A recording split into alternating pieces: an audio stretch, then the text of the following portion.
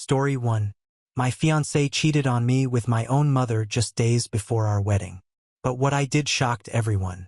My name is Rebecca, and I'm 28 years old. Right now, I'm standing at the altar of St. Mary's Cathedral, wearing the most beautiful wedding dress I've ever seen, surrounded by 200 guests who have no idea what's about to happen. The white silk feels heavy against my skin, and the cathedral's stained glass windows cast colorful shadows across the marble floor.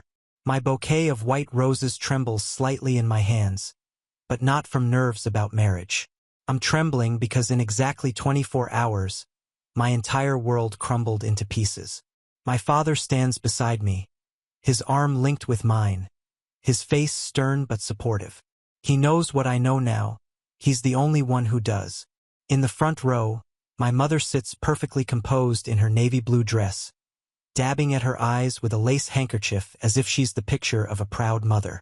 Next to me, my fiancé adjusts his tie nervously, flashing that charming smile that once made my heart skip beats. Now it makes my stomach turn. The organ music fills the cathedral as guests whisper among themselves, admiring the decorations my mother insisted on choosing. White lilies everywhere, exactly as she wanted. The same flowers she mentioned loving in her diary entries about him. About them together. I graduated summa cum laude with a degree in English literature from Columbia University.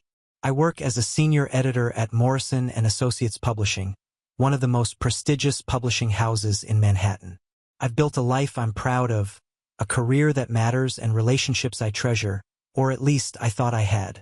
My father is Pastor Williams, respected throughout our community for his integrity and wisdom. Ironically, he raised me to value honesty above all else. My fiancé comes from the prominent Blackwell family.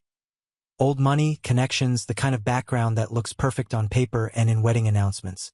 3 years ago, when he proposed during intermission at Lincoln Center while we watched Swan Lake, I thought I was living a fairy tale. The spotlight hit the stage as he knelt with a 3-carat diamond ring, and everyone in our section turned to watch. It was magical, perfect, everything I dreamed of since I was a little girl. The wedding planning started immediately. My mother threw herself into every detail with an intensity that should have been my first warning. She insisted on choosing the venue, the flowers, the menu, even my dress. When I suggested alternatives, she'd get this look in her eyes, desperate, almost panicked, and say things like, "Sweetheart, trust me, I know what's best." I thought she was just being an overprotective mother living vicariously through my big day. Now I understand she was planning the wedding where she'd watch the man she was sleeping with marry her daughter. The pianist begins the processional, and I take my first step down the aisle. Each footstep echoes in the vast cathedral, and I can feel 200 pairs of eyes on me. Some guests smile and wave subtly. Others wipe away tears, thinking they're witnessing a beautiful love story. They have no idea they're about to witness something entirely different. My bouquet contains a small surprise tucked between the roses.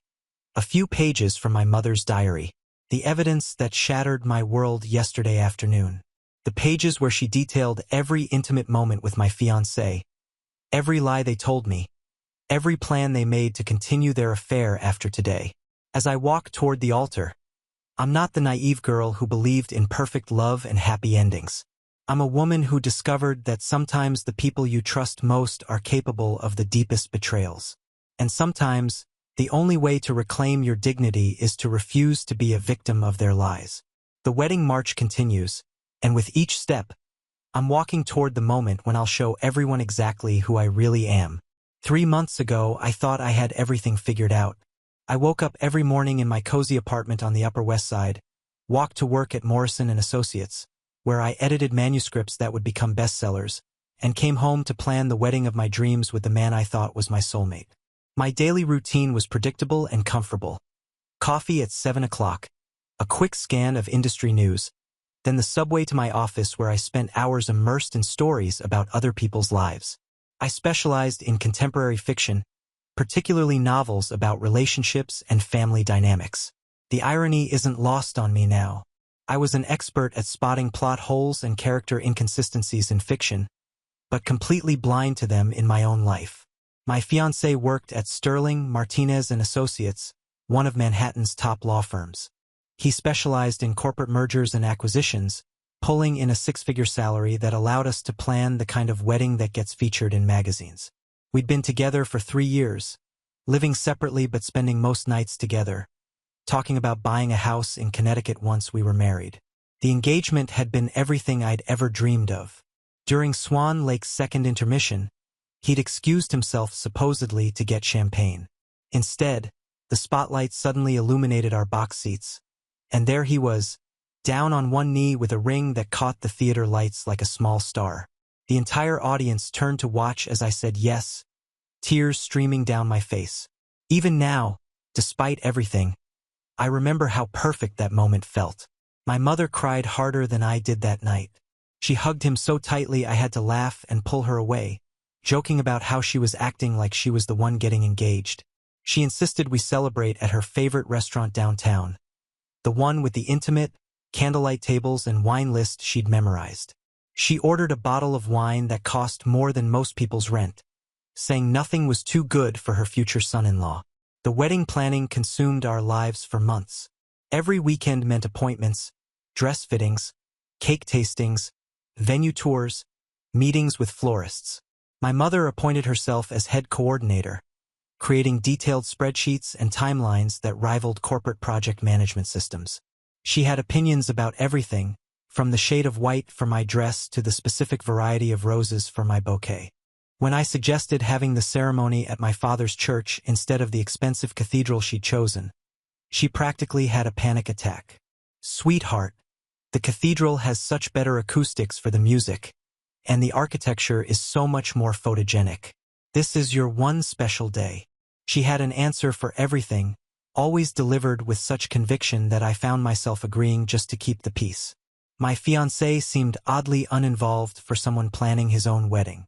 When I'd ask his opinion about table arrangements or menu choices, he'd shrug and say, "Whatever makes you and your mother happy." I thought he was being considerate, letting the women handle the traditionally feminine aspects of wedding planning. Now I realize he was letting my mother plan their fantasy wedding. Work became my refuge from the wedding chaos. At Morrison & Associates, I felt competent and valued.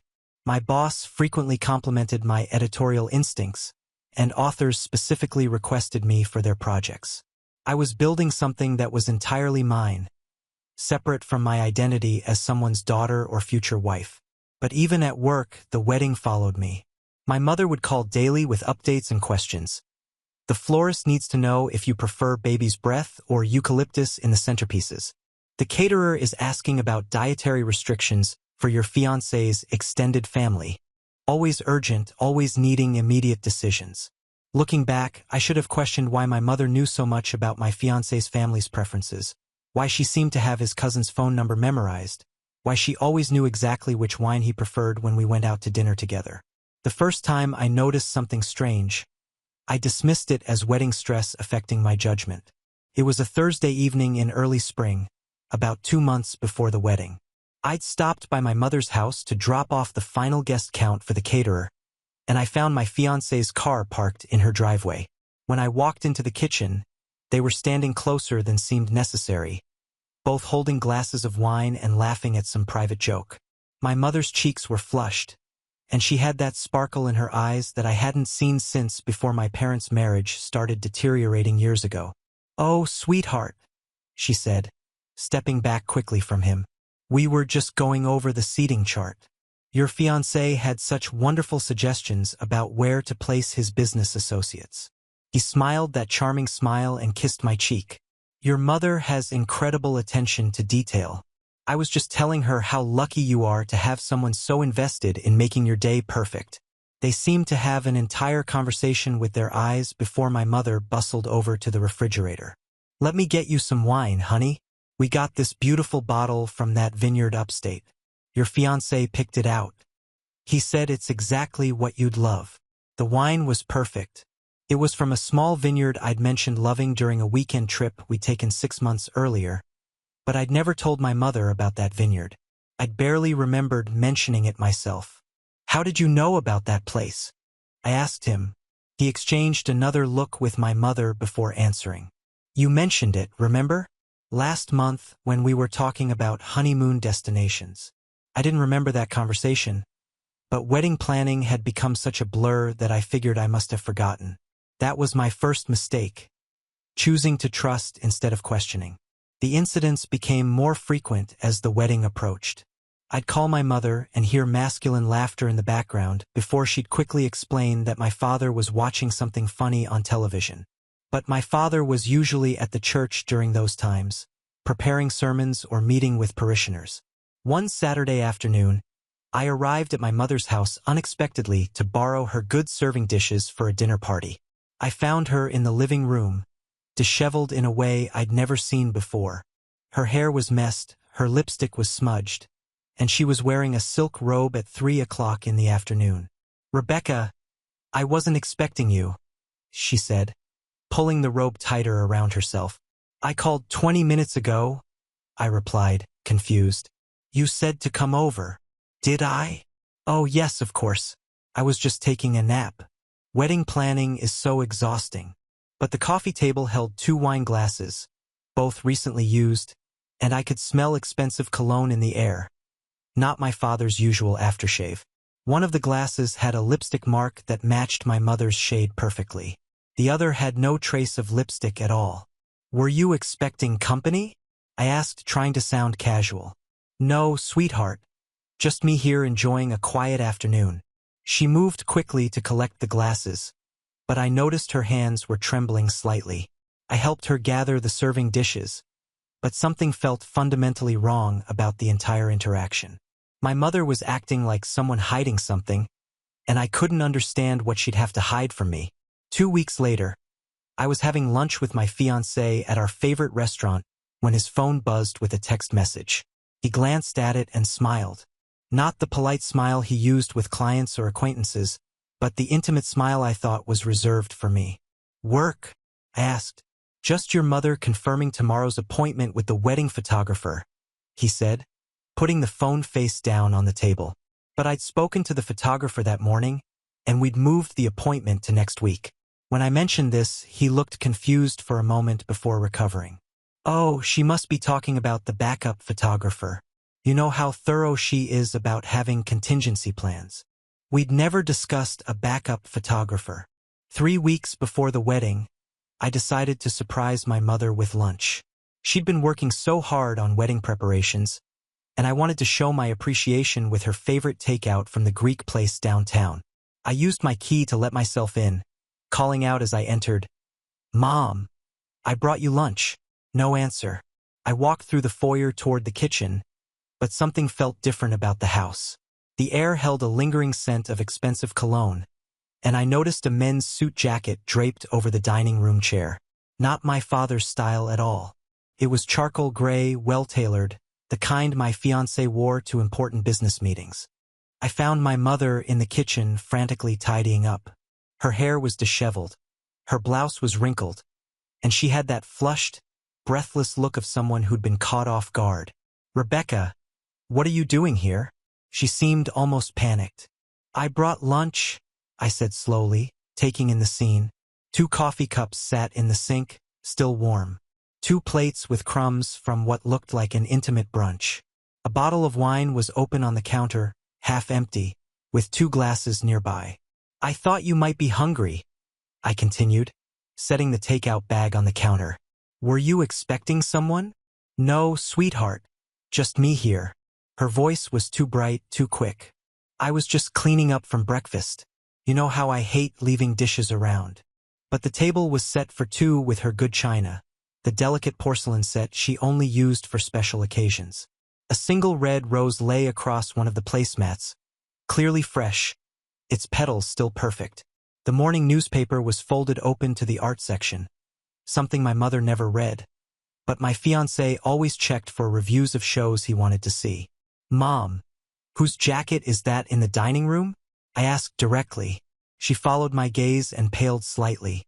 "Oh, that's your father's. He must have left it there this morning before church." But my father was conducting a wedding rehearsal across town at that exact moment. I knew because I'd helped him prepare the ceremony notes the night before, and the jacket was clearly too modern, too expensive for my father's conservative taste and modest pastor's salary. I should probably get going, my mother said quickly, moving toward the jacket. I have an appointment with the florist in an hour, and you know how traffic gets downtown. She was lying. We'd confirmed the florist appointment for tomorrow, not today. I'd written it in my planner myself. I stayed for 20 minutes watching my mother act increasingly nervous. She kept glancing at the clock, jumping slightly whenever a car passed outside, and making conversation that felt forced and unnatural. When I finally left, I noticed she immediately locked the door behind me, something she never did during the day. That evening, I mentioned the jacket to my father during dinner at their house. Jacket? He said, genuinely confused. What jacket? The charcoal gray one in the dining room this afternoon, I explained. Mom said it was yours. My parents exchanged a look I couldn't interpret. My mother quickly stood to clear dishes that were still full of food. Oh, that jacket, my father said carefully. I borrowed it from someone at the church for the wedding photos next week. I wanted to look more contemporary, but my father had never cared about looking contemporary in his life, and he was at least 40 pounds heavier than whoever owned that perfectly tailored jacket. Over the next few days, I found myself paying attention to details I'd previously ignored. The way my mother's face lit up whenever my fiancé called. How she always seemed to know his schedule better than I did. The fact that she'd started wearing different perfume, something more expensive and sensual than her usual light floral scent. When I mentioned to my fiancé that my mother seemed stressed about wedding preparations, he was quick to offer help. Maybe I should stop by and help her with some of the vendor calls, he suggested. I know she's been working so hard, and I have more flexibility in my schedule this week. I thought it was sweet that he wanted to support my mother. I had no idea he was volunteering to spend more time alone with his lover. 1 week after finding the mysterious jacket, something shifted in my fiancé's behavior that I couldn't ignore. We'd been inseparable for 3 years, spending almost every evening together, sharing everything from work stress to silly inside jokes. Suddenly, he became distant and evasive in ways that felt completely foreign. It started on a Tuesday evening when I arrived at his apartment with takeout from our favorite Thai restaurant. I had my key as always and let myself in, calling his name. Usually, he'd greet me with enthusiasm, asking about my day and helping me set up dinner. Instead, I found him on the phone in his bedroom with the door closed, speaking in hushed tones. When he finally emerged 20 minutes later, he seemed startled to see me. How long have you been here? He asked. About 20 minutes. I brought dinner. I gestured toward the containers I'd arranged on his dining table. Oh, I'm not really hungry tonight. I think I'm coming down with something. He did look flushed, but not in a sick way. More like someone who'd been caught in an uncomfortable situation. I moved closer to feel his forehead, the way I had dozens of times during our relationship when he wasn't feeling well. He stepped back before I could touch him. I don't want to get you sick, he said quickly. Maybe you should go home tonight. In 3 years together, he'd never asked me to leave when he was feeling unwell. Usually, he wanted me to stay and take care of him. I offered to make tea or run to the pharmacy for medicine, but he insisted he just needed to sleep. As I gathered my things to leave, I noticed a wine glass on his kitchen counter with lipstick marks around the rim. The color was a deep burgundy shade that I'd never worn. I preferred lighter, more natural tones. When I asked about it, he glanced over and shrugged. Must be from the cleaning lady. She was here earlier today. But his cleaning lady was a 60-year-old woman who wore no makeup and definitely wouldn't be drinking wine during her work hours. The next evening, I tried calling him around 7 o'clock, our usual check-in time. The call went straight to voicemail. When I tried again an hour later, he answered, but sounded distracted and breathless. Hey, sorry I missed your call earlier. I was at the gym and left my phone in the locker. Which gym? I asked casually. I thought your usual place closed at 6 o'clock on Wednesdays. There was a pause before he answered. I tried that new place downtown, the one with the later hours. I knew the gym he was referring to. It had closed permanently 3 months ago. I'd read about it in the local business journal at work. Friday afternoon, I decided to surprise him at his office with coffee and pastries from the bakery near my work. His assistant told me he'd left early for a personal appointment and wouldn't be back that day. When I called his cell phone, he answered after several rings. "Where are you?" I asked. "I stopped by your office." "Oh, I had to run an errand for my mother. Family stuff, you know how it is." But his mother lived in Florida and rarely required errands that couldn't be handled over the phone. When I suggested we meet for an early dinner since he was already out, he declined. "I'm pretty far uptown right now. Rain check." That evening, I drove past his apartment and saw his car in the parking garage.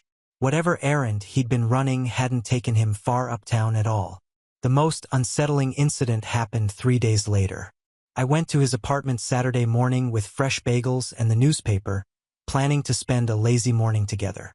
Using my key, I found the apartment unusually quiet. I called his name but got no response. His bedroom door was closed, which was unusual. I knocked softly and heard movement inside, but he didn't answer immediately. When he finally opened the door, he was wearing only a towel and blocking my view into the room. "I was just getting out of the shower," he said, not making eye contact. "Can I come in? I brought breakfast. Actually, I'm feeling pretty sick again today. Maybe you should give me some space to recover." For the first time in our relationship, he didn't invite me into his own bedroom. When I tried to step around him to set my purse on his dresser like I had hundreds of times before, he physically blocked my path. "I really think I'm contagious," he insisted. "I don't want you to catch whatever this is." As I left his apartment that morning, confused and hurt, I couldn't shake the feeling that nothing about his behavior made sense. The man I'd been planning to marry was treating me like a stranger, and I had no idea why. 2 days before the wedding, I went to my mother's house to collect some documents my father needed for the ceremony. The marriage license, the rings we'd stored in her safe, and the special Bible that had been in our family for 3 generations. It was supposed to be a quick trip, grab the items, and head back to the church for the final rehearsal. My mother wasn't home, but I had a key and knew exactly where everything was stored. The documents were in her bedroom safe, hidden behind a painting that had hung in the same spot since my childhood. As I knelt to open the safe, I noticed something on her nightstand that made me pause. It was a small leather journal I'd never seen before, placed carelessly next to her reading glasses and water glass. The cover was expensive-looking, the kind of journal someone gives as a romantic gift rather than something you'd buy for yourself at a drugstore. I shouldn't have opened it. I knew that even as my hands moved toward it, even as I told myself I was just curious about my mother's new interest in journaling. The first page was dated 3 months ago, exactly when the strange incidents with my fiancé had begun. March 15th. He brought me flowers today. White tulips, my favorite, though I never told him that. Somehow he just knew. We talked for hours about literature, about life, about dreams we've never shared with anyone else. I feel like I'm waking up after years of sleepwalking. My blood ran cold as I read those words in my mother's careful handwriting. The flowers, the intimate conversation, the timing, it all pointed to something I couldn't bring myself to believe. I flipped to the next entry. March 22nd. The guilt is eating me alive, but I can't stop thinking about him. When he kissed me today, I felt more alive than I have in 20 years of marriage. We both know this is wrong, but neither of us seems able to stop. He says he's never felt this way about anyone, that what he has with Rebecca is comfortable, but not passionate. I should tell him to stay away, but I'm too selfish. I want to feel wanted again. The journal fell from my hands onto the carpet as the full horror of what I was reading sank in. My mother was having an affair with my fiancé. The man I was supposed to marry in 2 days had been sleeping with my mother for months. With trembling hands, I picked up the journal and continued reading, each entry more devastating than the last. April 5th. We made love in my bed today while Rebecca was at work and her father was at the church. Afterward, he held me and said he wished things were different, that he wished he'd met me first. I know I should feel ashamed, but lying in his arms felt like the most natural thing in the world. April 18th. Rebecca showed me her final dress-fitting photos today. She looked so beautiful, so happy, so trusting. I wanted to tell her the truth, but how can I destroy her life for my own happiness? He says we can continue after the wedding. that marriages of convenience are common in his social circle. I hate myself for even considering it. May 10th. We've started planning how to maintain our relationship after the wedding. He'll have legitimate reasons to visit often. Family dinners, holidays, helping with home repairs. Rebecca will never suspect because she trusts us both completely. Sometimes I think she's too trusting for her own good. Entry after entry detailed their affair with clinical precision. The locations where they met, the lies they told me, the future they were planning while I prepared to marry him in complete ignorance. My mother wrote about their intimate moments with a passion I'd never heard her express about my father. About their plans to continue deceiving me indefinitely. About how my trusting nature made their betrayal easier to execute. The final entry was dated yesterday, June 20th. Tomorrow is the wedding. He came over this morning for what we agreed would be our last time together before the ceremony. We both cried afterward, holding each other like teenagers, saying goodbye before college. He promised that after a respectable honeymoon period, we'd find a way to be together again. I feel like I'm attending my daughter's funeral instead of her wedding. But I can't give him up. I won't give him up. I sat on my mother's bedroom floor, surrounded by the evidence of the most comprehensive betrayal I could imagine. Not only was my fiancé cheating on me, but he was doing it with my own mother. Not only was my mother betraying her marriage, but she was betraying her daughter in the cruelest way possible. They had planned this deception together, calculated exactly how to continue their affair after my wedding, and documented their betrayal in my mother's own handwriting. The man I loved and the woman who gave me life had conspired to make me the unknowing third party in their love triangle. I left my mother's house with the journal clutched in my hands and drove straight to the Marriott downtown, where I checked into a room under my maiden name. I couldn't go home to my apartment. Too many memories of planning our future together. I couldn't go to my father's, not until I decided what to tell him. I needed space to think, to plan, to figure out how to respond to the most devastating betrayal of my life. Sitting on the hotel bed, I read through the journal 3 more times, making sure I hadn't misunderstood anything. But there was no ambiguity in my mother's words. She detailed their affair with the precision of someone keeping a record for posterity. Dates, locations, conversations, intimate moments. Everything was documented with cruel clarity. My first instinct was to call them both, to scream, to demand explanations. But as I sat in that anonymous hotel room, something shifted inside me.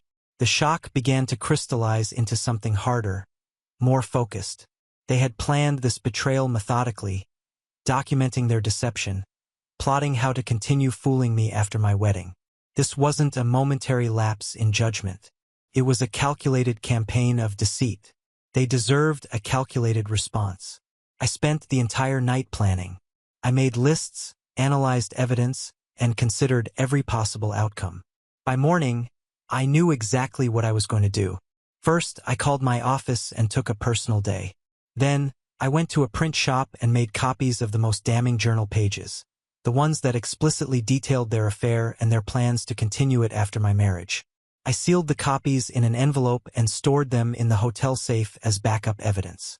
Next, I called the photographer and made a special request. I told him I wanted to surprise the guests with a slideshow during the reception. Personal photos and messages from people who couldn't attend. He was delighted with the idea and agreed to set up the projection system. I spent hours creating that slideshow, along with genuine family photos and sweet messages from distant relatives. I embedded photographs of my mother's journal pages. Not enough to overwhelm the presentation, but enough to ensure that every single person at my wedding would understand exactly what kind of people they were celebrating. Then I called my father, not to tell him about the affair. That conversation needed to happen in person, but to ask him to meet me at the hotel that evening. I told him I needed to discuss something important about the ceremony. When my father arrived, I showed him the journal. I watched his face transform from confusion to disbelief to devastation as he read his wife's detailed account of her betrayal. He aged 10 years in 10 minutes, his shoulders sagging under the weight of what he was learning. "How long have you known?" he asked quietly. "Since yesterday afternoon. I found it when I went to get the marriage documents." We sat in silence for several minutes before he spoke again. What do you want to do? I want to expose them publicly in front of everyone who thinks they're good, moral people. My father, who had preached about forgiveness and turning the other cheek for 30 years, nodded slowly. They made their choices, he said. They can live with the consequences. We spent the rest of the evening planning exactly how the revelation would unfold. My father would perform the ceremony normally until we reached the vows. Then, instead of exchanging traditional promises, I would address the congregation directly. Are you sure about this? My father asked as he prepared to leave. Once you do this, there's no going back. They made that choice for me when they decided to betray everything we're supposed to mean to each other. I replied. I'm just refusing to be a victim of their lies. That night, I slept better than I had in weeks. For the first time since finding the journal, I felt like I had some control over my own life. Tomorrow, I would stand in front of 200 people and tell the truth. Not their carefully crafted version of reality, but the actual truth. I wasn't going to quietly disappear or privately confront them in some tearful family meeting. They had chosen to make their betrayal elaborate and public by planning to continue it throughout my marriage. They deserved an equally public response. The morning of my wedding, I woke up at 6 o'clock with a clarity I hadn't felt in months. No pre-wedding jitters, no butterflies, no last-minute doubts about my dress or hair. Just a calm, focused determination to see my plan through to completion. I ordered room service, fresh fruit, yogurt, and coffee, and ate slowly while reviewing my speech one final time. I'd written it the night before, timing it to last exactly 3 minutes. Long enough to deliver all the essential facts, short enough to finish before anyone could stop me. At 9 o'clock, my bridesmaids arrived at the hotel for the getting ready portion of the day. 3 women I'd known since college, all excited to be part of what they thought was the happiest day of my life.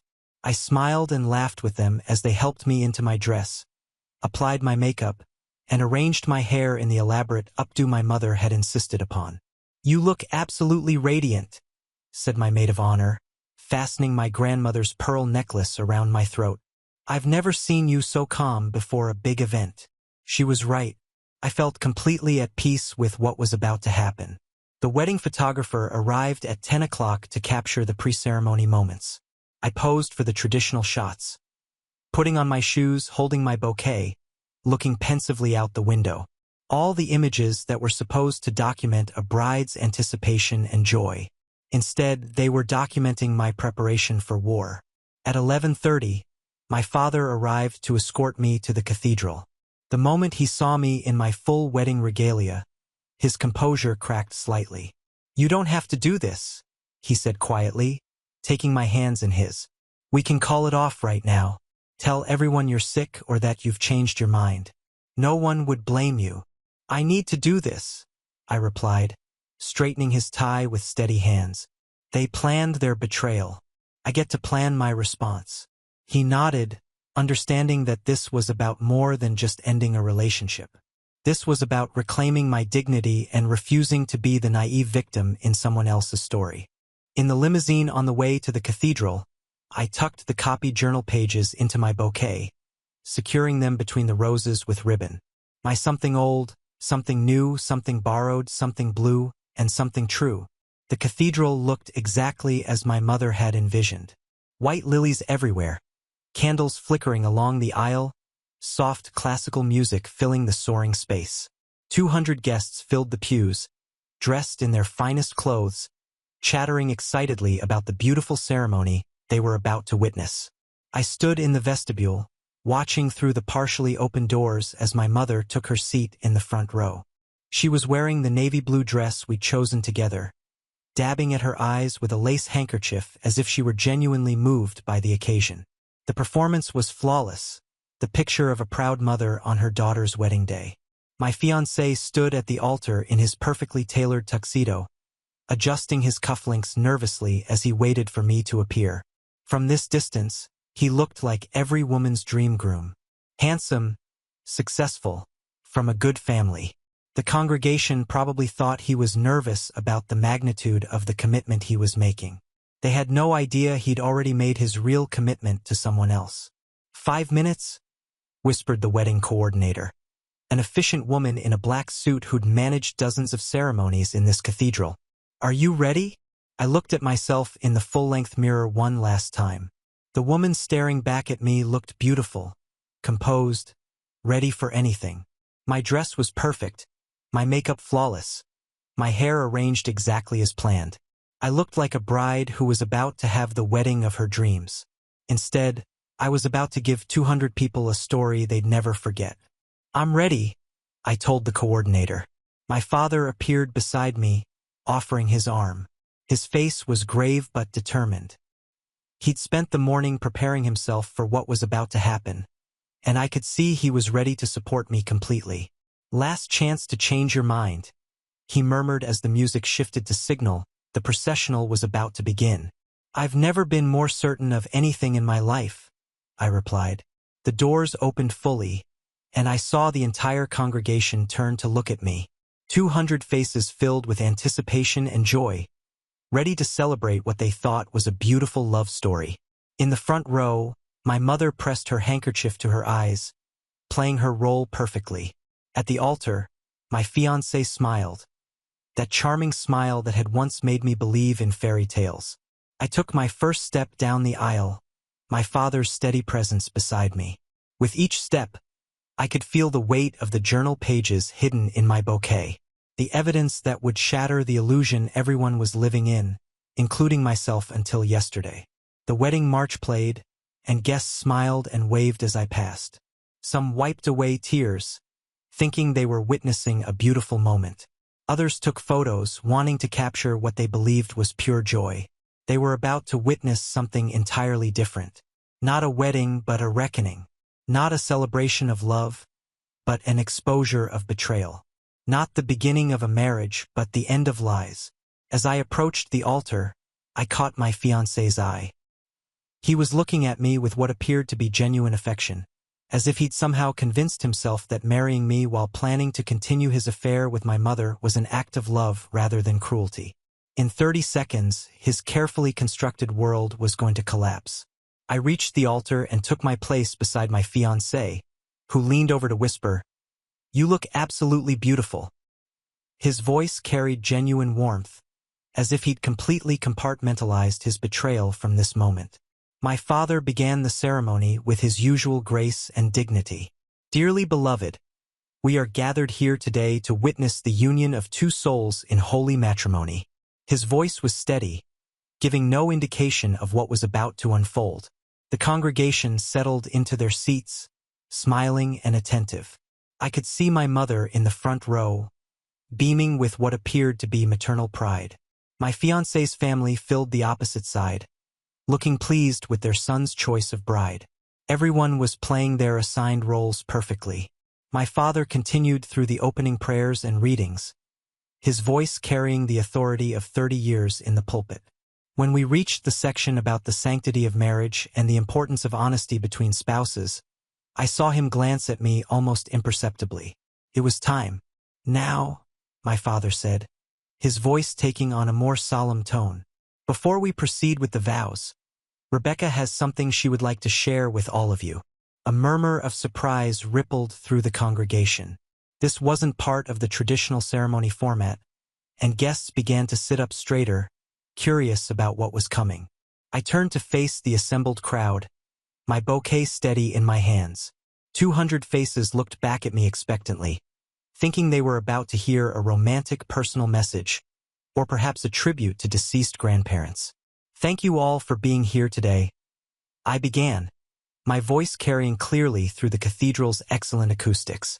I know many of you traveled long distances to celebrate what you believed would be the happiest day of my life. I paused, letting that past tense sink in.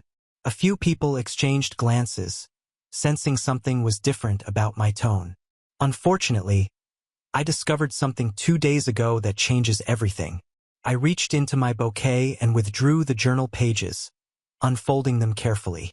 My mother has been keeping a detailed record of her 3-month affair with my fiancé. The silence that followed was absolute. Not a cough, not a rustle of clothing, not even the sound of breathing. 200 people sat frozen in their seats, processing what they'd just heard. My fiancé's face went white, then red, then white again. "Rebecca, what are you doing?" he whispered urgently. I ignored him and continued, reading directly from my mother's journal. March 15th. He brought me flowers today. White tulips, my favorite, though I never told him that. We talked for hours about literature, about life, about dreams we've never shared with anyone else. My mother half rose from her seat, her face a mask of horror. "Rebecca, stop this immediately." April 5th. I continued reading, my voice growing stronger with each word. "We made love in my bed today while Rebecca was at work and her father was at the church. Afterward, he held me and said he wished things were different, that he wished he'd met me first." Gasps erupted throughout the cathedral. People began turning to stare at my mother and my fiancé, their faces showing shock, disgust, and fascination in equal measure. My fiancé grabbed my arm. "You're making a mistake. Let me explain." I pulled away from him and read the final entry. June 20th. Tomorrow is the wedding. We both cried afterward, holding each other like teenagers. He promised that after a respectable honeymoon period, we'd find a way to be together again. I feel like I'm attending my daughter's funeral instead of her wedding. The cathedral erupted in chaos. People were standing, shouting, pulling out their phones to record what was happening. My fiancé's mother screamed, "This is impossible." My mother's friends stared at her in horror as she collapsed back into the pew, sobbing. "They plan to continue their affair throughout my marriage," I announced over the noise. This journal documents their betrayal in my mother's own handwriting. Every lie they told me, every deception they planned, every moment they chose their selfish desires over my well-being. I set the journal pages on the altar and faced my fiancé directly. "Did you really think I was too stupid to figure it out eventually? Too trusting to notice the signs? Too weak to do anything about it?" He opened his mouth to speak, but no words came out. He looked like a man watching his entire life implode in real time. I turned back to the congregation one final time. The chaos had settled into a horrified silence as people waited to see what I would do next. "I want everyone here to understand something," I said, my voice carrying to every corner of the cathedral. "I could have handled this privately. I could have quietly called off the wedding, let them save face and protect their reputations. But they chose to document their betrayal. They chose to plan a future of continued deception.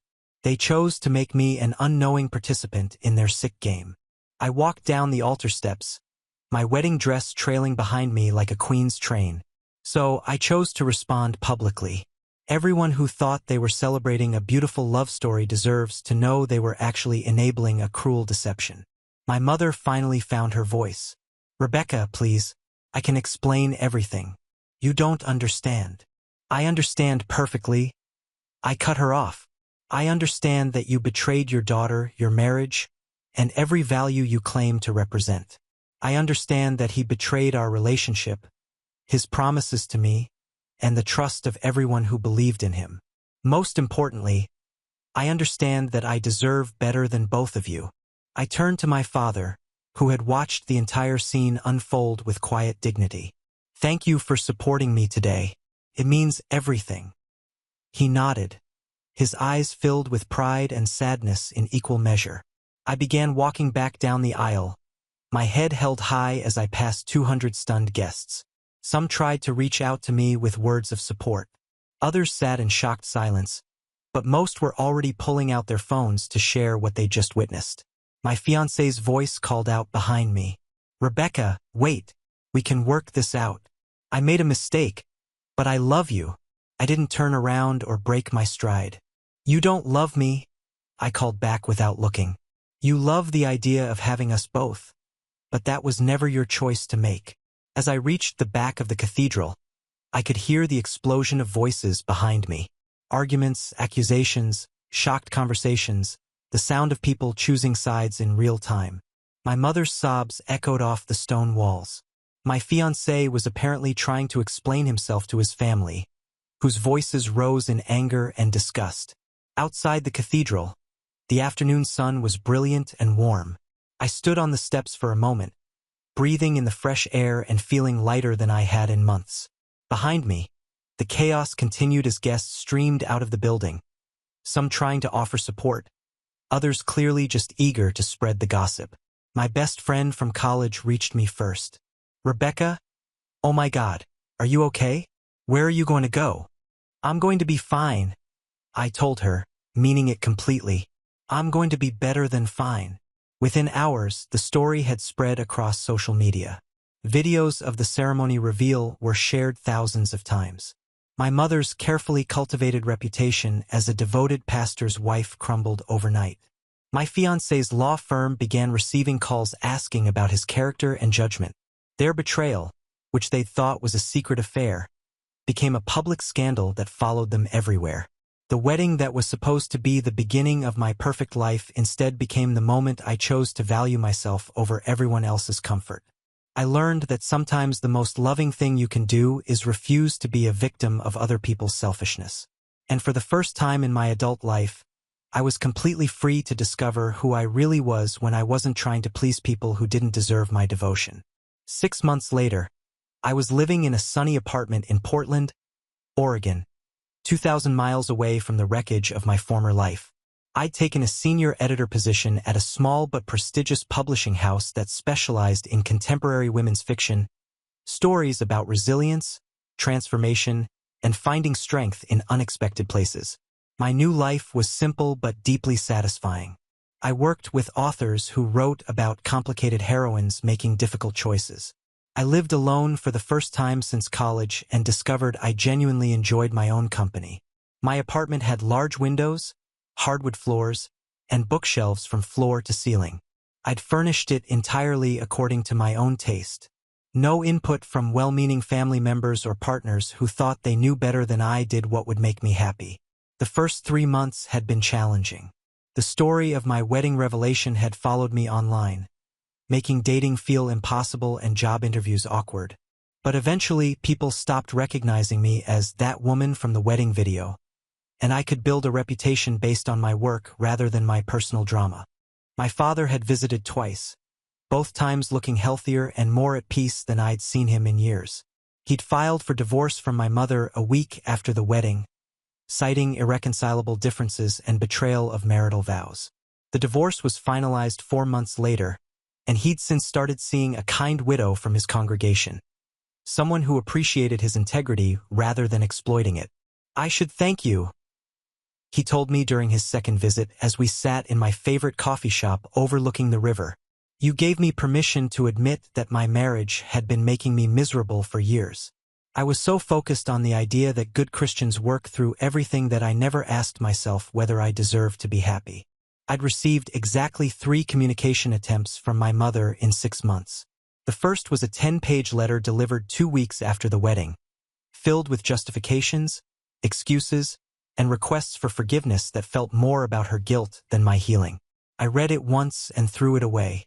The second was a voicemail on my birthday, crying and begging me to call her back so she could explain everything properly. I deleted it without listening to the entire message. The third was a package containing family photos and jewelry she thought I might want, along with a note saying she understood why I was angry, but hoped someday I could forgive her. I donated the jewelry to charity and kept one photo, a picture of me and my father at my college graduation, both of us beaming with genuine joy. It was the only family photo where my mother wasn't present and, therefore, the only one that didn't make me feel sick to look at. My former fiancé had attempted contact more frequently and more desperately. He'd tried calling, texting, showing up at my old apartment, and even having mutual friends reach out on his behalf. All of his messages followed the same pattern. Initial apologies followed by explanations about how the affair just happened. Then anger when I didn't respond. Then bargaining about how we could work through this together. His final message, sent 4 months after the wedding, was a rambling email about how he'd realized he'd made the biggest mistake of his life and was willing to do anything to win me back. He claimed he'd ended things with my mother immediately after the wedding and was in therapy to understand why he'd betrayed me so completely.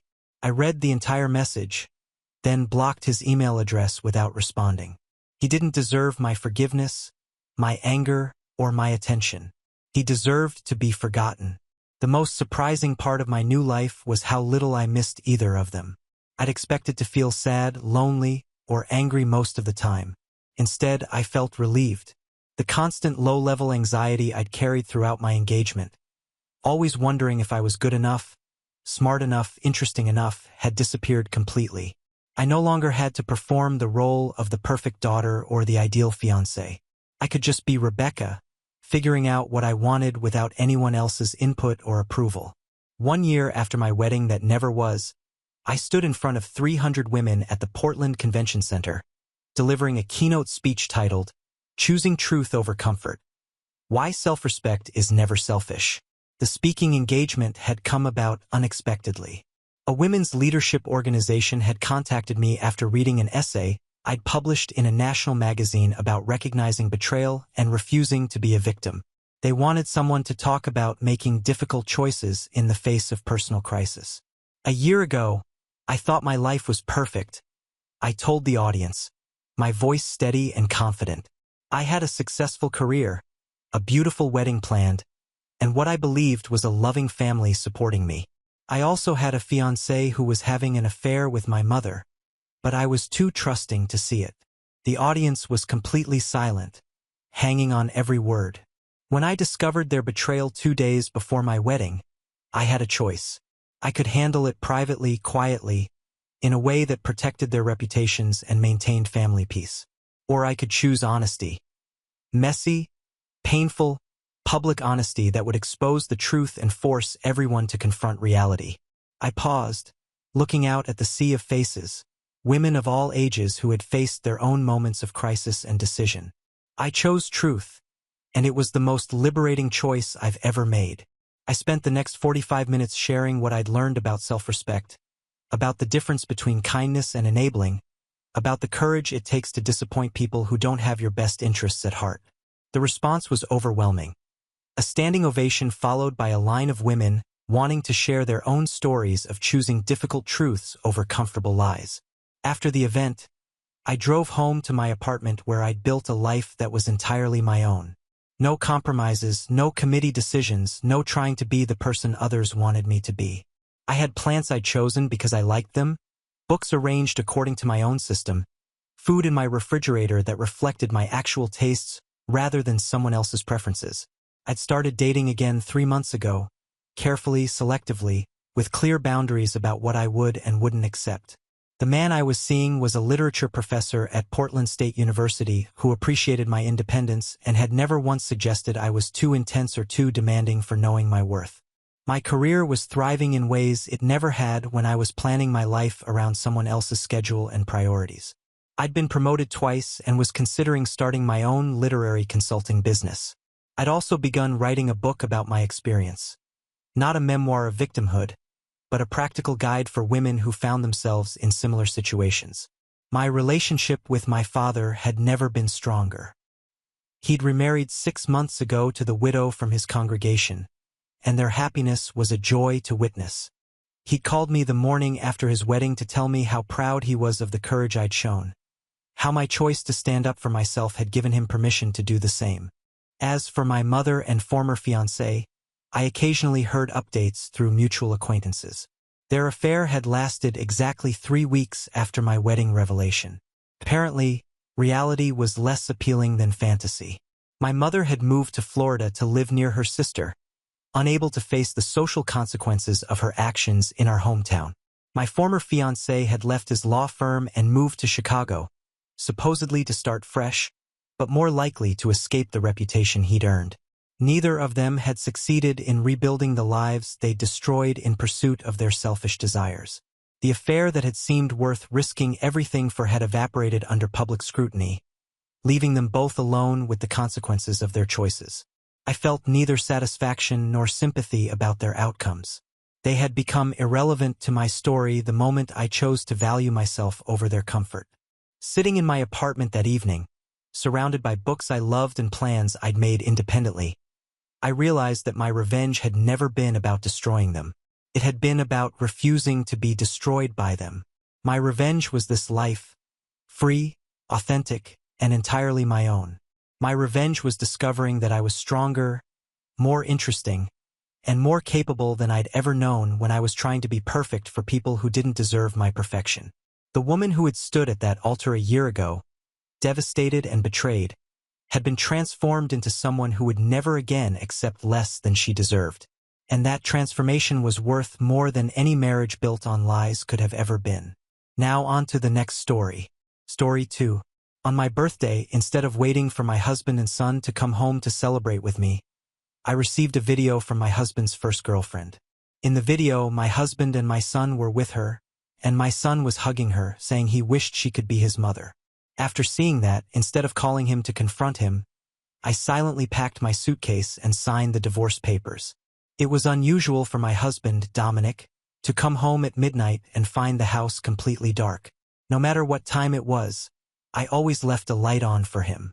That night, he handed our son, Grayson, over to the housekeeper and went straight to the master bedroom.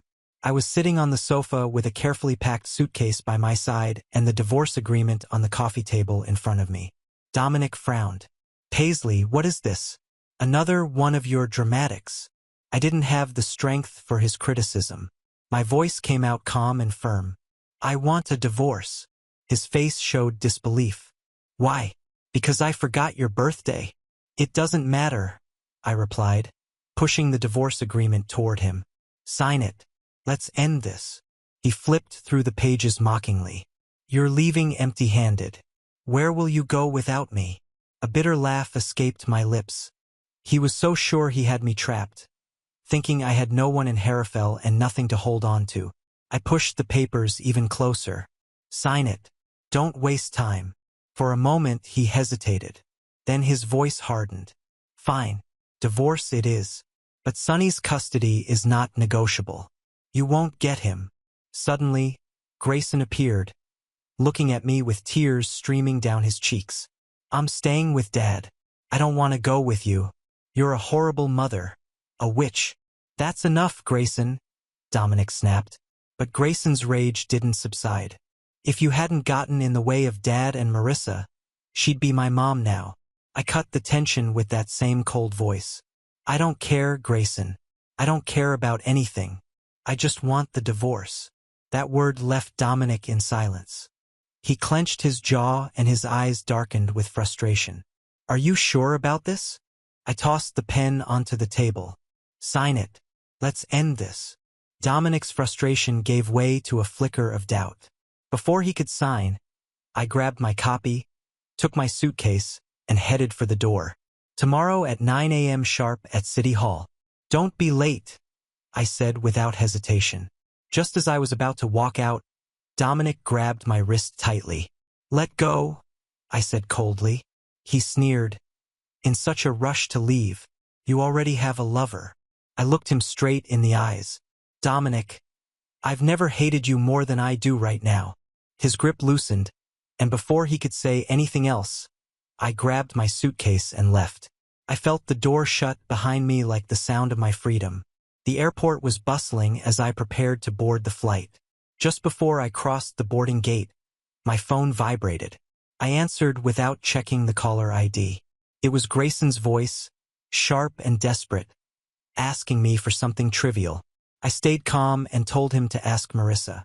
His whining grew louder, and then I heard Dominic's irritated voice. "Paisley, why are you arguing with a child?" I was already boarding the plane, unmoved.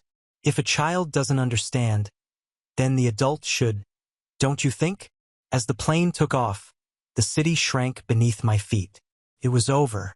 I had left everything behind. For years later, I returned to Harrafell, this time for a meeting in the hospital director's office. Jonathan, the director, greeted me with a smile. We briefly talked about my experience in Harrafell and my work. Before he could convince me to take on a class, my phone vibrated. I quickly told him I had something urgent to deal with and stepped out. A few minutes later, in the elevator, I saw the Vanderbilt heir accompanied by a mysterious woman. It was Dominic with Marissa. I smiled bitterly. He had accused me of being paranoid, insisting there was nothing between them. But there they were, about to get married. He had never publicly acknowledged me. The elevator bell rang, announcing we had reached the ground floor, and as the doors opened, I came face to face with Dominic. He had an imposing presence, and his gaze was piercing. "Excuse me," I said coldly, walking past him without giving him another glance. He grabbed my wrist, demanding an explanation for why I disappeared without notice for 4 years. I pulled away from his grip. "I gave up my son, Dominic. What right do you have to demand anything from me?" A car honked near the entrance, and before I could move, a man called my name. I felt Dominic tighten his grip on my wrist. "Paisley, who is he?" he asked harshly. The echo of my heels against the hospital's marble floor blended with the subtle ticking of the wall clock. The third-floor reception area was nearly deserted. Only a drowsy old woman sat on a green armchair, and the faint beep of a heart monitor came from a nearby room. I was only there to pick up a folder with the new medical training schedule. Nothing more, just another day. Then I saw him. He was standing by the coffee machine, taller than I remembered, with a teenage face that still held traces of the child I had once held in my arms. Grayson. My heart skipped a beat. He saw me. His eyes, Dominic's eyes, pierced through me with a slow, painful recognition. His body tensed. He didn't say a word. Neither did I. For several long seconds, we stood motionless, sharing the same air like strangers trapped in a frozen scene. The pain etched on his face was almost tangible. He stepped back. "Do you work here?" he asked bluntly, almost challengingly. His voice had changed. It was no longer a child's. It was deep, rough, and filled with something that hurt more than any insult: disappointment. "I work here," I replied with a steady but soft voice, my hands clenched at my sides. "And you?" "Visiting someone." He scoffed like my question was ridiculous. "Of course. My mother." Before I saw her, I heard the tapping of her heels.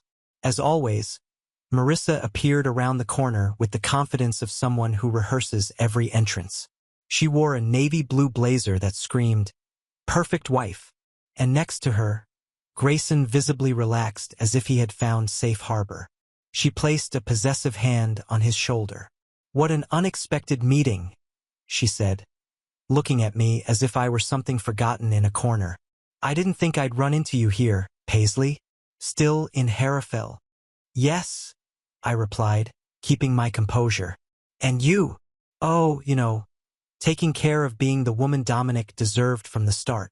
Her smile was venomous and rehearsed. Grayson looked at me, and for a second he almost seemed to hesitate, but said nothing. "Is something wrong?" I asked, looking at him. He looked away. Marissa stepped forward. "Sir, you know what's funny?" she continued, licking her lips. "Some mothers are replaceable. Others are simply forgotten. The funny thing is, some women confuse motherhood with manipulation." "I guess some women confuse manipulation with motherhood," I replied in a sharp murmur. "Grayson," she called, ignoring my response. "Let's go get the car. Your father's waiting."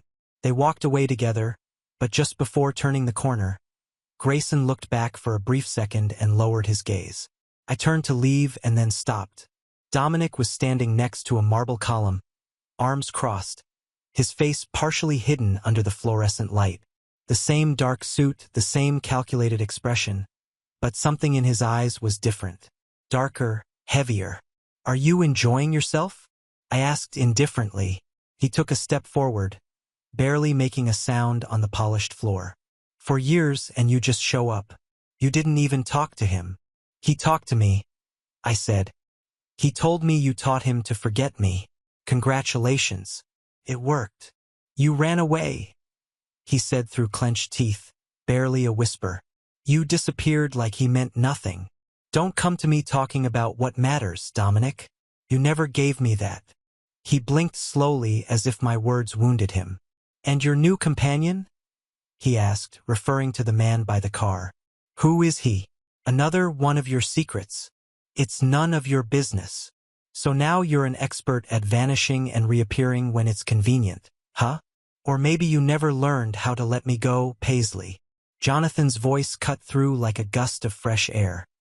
He approached with a concerned smile, his hands in the pockets of his lab coat. "Everything all right?" "Now it is," I answered, turning slightly toward him. Dominic examined him with the gaze of a predator. "Jonathan," he said, extending his hand stiffly. "Dominic Vanderbilt." "I know who you are," Jonathan replied while shaking his hand, not smiling. They stared at each other for a couple of seconds, just a little too long. "I was showing Dr. Paisley around the hospital," Jonathan clarified, emphasizing the word doctor as a subtle reminder. "We're negotiating a potential hire." Dominic stepped back slightly, narrowing his eyes. "Of course, she's always been great at running from the hardest problems, even from her own family." "Dominic," I murmured, warning him. He smiled, that smile he wore when he wanted to make someone bleed without touching them. "I'm glad to see you, Paisley. Really."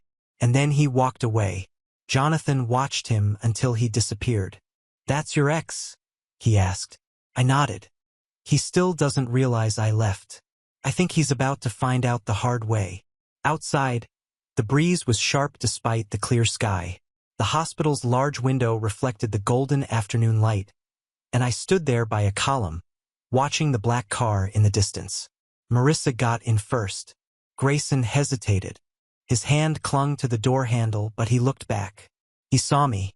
Our eyes met through the glass. There was no rage, no love, just something new. Maybe doubt, maybe memory.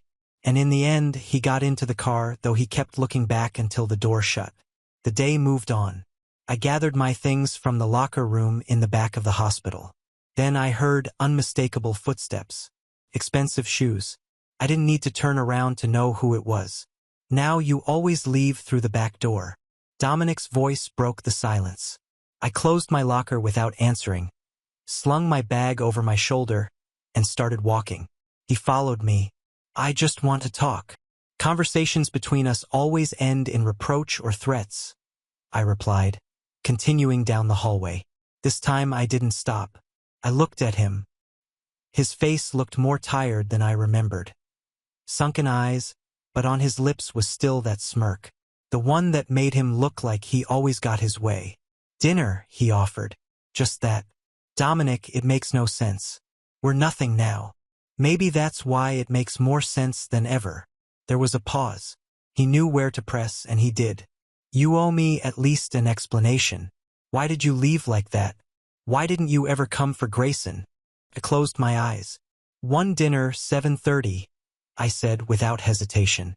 "But if you ask even one wrong question, I'll get up and leave." He smiled. I couldn't tell if it was defeat or victory. The restaurant was the same. The lamps still hung over the tables with their soft amber glow. The instrumental music was barely audible. The same scent of fresh bread, herbs, and expensive wine. Nothing had changed except me. Dominic was already seated. He had a glass of red wine poured and another one empty waiting for me. I sat down without smiling. He pushed the glass toward me. "For coming," he said, raising his own. He clinked his glass against mine, but I didn't toast. "Talk. I'm listening." He studied me closely as if searching for a crack in my armor. "The wedding with Marissa has been postponed," he said suddenly. "Postponed or canceled?" He shrugged. "We're still deciding." I laughed without humor. "Funny. I thought you'd already decided everything for me and for Grayson. Do you still care? Does it matter?" He leaned forward, holding his glass but not drinking from it. "I'm not here to argue, Paisley." "Then what for? To pretend you didn't destroy everything?" His jaw tightened, though his gaze didn't waver from mine. "You know Marissa showed up after we were already broken? You were distant and I used that to find emotional comfort," he said. "You've always had a talent for justifying cheating. And you've always had a talent for running before hearing the explanation." My wine glass remained untouched. The food arrived, but neither of us touched our plates. Dominic looked down, speaking softly. "He doesn't ask about you, but sometimes I hear him murmuring your name in his sleep. Once he even screamed it." I closed my eyes. "Don't tell me that. Don't use it now." I'm just telling you the truth, Paisley. You were everything to him and you destroyed it with videos, with lies, with replacements. I know. That phrase hung in the air like a suspended confession. I hated you for a long time, he said. But I hate even more that I can't get you out of my head. The soft background music seemed to fade. Or maybe it was just the tension intensifying until someone cleared their throat beside us. Jonathan. What a surprise, he said, looking from Dominic to me. Jonathan, I began, but he raised his hand. It's okay. I'm just here to pick up a takeaway order. He looked away at Dominic. Funny seeing you here. I thought you were in Paris with your fiancé. Dominic gave a smile that didn't reach his eyes. Plans change. Some people don't, Jonathan noted, walking away from the table. Dominic said nothing for a while. This doesn't mean anything, he finally said. This dinner, I answered. I know, though it didn't sound as firm as I hoped. You and Jonathan, he asked, swirling the wine in his glass. Are you serious? I let out a joyless laugh. Are you seriously asking me that? After Marissa? I'm just asking, not judging. Dominic, you judge even when you're silent. He set his fork down on the plate with too much force. It's funny. I always noticed the way he looked at you since you arrived in Harrafell. The kind of man who waits for you to stumble, so he can be there to catch you. And you always had a gift for seeing enemies where there were only decent people. Silence returned until he murmured unexpectedly, Does he touch you? The fork slipped from my hand. Don't you dare. I hissed, ice in my voice. It's just a question. One you no longer have the right to ask. He ran his hands down his face. I'm sorry. I don't know why I asked. Yes, you do, Dominic. You know exactly why. He looked at me with a deep intensity, full of unspoken words. But he said nothing. I paid my share of the bill, ignoring Dominic's silent look trying to stop me. He stood as I did. Paisley, no, Dominic. It was just dinner, just a conversation, and it meant nothing. It did mean something, I replied. It proved to me that I was right to leave. I turned and took 3 steps toward the door. Then I stopped and looked back. He was still sitting there at the same table, the food untouched, the wine half full, surrounded by the memory of what we once were. For the first time, Dominic looked small. I walked away. The doorbell rang at 7:47 p.m., sharp like a punch to the chest. I looked through the peephole and didn't recognize him at first, but then I saw it clearly. The haircut, tense shoulders, hesitant eyes under the hood. I opened the door. Grayson. He hesitated, but then stepped into the scent of my home. Ginger tea, old books. Silence wrapped around him. I didn't think you'd open. I never thought you'd knock. He dropped his backpack on the floor. Marissa yelled at me. She said I was ungrateful just because I asked her the real reason you left. She said you ran off with another man. But I heard Dad say something different. What did you hear? That it was him who sent that video. The one on your birthday. I held my breath. He said he wanted to open my eyes. That you were unstable. But now I don't know who was right anymore. I don't understand why you left without saying anything. I was 9. He sank onto the sofa like he couldn't stand. I really hated you, and still always. What if it was all a lie? I saw that video, Grayson. On my birthday alone, no cake, no candles. I saw you hugging the woman who stole my husband. I heard you say you wished she was your mother. He looked at me unblinking. I was just a kid. I barely remember it. But it hurt me so much I couldn't look you in the eyes. I got on a plane and ran away because I didn't know how to face that pain. He lowered his gaze. Do you hate me? No. I only hated myself for believing I was irreplaceable. His eyes welled up. Then why didn't you come back? Because you called me a witch. He swallowed hard, clearly affected. And I was glad he felt it. Sometimes pain means growth. I'm really sorry, he whispered. I just needed a mother who stayed. And I needed a son who called. There was silence. And now? He asked. Now we're here, and that's more than I thought we'd have. He nodded like someone who didn't know what to say. Loud knocks echoed at the door. "I'll get it," said Grayson, getting up. When he opened the door, Marissa appeared. Flawless makeup and that smile that never reached her eyes. "Grayson, God.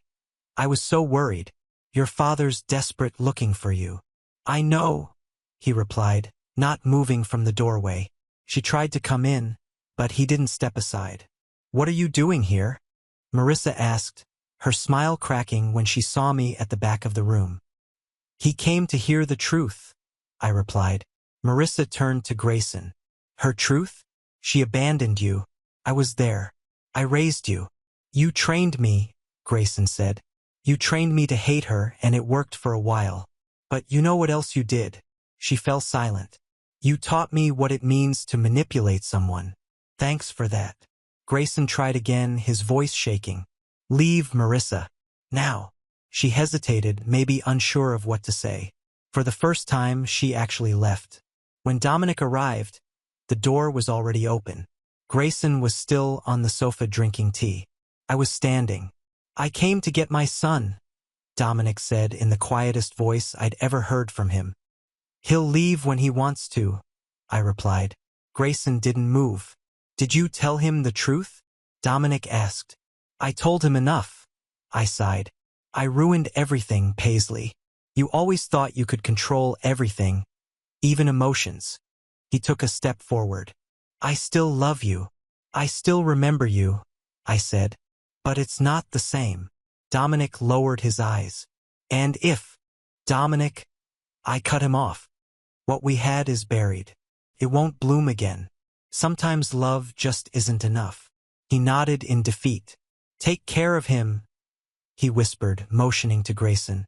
"Now he gets to choose who takes care of him." Dominic left without looking back. Night fell slowly. The silence no longer felt heavy. It was comforting. Grayson was washing his mug in the kitchen. "Can I stay a few days?" "Of course," I said, nodding softly, like someone who wasn't used to being accepted without conditions. "We could watch a movie. We could do everything we didn't do before." He gave me a small, genuine smile. We sat on the couch together. He held the remote. I sat with my legs crossed. No one spoke as the credits rolled, but we were there. For the first time, we were there together. Now on to the next story. Story 3. My name is Oliver. I'm 28, and for most of my life, I've been the invisible one in my family. You know, the one people forget to text. The one left out of group photos. The one they remember when they need a ride or a favor, but never when it actually matters. I grew up with a mom who always had a sharp tongue and a selective memory. Somehow, she remembered every mistake I made, but forgot every award, every time I helped her, every birthday card I saved up for. I have a sister, Ava, who learned early on that playing perfect got her everything. She smiled, curtsied, got good grades, and got treated like royalty. I was the opposite. Quiet, skeptical, too blunt for my own good. That didn't sit well with our family culture, where smiles were currency and truth was a nuisance. For years, I tried to earn my place. I brought pies to dinners I wasn't invited to, gifts to birthdays where no one noticed me arriving, and compliments to relatives who never said my name correctly. I played along at first, thinking if I just tried hard enough, they'd eventually see me. But by the time I hit 25, the veil had lifted. I realized my efforts didn't change a thing. My place at the table was never going to be permanent. Still, there's a certain kind of ache that doesn't fully go away, no matter how logically you understand it. So, when Thanksgiving rolled around last year, I debated whether to go. My cousin Maya was the only person in that entire web of relatives who genuinely treated me like a human being.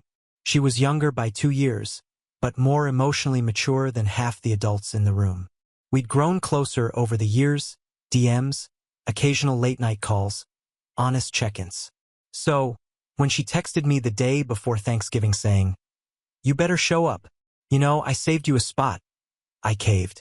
I figured maybe, if only for her, it was worth showing up again.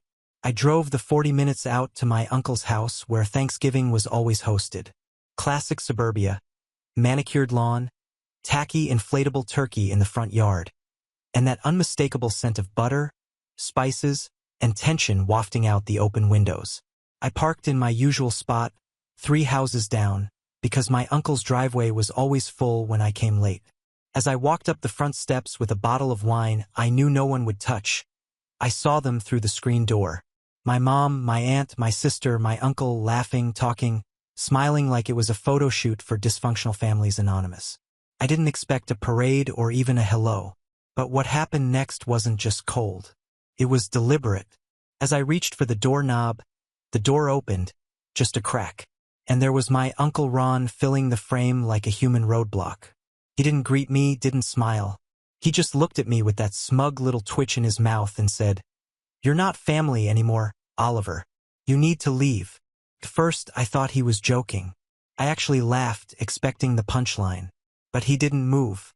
Behind him, I saw my mom pass 2 plates across the table, one of them with the name card I recognized. "Mine," she handed it, laughing, to Ava's boyfriend, a guy I'd only met twice. They clinked glasses. My seat was filled before I even got a foot in the door. "I'm serious," Uncle Ron added. "You showing up just causes tension." I blinked. "Causes tension?" I repeated. "I haven't even walked in yet." He gave a mock sympathetic shrug. "Let's not make this worse than it needs to be. Just head home. Okay?" I looked over his shoulder, locking eyes with my mom. She didn't flinch, didn't call him off. She just raised an eyebrow and took a sip of her wine like she was watching a mildly interesting TV show. For a moment, I thought about fighting back, raising my voice, making a scene. But I didn't. Instead, I did something that caught even me off guard. I nodded calmly, quietly. I stepped back. I walked down those steps with the same bottle of wine still in my hand, got in my car, and drove 2 blocks before pulling over. My hands were shaking, not with rage, but with something colder, something more final, because I'd seen all I needed to see. I wasn't family to them. I was a placeholder, a joke, a scapegoat when they needed someone to criticize, and an empty chair when they needed a space filler. But here's the thing. I had something they didn't know about. Months ago, I'd been slowly preparing for the moment I stopped trying. Something Maya and I had talked about more than once over whispered calls and shared stories of being left out, overlooked, dismissed. She wasn't as loud about it, but she saw it, too. The hypocrisy, the favoritism, the manipulation that danced beneath every family gathering. She once told me, if we ever wanted to break the illusion, all it would take is one spark. So, I picked up my phone, opened the saved message. It had taken me weeks to write, to time it just right. It wasn't a rant or a guilt trip or some long-winded attempt at closure. It was just the truth laid bare, sent to a very select group of people in that house. And I had sent it. 5 minutes later, as I sat parked at the corner of their street, engine idling, I watched through the rearview mirror. The front door opened. First, it was Maya storming out, face red with anger. Then my cousin Daniel, then his girlfriend, then my aunt's best friend, the one who always brought dessert and had a soft spot for me. One by one, they left. I couldn't hear the words being shouted inside, but I could guess. The illusion was cracking, and that was just the beginning. Maya was the first to call. I saw her name flash across my screen before I even pulled out of my spot. I picked up, heart pounding, not because I was nervous, but because I hadn't expected it to unravel this fast. "Oliver," she snapped, not even waiting for me to speak. "What did you just do?" I paused. "You read it." Of course I read it. So did everyone else. Uncle Ron's face turned purple. "Your mom tried to play dumb." And Ava just stood there frozen like she didn't know what planet she was on. I could hear the wind rushing past her phone. She was walking fast, maybe pacing, maybe on her way to her car. Maya was quiet for a second, and when she spoke again, her voice had dropped. "Why didn't you tell me you were recording them?" That was the thing. A few months back, after years of being talked down to, dismissed, and lied about behind my back, I'd started collecting receipts. Not out of paranoia, but because I was tired of gaslighting. I'd record casual conversations, save texts, take screenshots. I had video clips of my mom telling Ava she should just take the credit for something I'd done. A voice memo of Uncle Ron saying, I only showed up to family events for handouts, even though I never once asked for anything. And maybe the worst of them all, an audio recording from my birthday the year before when they forgot I existed, even though I had been sitting right there at the table. That Thanksgiving message I sent, it wasn't just a note. It was a compilation. I had stitched together the greatest hits of family hypocrisy into a 5-minute clip. It had context, timestamps, and just enough raw silence between the insults to let it all sink in. I sent it to 7 people: Maya, Daniel, my Aunt Laura, my cousin's fiancé, my mom's sister, who had always been on the fence, and 2 family friends who'd always believed the curated version of the family that my mother and Uncle Ron sold like gospel. I didn't tell you because I didn't want you caught in the middle, I said quietly. Maya scoffed. I'm already in the middle, but I'm glad you did it. I exhaled, my grip on the steering wheel finally loosening. Are you okay? I will be. I'm done with them. Click. I sat there in the silence of my car, staring out the windshield, watching as more cars began pulling away from the house. A few people stood on the porch, looking confused. My mom's voice rose above them all. She was shouting something I couldn't make out, but I didn't need to hear the words. I'd heard versions of them my entire life. The next call came from Aunt Laura. Oliver, she said, breathless. Where are you? I debated lying. Down the street. Stay there. I'm coming. She hung up and, true to her word, 5 minutes later, she climbed into my passenger seat. Her eyes were wide, but not with anger. More like someone who had just stumbled into a crime scene she wasn't expecting to find. I listened to everything. She said it twice. I said nothing. I never knew it was that bad. I mean, I knew they were cruel sometimes. I just didn't realize how calculated it all was. I looked over at her. You really didn't know? She winced. I saw pieces, but your mom always made it seem like you were the problem. She said you were dramatic, that you twisted things. I didn't want to believe she'd lie. She didn't lie, I said softly. She edited. Aunt Laura stared at the dashboard. This is going to rip the family apart. Then maybe it was already broken, I said. That evening, I went home to a flood of messages. Some angry, some apologetic, a few confused. But what stood out the most was the silence from the people who should have said something. My mom, Ava, and Uncle Ron. Not one of them reached out, not even a call, not a single word. Until the next morning. That's when I saw the post.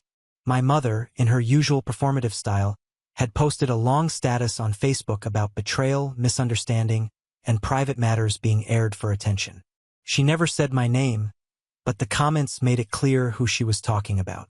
People offered sympathy, called me disrespectful, said things like, "You raised him better than that girl." But something unexpected happened in the thread. Maya commented, "So did Daniel." Then Aunt Laura. One by one, people began pushing back. They called out the manipulation, the double standards, even sharing their own stories of being mistreated or lied to. The thread exploded. Some relatives deleted their comments. A few blocked me outright, but the tide had shifted. For once, I wasn't alone. For once, people saw it too. That weekend, I got a message request from Ava's boyfriend. It said, "I didn't know they were like that. I'm sorry. If I'd known what I was taking part in, I would have never sat in your chair." I didn't respond. I didn't need to. The message had already been sent, and not just the one in the group chat. For the first time in years, I didn't feel like a ghost in my own story. I felt like the author. And that story, it wasn't finished yet. The Sunday after Thanksgiving, I got a knock at my door. I live in a quiet part of town. Nothing fancy, just a modest apartment above a bakery that smells like cinnamon rolls every morning. It's peaceful, quiet, nothing like the house I grew up in, where every door slam felt like a gunshot, and every holiday dinner was a performance for the neighbors. I wasn't expecting visitors. Most of my friends had already texted me after the video went around, some supportive, some shocked. Maya had been calling me daily, but I wasn't prepared to open the door and see my dad. We hadn't spoken in almost a year. He looked older than I remembered, gray creeping further into his beard, that familiar leather jacket a little more worn. He didn't smile, just stood there, hands in his pockets, rocking slightly on his heels like he didn't know what to say. "Hi," he finally muttered. "Didn't expect to see you," I said, stepping aside, but not exactly welcoming him in. He hesitated, then walked in. I watched him scan the apartment. Clean, quiet, filled with small things that made me happy. The records on the shelf, the stack of books I actually had time to read now. The framed photo of Maya and me from the one Thanksgiving we snuck out and got burgers instead of dealing with the family circus. "I saw the video," he said, "or clips of it. Your aunt sent it to me." I waited. He sat down on the edge of my couch, looking at the floor like it held the answers he didn't know how to ask for. "Your mom. She's been losing her mind over this. Says you set her up. Says you twisted everything." I leaned against the counter. "Did I?" He didn't answer right away. Instead, he rubbed the bridge of his nose like he was trying to press the tension out through his skin. "I don't know, Oliver. I mean, I knew things were bad between you two, but hearing it like that, it was hard to listen to." I folded my arms. "Hard for who?" He looked up at me. "Because it made me realize I let it happen for years." And there it was. The first real sentence my father had ever said that felt like a mirror instead of a dismissal. I didn't say anything. I didn't trust myself to speak yet. He shifted on the couch. "You remember when you were 13 and your mom threw out your art portfolio?" I nodded slowly. That day had stayed with me. Months of work tossed into the trash because I'd got an A- in science. "Yeah. She told me you'd drawn something disrespectful." I drew a cartoon of her yelling at me. That was it. He let out a dry laugh. I believed her. Never even asked to see it. "That was the pattern," I said, and I was surprised at how steady my voice was. She'd say something. You'd nod. Ava would play along, and I'd be left trying to figure out if I was crazy or just not worth the truth. He looked like he wanted to argue, but he didn't. Instead, he sat there nodding slightly, letting the silence stretch. "I can't fix what happened," he said eventually, "but I wanted you to know. I see it now. I wish I'd said something sooner. I wish I'd stepped in." I believed he meant it. I really did. But part of me also knew that his regret didn't undo years of complicity. He hadn't been cruel, but he'd been silent. And sometimes silence is just a different kind of wound. "I appreciate you saying that," I said. "But I don't know what you want from me." He exhaled. "I don't know either. I guess I wanted to see how you're doing." "I'm doing better," I said truthfully. "Now that I'm out of it, now that I've stopped pretending they'll change." He nodded again. "They're planning damage control." "Of course they are. They think if they just wait it out, people will move on." I raised an eyebrow. "And will they?" He looked tired. "Some already have. Some are scared to pick sides, but a few, they're furious, especially with what you said about the money." "Oh, that part." See, what I hadn't mentioned to anyone outside that original message was the money trail. I had been giving quiet financial support to several family members for years. Rent, car repairs, even a small loan to Ava once when she said her boyfriend was abusive and she needed to leave. I never asked for it back. Never told anyone. I did it because I thought maybe, just maybe, it would earn me a place in the family again. That stopped 3 months ago. I didn't make a scene about it. I just started redirecting my help toward Maya, toward friends, toward people who actually treated me like a person. The video I sent out included a note at the end. "This is why I stopped paying for your lives." Apparently, that stung more than the audio clips. "They're saying you're punishing them," my dad said. "They punished themselves," I replied. "I just stopped rewarding it." He didn't argue. After a while, he stood. "I should go. I just wanted you to know you were right about all of it." He started toward the door, then paused. "If there's ever a way back for us, I hope you'll let me take it." And then he left. I didn't cry. I didn't rage. I just stood there in the quiet, wondering how long it would take for the next wave to hit, because I knew the family wasn't done yet. My mom didn't let go of power that easily. Ava never handled humiliation well, and Thanksgiving might have been the spark, but Christmas was around the corner. And if they thought they could pretend nothing had changed, they were about to be reminded. I hadn't even started yet. By the time December rolled around, The silence was deafening. The group chat for family Christmas plans that usually lit up with potluck assignments and recycled memes from our Aunt Margie was unusually quiet. The last message in there was Maya's. "Let me know when you all are ready to take some accountability." No one responded. No haha reactions. No snide remarks. Just a vacuum of guilt pretending to be peace. I wasn't invited, of course. Not that I needed the invite. For the first time in years, I didn't feel like I was missing something. I didn't need to force a smile through another dinner where Ava's career was celebrated like a Nobel Prize, and mine was ignored. I didn't need to listen to my mom laugh at jokes about me or hear Uncle Ron say things like, "Oliver's always been sensitive," like I was some malfunctioning appliance. I was free now. Free from obligation, from expectation, from the heavy weight of being the family's emotional punching bag. But I wasn't done. Not yet. See, the recording I sent out at Thanksgiving was just the beginning. It had shaken their image, forced conversations they didn't want to have. But it hadn't truly forced them to change. They were hiding now, licking their wounds, waiting for the drama to pass. I could feel it, that smug, simmering belief that eventually I'd fade from memory and they'd reclaim the narrative. So I made sure they couldn't. I started with the money. Quietly, methodically, and without warning, I called in the favors. That $3,000 loan to Ava.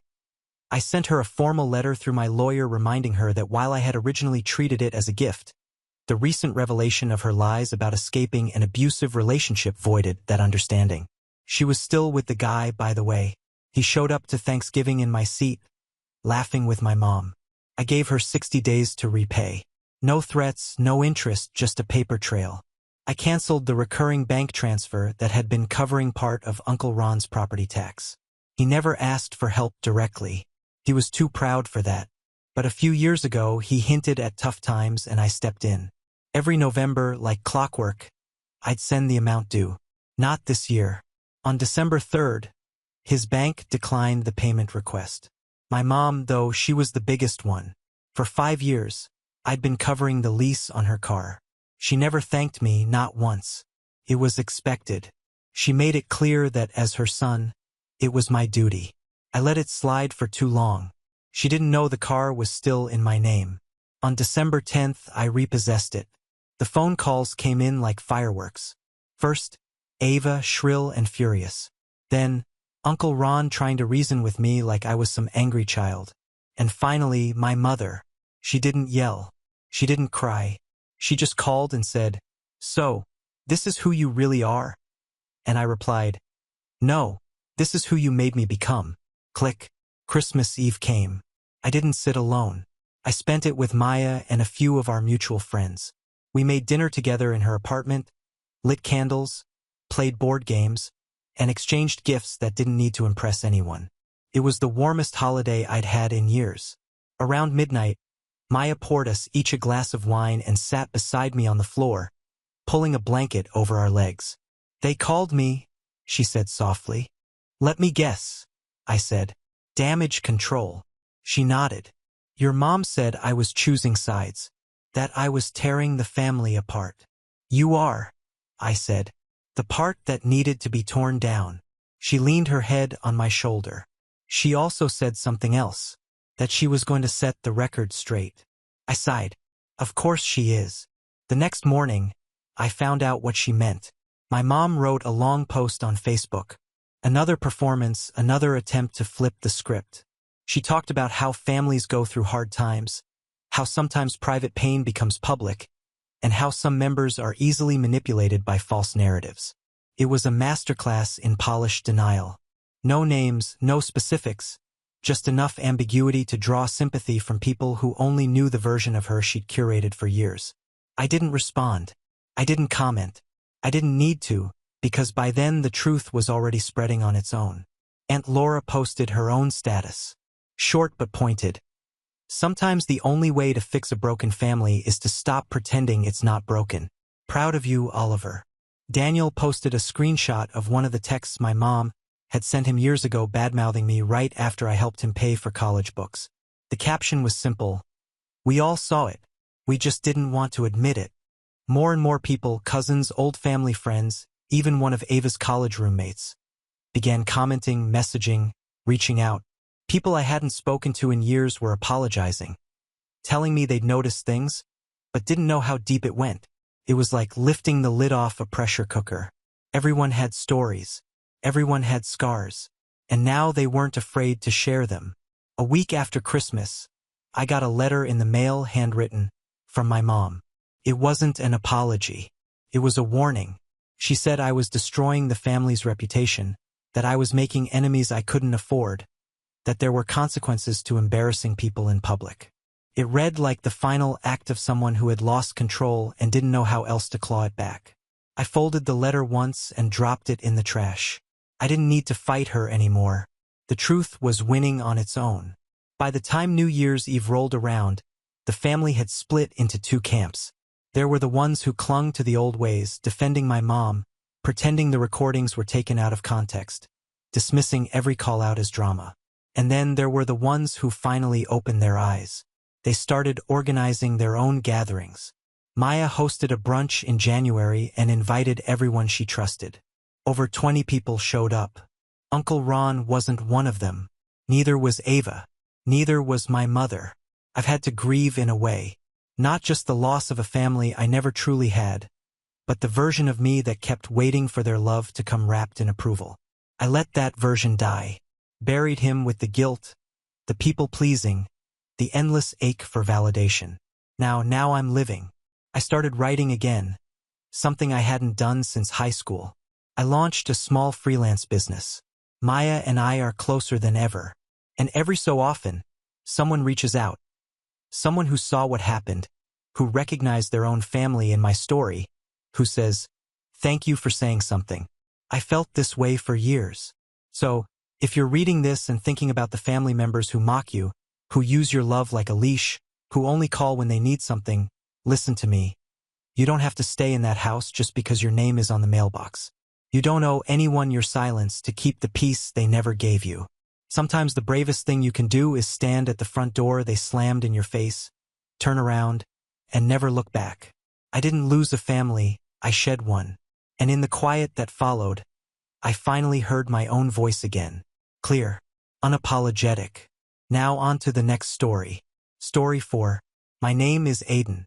I'm 32, and I'm the kind of guy most of my family assumed would just roll over when things got messy. The quiet one, the agreeable one, the one who never makes a scene. And maybe I used to be like that. But when my grandparents passed and left their entire estate to me, the house, the savings, and the shares worth just under $900,000, something inside me shifted. I started paying attention. I started listening more closely. And most importantly, I started planning because I knew exactly what kind of people I was related to. My brother, Tyler, is 3 years younger than me.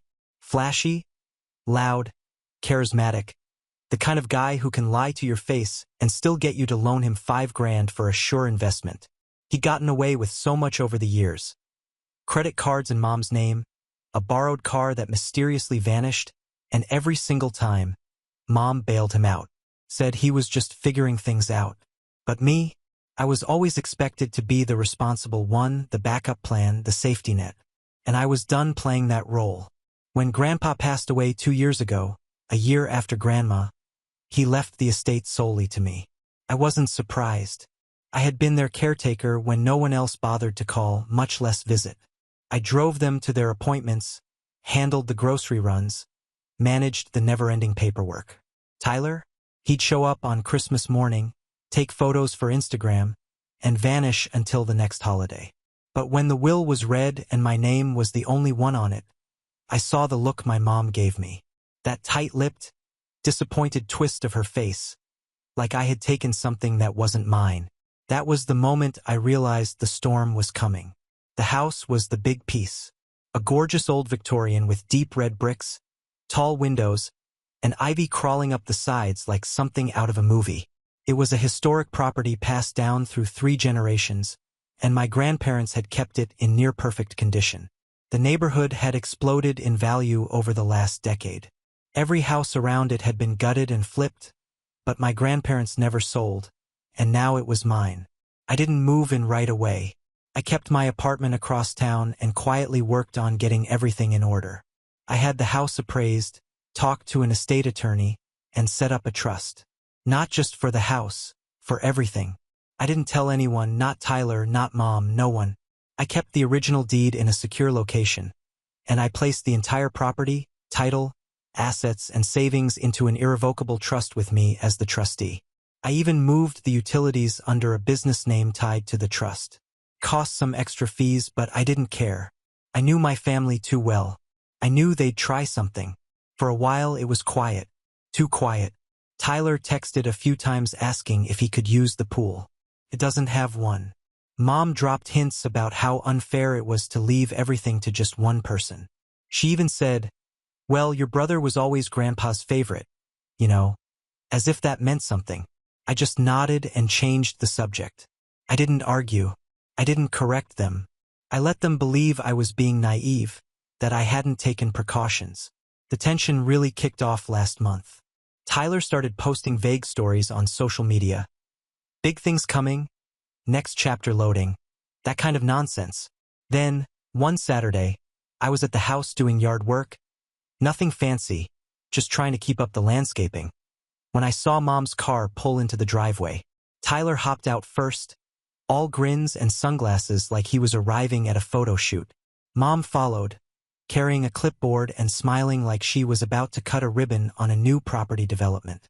"Hey man," Tyler said, clapping me on the shoulder. "We've got some news." I just raised an eyebrow. Mom stepped forward, spoke to a lawyer. "Turns out the house should have gone to both of you. Your grandfather made a mistake not updating the will after your grandmother passed. But don't worry, we handled it." I stared at her. "Handled what, exactly?" Tyler pulled out a folded paper from his back pocket and waved it in the air. "We had the house title transferred to my name. It's already done. You're gonna need to be out by Friday, but no hard feelings, right? We'll give you time to grab your stuff." I didn't say anything for a moment, just looked at them, one then the other, taking in their smug faces the pure audacity. My heart wasn't racing. I wasn't panicking. Honestly, I almost laughed, because they really thought I was that stupid. I gave them a smile. Small, polite, the kind that makes people nervous. "You really think I'd let that happen?" Tyler laughed like I told a joke. "It's already happening, dude. You've been living in fantasy land for too long." Mom stepped in, softening her tone like she thought it would help. "We're not trying to be cruel, Aiden. It's just practical. Tyler can manage the property. Maybe flip it. You've got your own place anyway. This way, everyone wins." I didn't argue. I just nodded slowly and said, "Got it." 2 days later, they came back, this time with a moving truck and a pair of hired movers. I'd been expecting it. They pulled into the driveway like they owned the place, laughing and shouting at each other. Tyler was in the passenger seat sipping a coffee, and Mom was directing the movers toward the front door. But then they saw the porch. I was standing there, arms crossed, beside a tall man in a navy suit. He was holding a thick folder and wore a badge clipped to his belt. The folder had my trust's name on the front, a name they didn't recognize yet. The badge was real. The suit was real. And the man, he was from the county office of property records. They froze. Tyler stepped out first, confused. "What's going on?" I didn't say a word. The man in the suit did. Mr. Lavin cleared his throat with the calm authority of someone who has done this too many times to be rattled by theatrics. He held the folder under one arm and glanced down at the paper in his hand before speaking in a firm but neutral tone. "Are you Tyler Green?" he asked. Tyler frowned, clearly thrown off by the question. "Yeah. Who's asking?" Mr. Lavin stepped forward slightly. "I'm with the county office of property records. I'm here on behalf of the legal trustee of the East Thornhill estate. That's this property." He pointed behind him at the house. "I have documentation showing the deed has been held in a trust since April of last year under the management of Aiden Green. Any claims made regarding the property's ownership since that date, including a fraudulent title transfer, are not just invalid, but criminally prosecutable." Tyler's face drained a full shade of color. "Fraudulent?" he muttered, looking to Mom. "What is he talking about?" Mom stepped forward, lips tight. There must be some mistake. We had a lawyer look at the old deed. It was still in Grandpa's name. We assumed. You assumed wrong, I said, finally breaking my silence. I never left the property in my name directly. It's owned by a trust. That's why you couldn't find any record in the public logs. You went to some shady title mill and tried to fake a transfer based on an outdated document. Mr. Lavin nodded. I've already filed a fraud report on the attempted title claim. Normally, we'd send a warning first, but given the circumstances, bringing movers, threatening occupancy, trying to evict the legal trustee, we're skipping straight to enforcement. Tyler blinked. Enforcement? I turned slightly toward him and spoke more plainly. It means if you set one foot in this house without my permission again, you're trespassing. And if you try to tamper with the trust or any of its assets, you're looking at charges multiple. For a long, awkward second, no one said a word. The movers were standing halfway between their truck and the porch, looking at each other like they'd walked into a domestic minefield. One of them coughed and slowly started backing away toward the van. Tyler finally found his voice. You're seriously doing this to family? My voice was calm. Too calm. Family? You showed up here with a forged title and a moving crew. You tried to steal my home. The one thing Grandpa and Grandma wanted me to have. Don't talk to me about family. Mom's jaw clenched. They were confused, Aiden.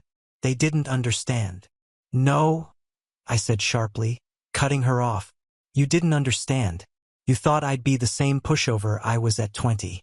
The kid you could guilt into giving up his weekend to babysit Tyler's drama or float alone because you needed it just this once. But I'm not that kid anymore. I learned, I listened, and I prepared. Mr. Lavin added, flipping through the folder. Also, just so it's clear, we've alerted the local precinct. If either of you attempt to return under the guise of any property claim, there will be a file ready to go, civil and criminal. Tyler's eyes flashed, but he said nothing. He turned to the movers and snapped, We're leaving now. He didn't look at me again. Mom lingered for half a second, her mouth slightly open like she wanted to say something. Maybe one last manipulation attempt, but nothing came out. She followed him without another word.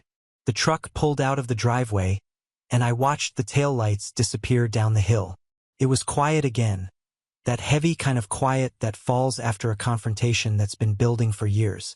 Mr. Lavin handed me a copy of the filed report and said, Call if they come back.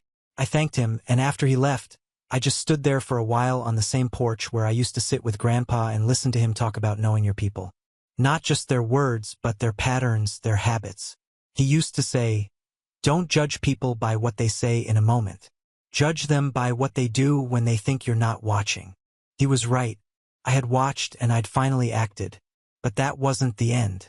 Because 3 days later I received a letter, one typed, formal, and signed from a different lawyer, one hired by my mother. In it, she claimed emotional distress and argued that as a direct descendant, she had a moral and familial right to a portion of the estate. She demanded compensation for the mental anguish caused by being excluded.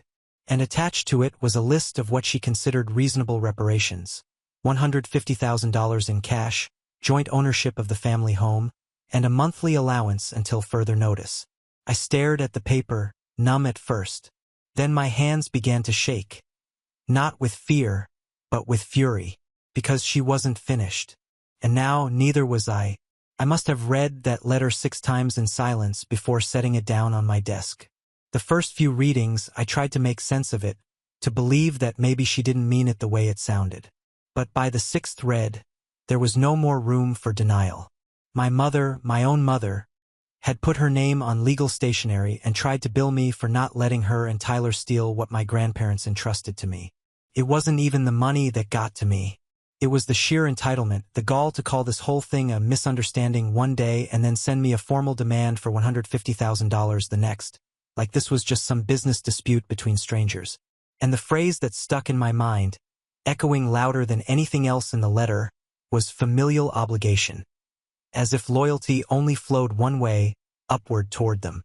As if I was born to give and they were born to take. I didn't respond immediately. I knew better than to react emotionally. I called Mr. Lavin, who put me in touch with a sharp estate attorney named Sonia Cruz. She was in her early 40s, soft-spoken but razor-focused, the kind of person who didn't bother bluffing because she didn't need to.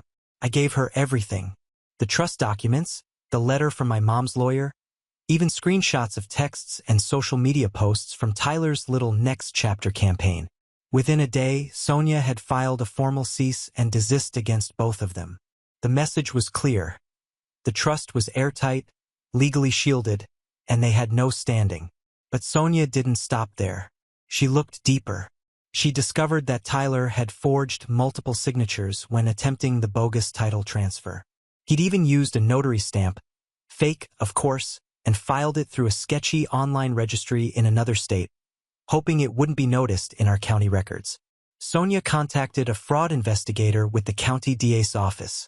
Turns out they were already looking into that registry for other forged filings. Tyler had just unknowingly become the low-hanging fruit on their case file. I still hadn't told them I knew. I figured if they wanted to keep pushing, I'd let them keep digging the hole. And dig they did. 2 weeks after the cease and desist, I got another letter. This one was less formal. Came directly from my mother. Typed, but clearly her voice, full of passive-aggressive phrases like, "After all I've done for you, you were always the quiet one, and I raised you to be better than this." She ended it with, "You can end this all right now by just doing the right thing. Family should never need lawyers to settle what love and understanding can resolve." I didn't even bother responding. Sonia advised me not to. Instead, I forwarded the letter to her and she added it to the growing file we were assembling, one that could be used if we needed a restraining order later on. And then came the kicker. One morning, I walked out to my mailbox and found a folded flyer stuck into the door handle. It wasn't addressed, just jammed into the gap like some kind of high school prank, but I recognized the handwriting instantly. Tyler's. The note said, "Hope you're enjoying playing King of the Castle. Just remember who's really got your back when the money runs dry." I laughed. Not a big laugh, not loud. Just one of those quiet, tired laughs that comes out when you realize someone really doesn't know how far you've outgrown them. I took the note inside, scanned it, and added it to the file. But I also made a decision right then. I wasn't just going to defend myself anymore. I was going to push back. Tyler was already being looked at for real estate fraud. But Sonia pointed out that if we could prove intentional malice or harassment, we could escalate things. And while criminal courts would do their part, there was another arena where Tyler could really be hurt. His credit, his record, his job. He'd recently landed a position at a boutique real estate firm, one of those flashy places that put more effort into their Instagram account than their compliance policies. I did a little digging of my own and found out they prided themselves on transparency and ethical property transfers, which made me wonder, would they be proud of someone who tried to steal a house with forged paperwork? But I didn't act impulsively. I waited, because then something strange happened, something I hadn't anticipated. My cousin Megan, who I hadn't spoken to in years, reached out to me out of the blue. She messaged me on Facebook, "Hey, can we talk? Your mom's been calling people in the family saying some things. I figured I should let you know." We met for coffee the next morning. Megan was always the no-nonsense one. Straight shooter. And that hadn't changed. She showed me texts, voicemails, even a group chat with 2 of her other cousins. Turns out my mother had started spreading a story. According to her, I had manipulated Grandpa in his final years. Convinced him to change the will while he was mentally declining. She even hinted that I'd taken advantage of him emotionally, legally, maybe even medically. It was an all-out smear campaign. I felt sick. That's when I knew this wasn't about the house anymore, or the money, or even Tyler. This was about control. My mother couldn't stand that I'd said no, that I'd protected something, anything, from her grasp. And now she was going to try to ruin me for it. Megan looked at me across the table and said, "I don't believe her. Neither do Jamie or Chris. But she's not going to stop. She's calling everyone." I nodded slowly, heart beating harder than I wanted it to. "Thanks for telling me." I didn't sleep much that night, because that was the moment I realized if she was willing to lie to the entire family about me, to assassinate my character just to pressure me into giving up what was legally mine, then I had to be willing to finish this. Not just for me, but to make sure she and Tyler never did this to anyone else again. And what I did next, let's just say it didn't end with lawyers. I spent the next 2 days in my study planning. By now, the trust was protected from any legal angle. That part was secure, but their smear campaign was already infecting the extended family. My cousin Megan's warning had come just in time, but the damage was spreading fast. I started getting vague texts from distant relatives. Things like, just wanted to check in, or heard some stuff. Hope it's not true. It was clear my mother had been busy. She wasn't just trying to take the estate. She wanted to destroy my reputation so thoroughly that no one would ever believe my side of the story. And if I let that happen, I knew what would come next. Pressure from relatives, whispered guilt, gaslighting from every corner of the family tree. Eventually, they'd try to force me to be the bigger person and hand over something for the sake of peace. I could see the trap they were setting. I wasn't going to walk into it, so I built my own. Sonia, my attorney, helped me prepare a legal declaration, a statement of facts supported by all the evidence we'd gathered. The forged title application, the fake notary stamp, the letters, the attempted property seizure, and the smear campaign. I included scanned screenshots from Megan's messages, voicemails left by my mom calling me a greedy manipulator, and the copy of the lawyer's ridiculous demand for $150,000. But I didn't just file it away in a court office. I sent a clean, easy-to-read version to every relative my mom had called. I wrote a short message. Hi, I know some things have been said recently, and before you draw any conclusions, I want you to have the facts backed by documents, not stories. I've attached everything you need to see. After this, I won't be discussing it again. If you believe me, great. If not, that's your choice, but at least you'll be making it with the full truth in front of you. Then I hit send to 27 contacts. The fallout was instant. Within hours, I got 5 replies from relatives I hadn't spoken to in years. Most were apologetic. A few were horrified. My Aunt Robin, who used to dote on Tyler like he walked on water, called me that evening in tears. She had believed every word my mother said until she saw the forgery, the letter, the folder of proof. She said, I didn't know. I swear I didn't know. Aiden, I'm so sorry. I didn't ask for apologies. I just told her I hoped she understood now why I'd done what I did. But not everyone reacted that way. 3 relatives, all on my mom's side, doubled down, claimed I had manipulated the narrative. One even accused me of making up the documents. I knew I couldn't win them all, but for every one of those, I had 5 more people reach out and say, thank you for telling the truth. Then came the part I'd been waiting for. I reached out to Tyler's boss anonymously at first. I submitted a tip through their internal ethics line, not just a vague warning, but a full PDF report, organized and labeled with exhibits. It included the attempted fraudulent transfer of the house, the misuse of legal documents, and the potential real estate crime he committed using their name and reputation. I thought maybe it would take a week. Took 2 days. Tyler's name was removed from the company's website by the end of the week. According to a contact of mine in the local real estate association, someone I knew from college who now worked in compliance, the firm had launched an internal audit the moment they saw the complaint. They found other inconsistencies in Tyler's client files, too. He wasn't just fired. He was reported to the state board. His license was frozen pending investigation. He tried to call me the day it happened. 11 missed calls. I didn't answer a single one. That weekend, I saw a new post on his Instagram. A black screen with the words, some people will destroy your life and pretend they're the victim. He didn't name me, but he didn't have to. Everyone who mattered already knew the truth. But it wasn't over yet, because 2 days later, I got a formal notice from the county. A warrant was being issued. The forged title application had triggered legal consequences. Tyler was being charged with attempted property fraud and submitting falsified documents to a government agency. I stared at the notice for a long time, numb. This wasn't the ending I ever wanted. I didn't want to destroy him. I didn't want any of this, but he'd forced it. And now there were consequences. He was arraigned quietly. No headlines, no big scene, just a court date, a lawyer he couldn't afford, and a future full of legal headaches. He wouldn't go to prison, probably just probation, fines, maybe community service. But the record would follow him. Jobs would be harder to find, trust harder to rebuild. And the next time he tried to rebrand himself as a savvy real estate guy, this would be the skeleton in the closet. As for my mother, she went silent after the evidence went public. Completely silent. She didn't reach out, didn't apologize, didn't ask for money again. But one afternoon about 2 months later, I got a letter in the mail, not from her but from her attorney. A carefully worded note stating she was withdrawing all pending legal claims regarding the estate and respectfully requesting no further contact. In other words, she gave up. She knew she lost. I didn't feel joy. I didn't feel triumph. I felt free. That night, I went to the old Victorian and walked the hall slowly, barefoot on the hardwood floors.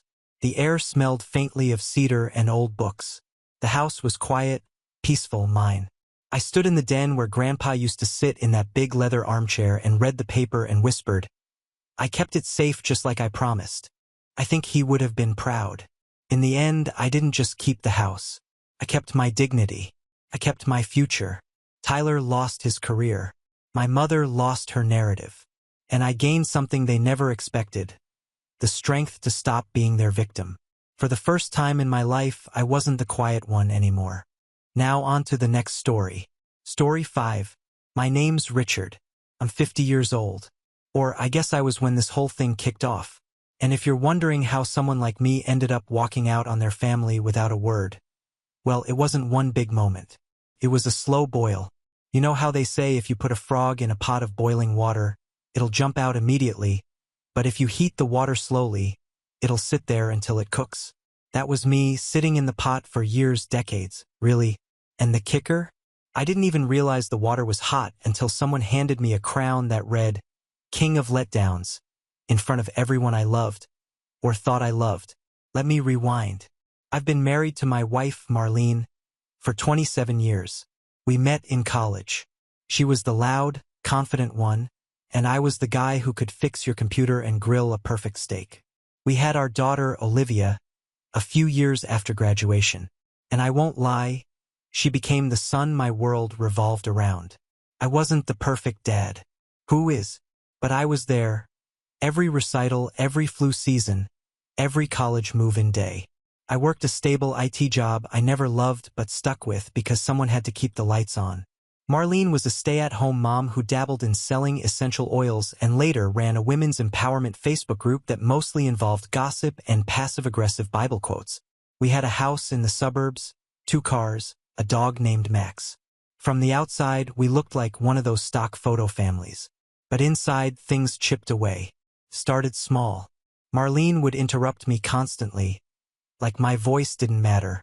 First, I laughed it off. That's just how she is, I told myself. Then there were the digs. If I took a nap after work, she'd joke, must be nice to rest when you've done the bare minimum all day. If I forgot to pick up milk, she'd sigh and say, you had one job, always in that half-singing tone, the kind that made you feel like you were being too sensitive if you got upset. I started noticing how often Olivia would roll her eyes when I tried to give her advice, or how my suggestions were always the ones ignored at family meetings until someone else repeated them louder. I wasn't a victim, not really. I was just a placeholder, a background character in my own life. So, when my 50th birthday came around, I didn't expect much. Maybe a dinner, a quiet cake, just a night where I'd feel seen. Instead, they threw a surprise party at our house. Everyone was there. Marlene's book club, Olivia's friends, even my younger brother Jeff, who never showed up to anything unless it involved free booze. They had streamers, balloons, a happy 5-0 banner, and a grill already prepped with ribs and burgers that I apparently was supposed to cook. No one asked me if I wanted to cook on my own birthday, but I smiled because that's what I do. The crown came out about halfway through. It was Olivia's idea.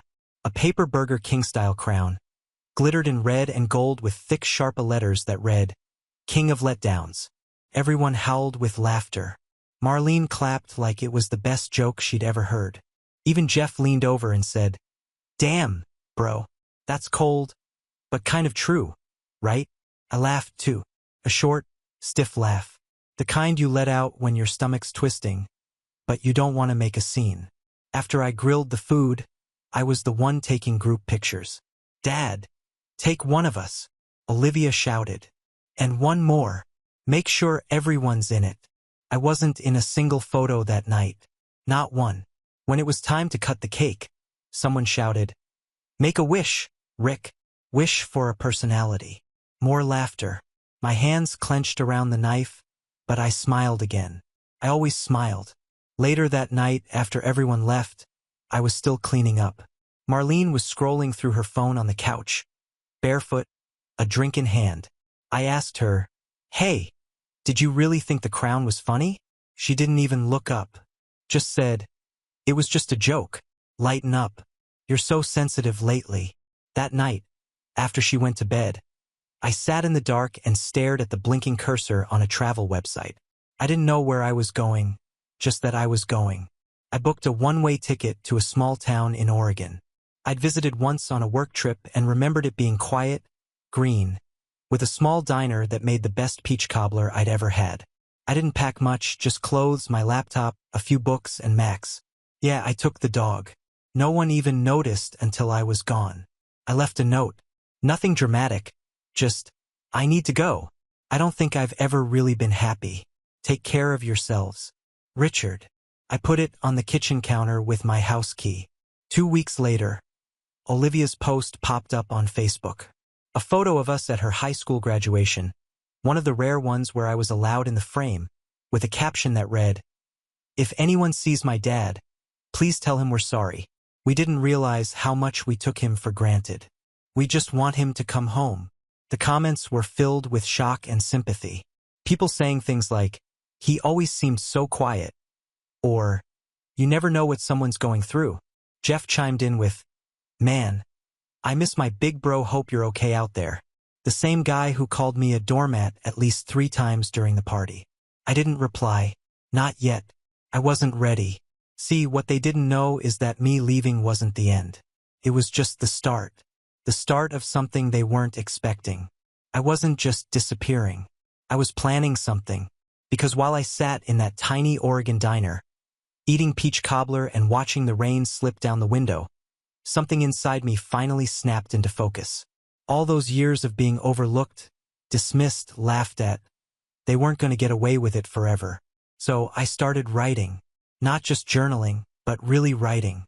Everything I had done, everything they had said. I started with a list.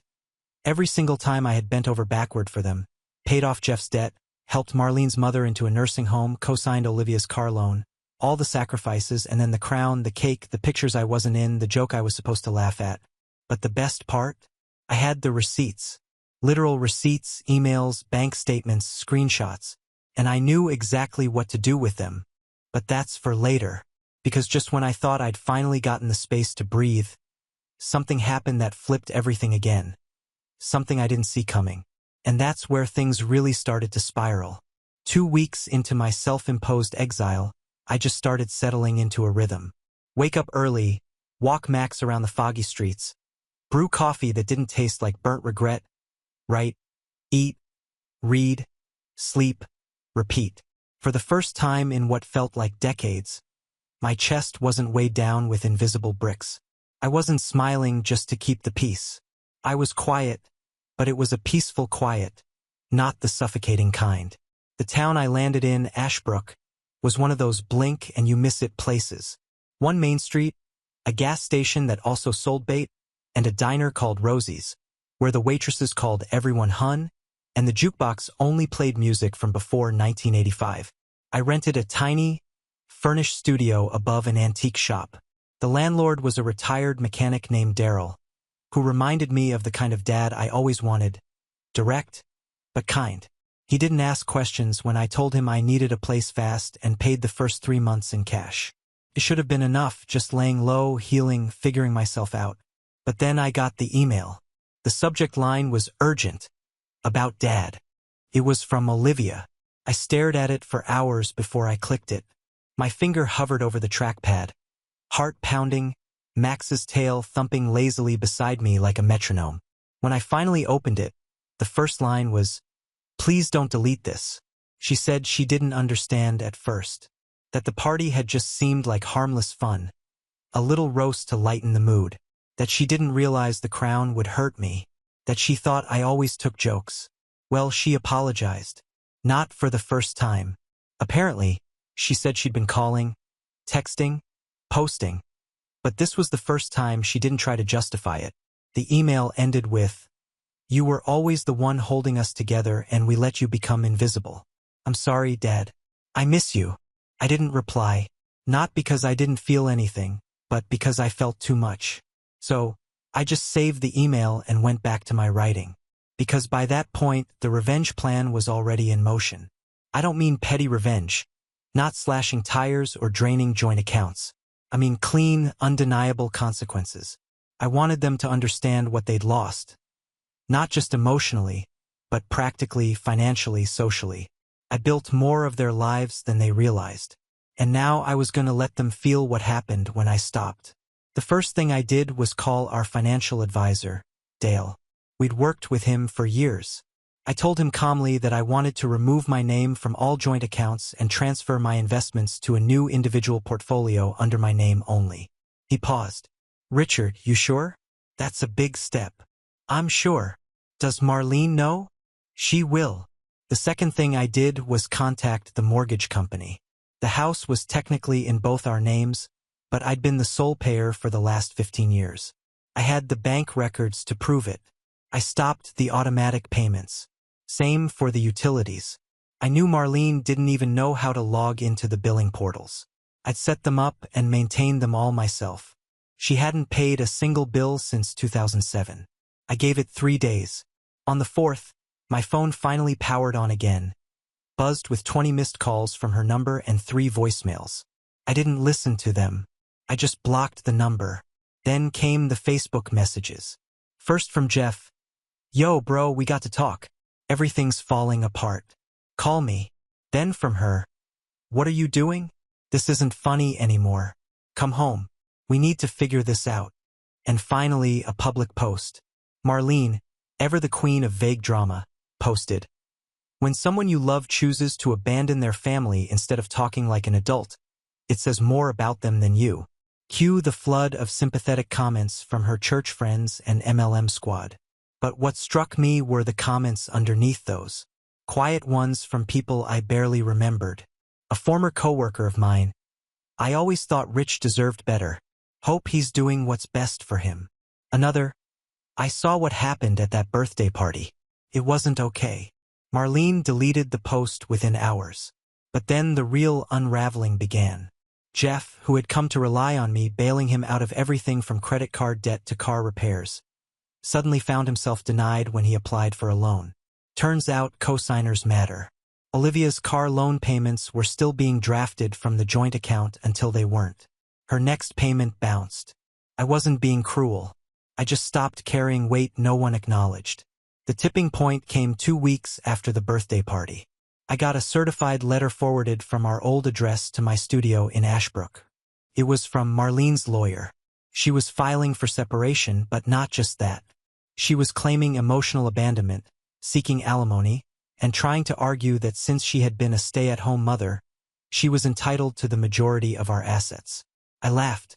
I actually laughed out loud because I knew something she didn't. I'd been documenting everything for years, not out of malice, just out of habit. Every tax return, every check, every tuition bill, even every time I fixed her mother's leaky roof or rewired the laundry room. I hired my own lawyer, a quiet, methodical guy named Arthur who loved facts more than drama. When I met him, I handed him a thick folder of documents and a USB drive. He whistled. "This is thorough." "I'm an IT guy," I said. "I back things up." Arthur grinned. We built the case carefully, not to destroy her, but to expose the truth. That I had been the sole financial provider, the emotional load-bearer, the one who had kept the entire machine running while being mocked, minimized, and dismissed.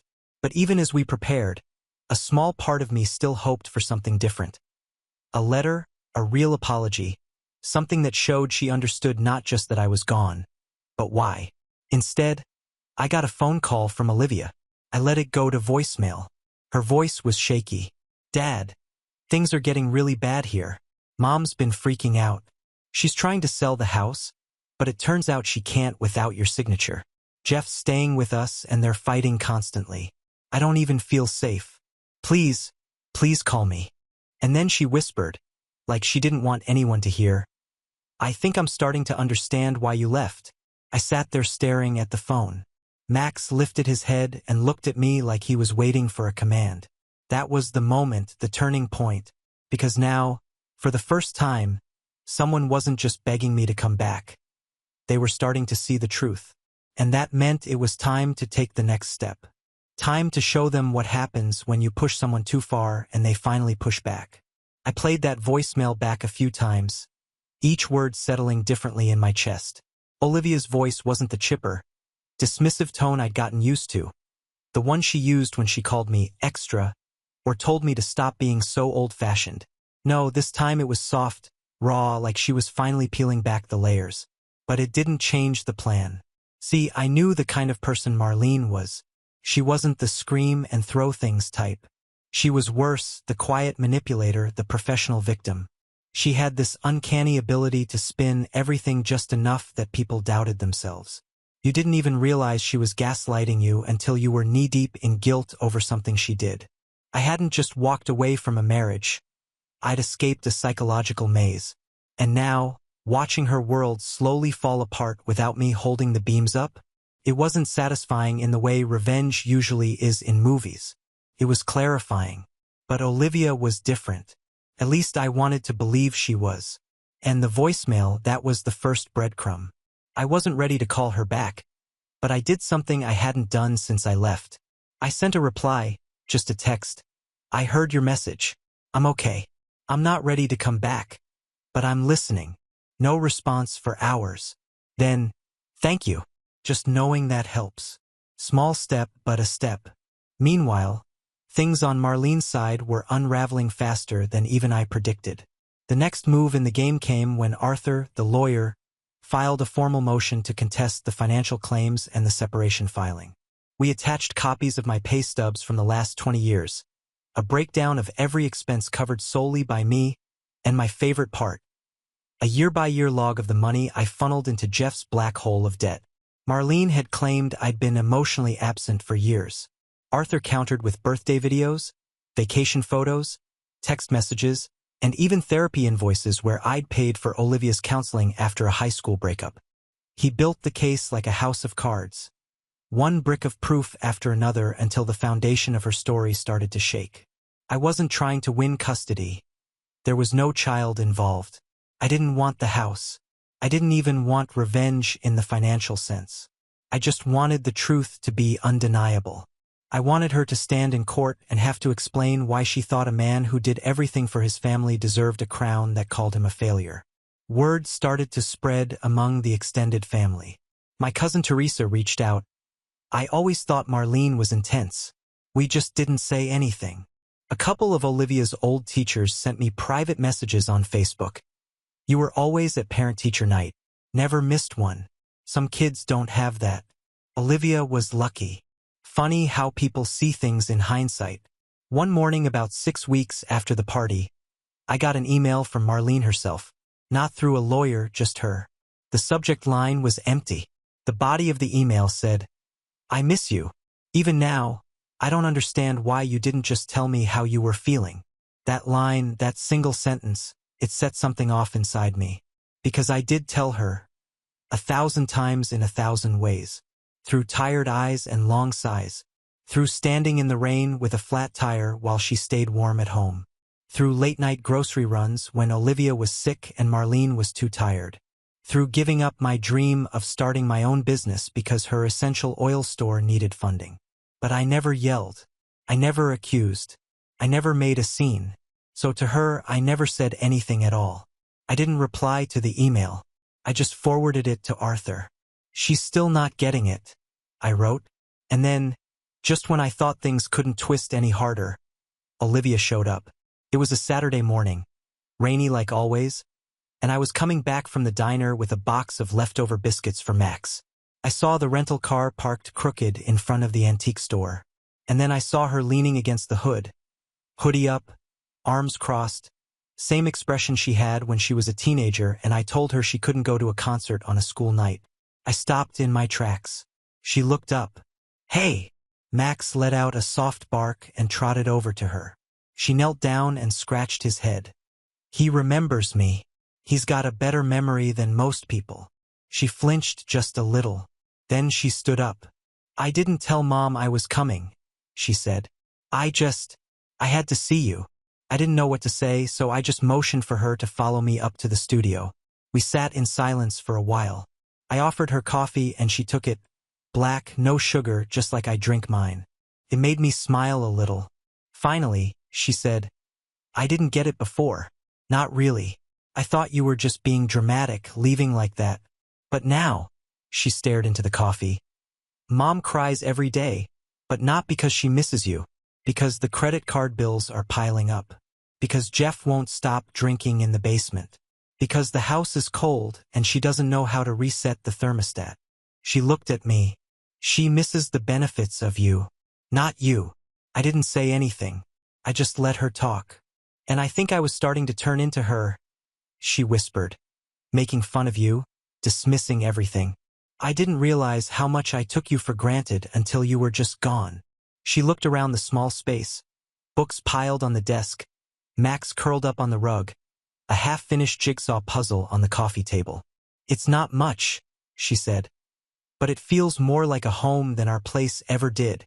That got to me. I leaned back, arms crossed, unsure of how to respond. I didn't want to comfort her, not yet. I wanted her to sit in that discomfort because that's what I had done for years. But then she asked something I wasn't ready for. "Are you coming back?" I looked out the window, rain tapping gently on the glass. A slow breath in, a slow breath out. "I don't know," I said. "But I'm not done yet." She didn't press. She just nodded, then stood up. Before she left, she paused at the door. "I hope someday I earn the chance to be part of your life again."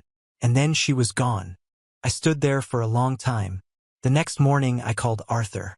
"It's time," I said. "Let's go to court." What happened next? Well, it changed everything. 3 months later, I stood outside the courthouse in my one decent suit, the same one I wore to Olivia's graduation back when I thought everything I did mattered. My palms were dry, my breathing steady. Funny, I thought I'd be nervous, but I wasn't. Not anymore. I wasn't the man who laughed off insults and apologized for existing. I'd taken 3 decades of being sidelined and turned it into something sharper, something stronger. This wasn't about revenge anymore. It was about reclaiming my voice. The courtroom wasn't packed. Just a few bored lawyers, a sleepy court clerk, and across the aisle Marlene. She was dressed like a widow in a Hallmark movie. Black dress, fake tears and all. She looked at me with a mix of contempt and desperation. Like she couldn't decide if I was the villain who'd ruined her life or the tool she'd lost and suddenly needed again. When the judge asked us to speak, her lawyer went first. He painted a picture of a man who abandoned his family without notice, of a woman who had sacrificed her career for the household, and of a daughter left emotionally wounded. Marlene even dabbed her eyes at that part. I kept my face blank. Then Arthur stood up. He wasn't flashy, just deliberate. He walked the court through the timeline, the years of financial support documented in meticulous spreadsheets, the text messages, photos, and family events I had organized and paid for, the debt I took on to cover Jeff's messes, the tuition, the car loan, the groceries, the bills. He showed the court the king of letdown's crown. Yes, we submitted it as evidence, and read aloud the text messages and social posts that followed. And then he said the line that stuck with everyone. My client didn't abandon his family. He simply stopped participating in a performance where he was always the punchline and never the star. Marlene tried to interrupt with something about context and just a joke, but the judge cut her off. In the end, the court ruled in my favor. The house would be sold and the proceeds split 70/30, heavily skewed toward me due to documented financial contribution. Marlene's request for alimony was denied, citing lack of effort to gain employment despite a healthy, able-bodied status. The court also found her claims of emotional abandonment unsupported by any evidence other than subjective testimony. Jeff was ordered to repay the $18,000 I had covered for his debts. I knew I'd never see that money, but it was never about that. It was about the record, about finally having someone say on paper that what I gave mattered. After the hearing, Marlene caught up to me in the hallway. "This isn't fair," she hissed, her voice shaking. "You made me look like a monster." I looked her straight in the eyes for the first time in years. "You didn't need my help with that." She flinched like I'd slapped her, then turned and walked away. A week later, I signed the final documents and officially transferred my name off the house. I wired Olivia the money to finish paying off her car, but with a condition. She needed to manage her own payments going forward. She accepted without argument. We stayed in touch. Not every day, not even every week. But she started calling, not to ask for anything, just to talk, to tell me about her day, her job, her thoughts. Once, she even asked for advice. That one nearly made me cry. I stayed in Ashbrook. I still walk Max every morning, drink diner coffee, and read books I never had time for. I got a part-time job fixing old electronics at a repair shop. It doesn't pay much, but it pays enough. More importantly, it doesn't cost me myself. One evening, Olivia visited again. She brought peach cobbler from Rosie's and sat on my porch, feet dangling off the edge. "You're not who I thought you were," she said quietly. "You're more. I just didn't see it until you stopped letting us walk all over you." I nodded. I wasn't angry when I left. I was just done. "I'm glad you were," she said, "because now I get to actually meet you." The sun dipped behind the hills, casting long shadows on the street below. "You think you'll ever move back?" she asked. I smiled and shook my head. "I'm already home." Because home, I finally understood, isn't where people expect you to be. It's where you get to be yourself. And for the first time in 50 years, I finally was. Now on to the next story. Story 6. I had a feeling this Christmas dinner would be a disaster the moment I walked in. It's not like I didn't know what I was walking into. It's always the same. But this year I was determined to hold it together despite everything. Let me introduce myself. I'm Maya, the youngest of 4 siblings, but being the youngest has never meant anything sweet or cute in my family. If anything, it's always been the reason they talk down to me. I'm used to it at this point. I'm 28 now, but to them, I'm still baby. I don't have a husband or kids like my older siblings, but I've been successful in other ways. I have a career I'm proud of, a small but loyal group of friends, and a sense of independence they can't seem to grasp. For them, it's always been about marriage and kids. Nothing else matters. Christmas dinner was always a big deal for our family. It's one of the few times of the year when we all gather at my parents' house, which is this massive old Victorian place that's been in the family for generations. It's a house that looks perfect for family photos, but is a nightmare to clean. I'd always hated the place. It's cold and distant, just like my parents, but it's tradition, so every year I go even though I'd rather be anywhere else. I go because, family. I showed up just after everyone else.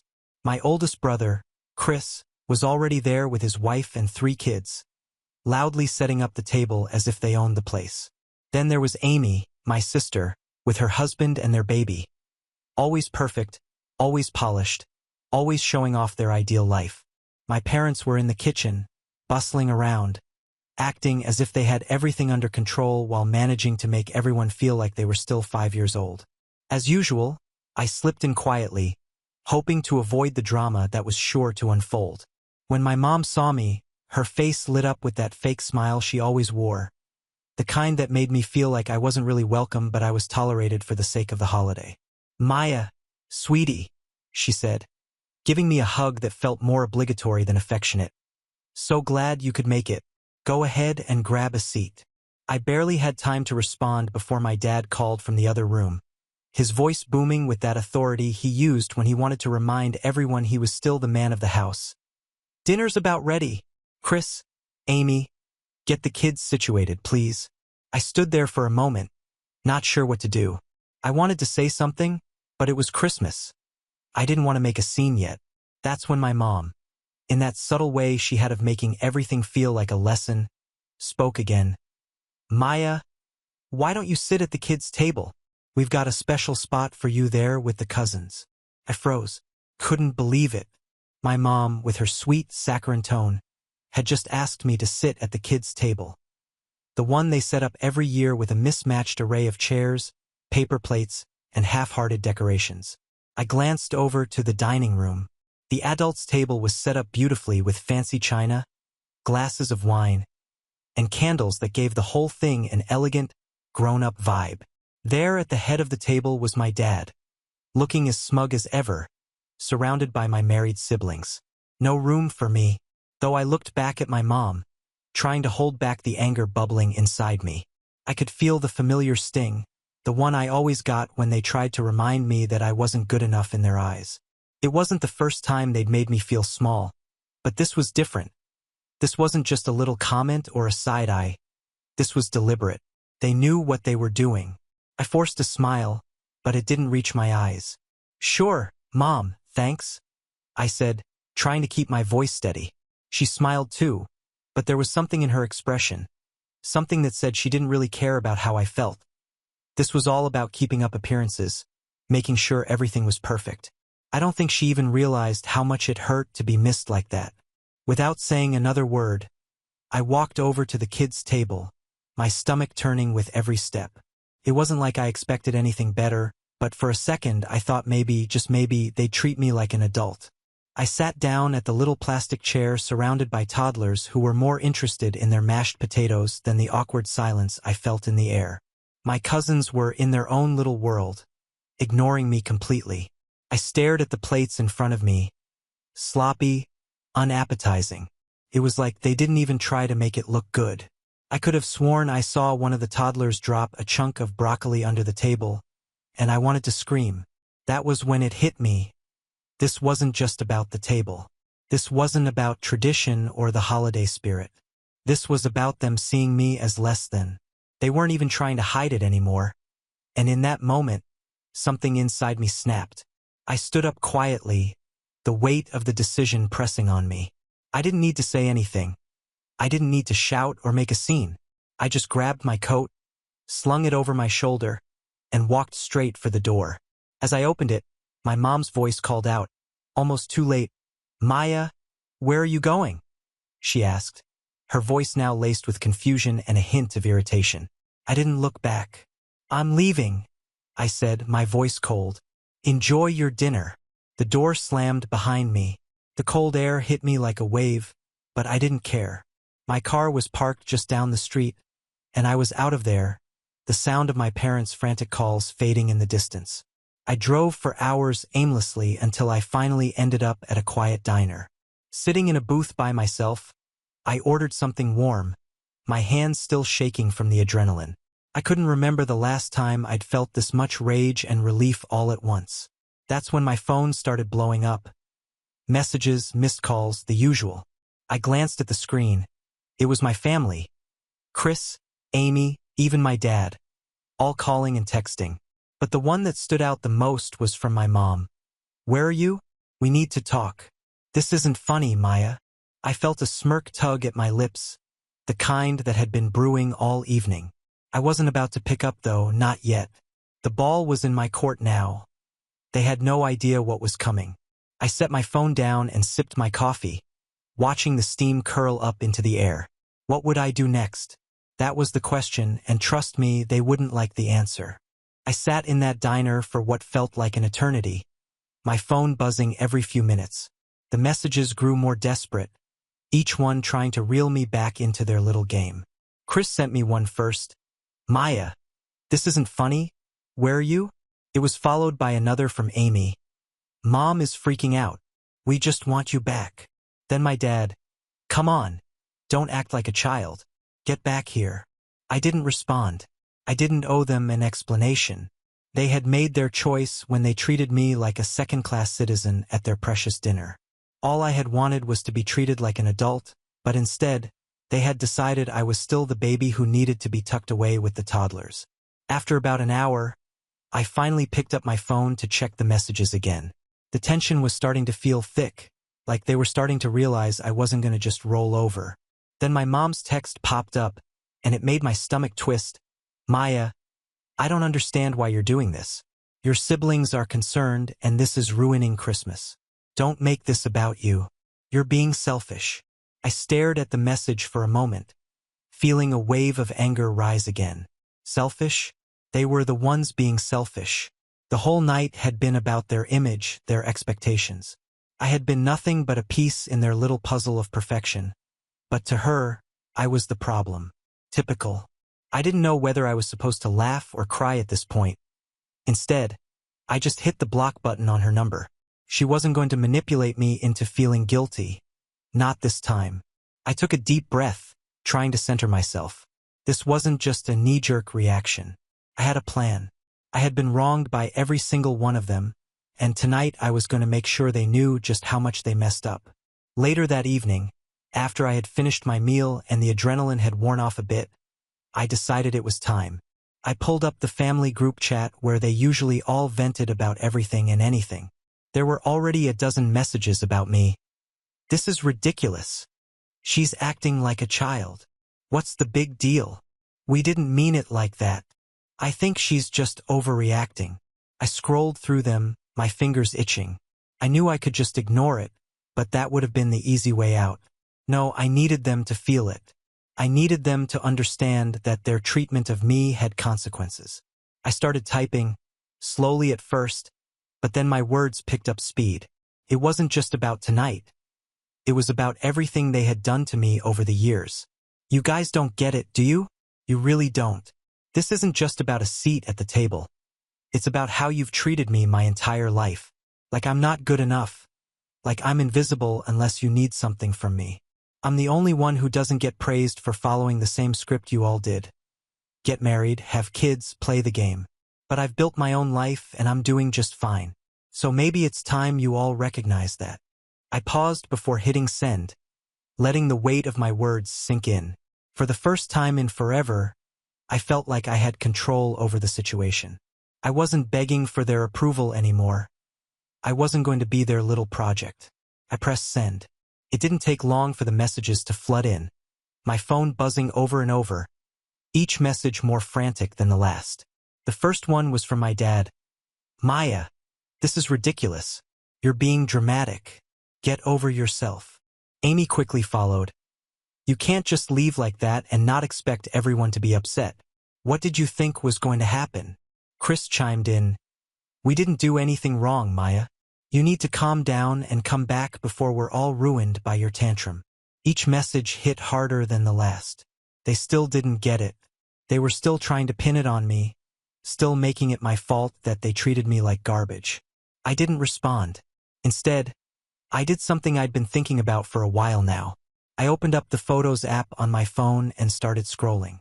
There it was, an old picture of our family taken years ago, right before things really started to fall apart. A perfect Christmas photo with everyone smiling and happy, everyone except me, that is. I was there, of course, forced into the picture like an afterthought, but I knew the truth behind the smiles. I knew what had been said, what had been implied all those years. I took that photo and, without hesitation, posted it in the family group chat, but this time I added a caption. Here's to the perfect family, always making sure the youngest one knows their place. Then I turned off my phone. I let the silence settle around me, feeling like I was finally free from their chains. I didn't know what would happen next, but I didn't care. They had pushed me too far, and now I was done. I didn't check my phone for hours.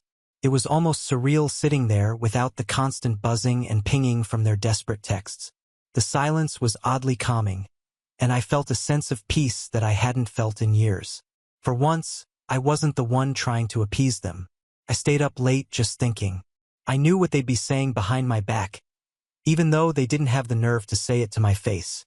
My siblings, especially Chris, probably thought I was overreacting, thinking I was just being the drama queen of the family again. But I wasn't. I was done playing the role they had written for me, and if they couldn't understand that, well, I'd let them deal with the fallout. Eventually, I plugged my phone into charge, and with a sigh, checked it again. The notifications were as relentless as I expected. Dozens of missed calls, texts that ranged from angry to apologetic, but all of them coded in an underlying frustration. I scrolled through them all, reading their words with a sense of grim satisfaction. They were unraveling, and I wasn't going to make it easy for them to put everything back together. My mom's text was the longest. "I don't know what's gotten into you, Maya.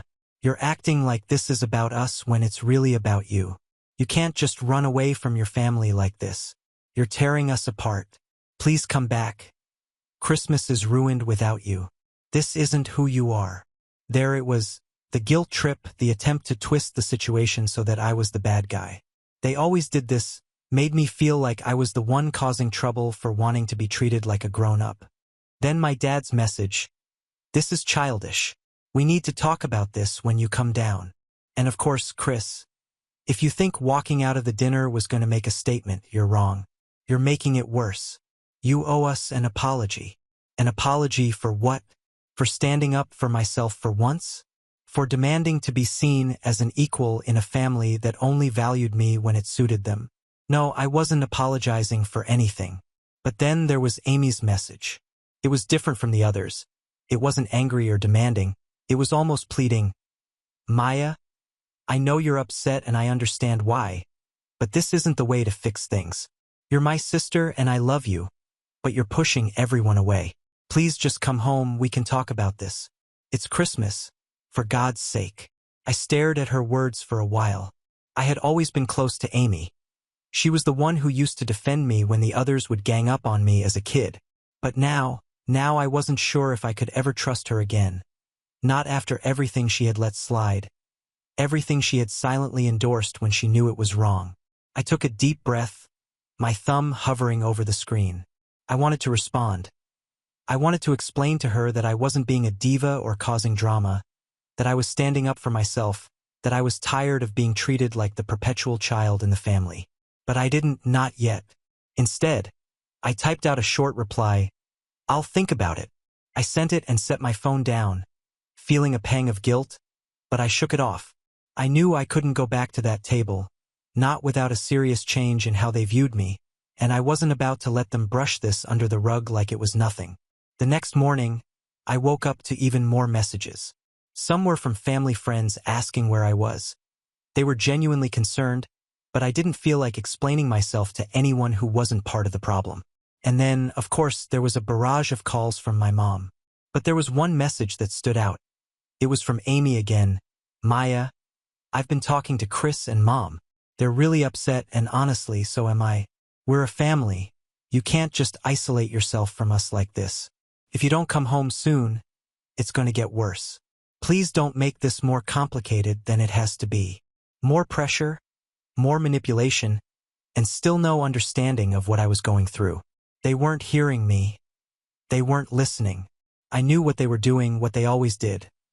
They were trying to guilt me into coming back, trying to make me feel like the one causing all the problems when, in reality, it was their refusal to see me as anything more than the youngest child that had been the problem all along. I picked up my phone, opened the group chat, and stared at the screen. My fingers hovered over the keyboard as I debated what to say. I wanted to make my stand, to make them understand exactly why I was done with their treatment of me. But the truth was, I wasn't sure I was ready to go back yet. Not until I was certain they had changed, until I was certain they saw me for who I really was. And then my phone buzzed again. This time it was from my dad. "Maya, we need to talk. You can't just keep running away. You're going to regret this." It hit me like a ton of bricks. The same words, the same manipulative guilt trip. I could feel the tension building like the walls were closing in around me, but I didn't respond. Not yet. The day dragged on, and with every hour, I felt the pressure of their texts, their calls, their attempts to reel me back into their orbit. But no matter how many times my phone buzzed, I kept my distance. I had made my choice, and I wasn't about to let them bully me back into the role they had cast me in. As evening approached, I found myself sitting alone, staring at the empty chair across from me where I would have been sitting if I had gone back. A part of me, an old part, wanted to give in, to go back and make nice. It was Christmas, after all, a time for family, for togetherness. But I couldn't shake the feeling that if I went back now, it would be like admitting I wasn't worth fighting for, that all those years of being pushed aside were just fine, that they were right and I was just being dramatic. I thought about the photo I posted in the group chat, the one where I was forced into a smile, shoved to the side like I was an afterthought. That picture had said everything I needed to say. I wasn't just upset about tonight. I was upset about every year they had treated me like this. Every birthday, every holiday, every family gathering where I was relegated to the back seat, never given a voice. They thought I'd just roll over and accept it like I always had. But not this time. And then the phone rang again. This time it was my mom. I hesitated, my finger hovering over the decline button, but something inside me told me to pick up. Maybe I was finally ready to hear what she had to say, or maybe I was just curious how far they would go to make me feel guilty. I took a deep breath and pressed the green button. Maya? My mom's voice came through, sounding tired, exasperated. We need to talk. This has gone on long enough. I stayed silent, letting the words hang in the air. She waited for me to respond, but I didn't say anything.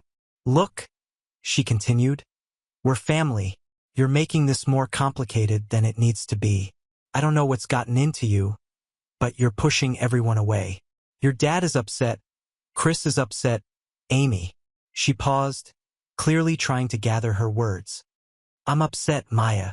I almost laughed. They were upset? After everything they had put me through, they had the audacity to say that? I could feel the old anger bubbling up, but I swallowed it down, not wanting to let her see how much she still got to me. I'm not pushing anyone away, Mom, I said, my voice calm but firm. I'm just not playing your game anymore. I'm not going to sit at the kids' table, be treated like I'm invisible, and pretend everything's fine. She was quiet for a moment. I could almost hear her processing my words, trying to figure out how to turn the conversation back into a guilt trip. You can't just leave us hanging like this. Your dad's trying to make Christmas special. The whole family is here. It's not just about you, Maya, she finally said, her voice almost pleading. You're breaking the family apart. You know, I've spent my entire life trying to make everything work, trying to fit into the mold you all created for me. But no one ever saw me, did they? I shot back. You didn't want me as an adult, Mom. You wanted me to stay the little kid forever. And tonight was the last straw. She was silent again, and I could tell it was hitting her. For the first time, she was hearing what I was really saying. It wasn't just about the seat at the dinner table. It was about how I'd been treated all my life. I'm sorry, Maya, she said finally, but her voice was soft, uncertain. I didn't know you felt that way. Yeah, well, it took me a long time to realize it too, I replied, my voice softening just a little. But I'm done pretending. There was a long pause and I could feel the tension in the air, even over the phone. For the first time in forever, I felt like I was finally being heard, like I had control over the situation, and it felt good. It felt empowering. Finally, she sighed. I get it, I really do. But I'm still your mother and I just want us to be a family again. I let her words hang in the air for a moment. There was a time when I would have run back to them, desperate to make everything okay. But I wasn't that person anymore. I had learned the hard way that they would never change unless I forced them to see me as an equal. I'll think about it, I said, repeating my earlier response. But this time it was different. It wasn't about me caving in. It was about taking my time. It was about them realizing that I wasn't just some afterthought, that I wasn't going to let them pull me back into their toxicity without change. All right, my mom said softly. I hope you come back soon. I just want you to be happy. I hung up the phone and sat back, breathing deeply. It wasn't over.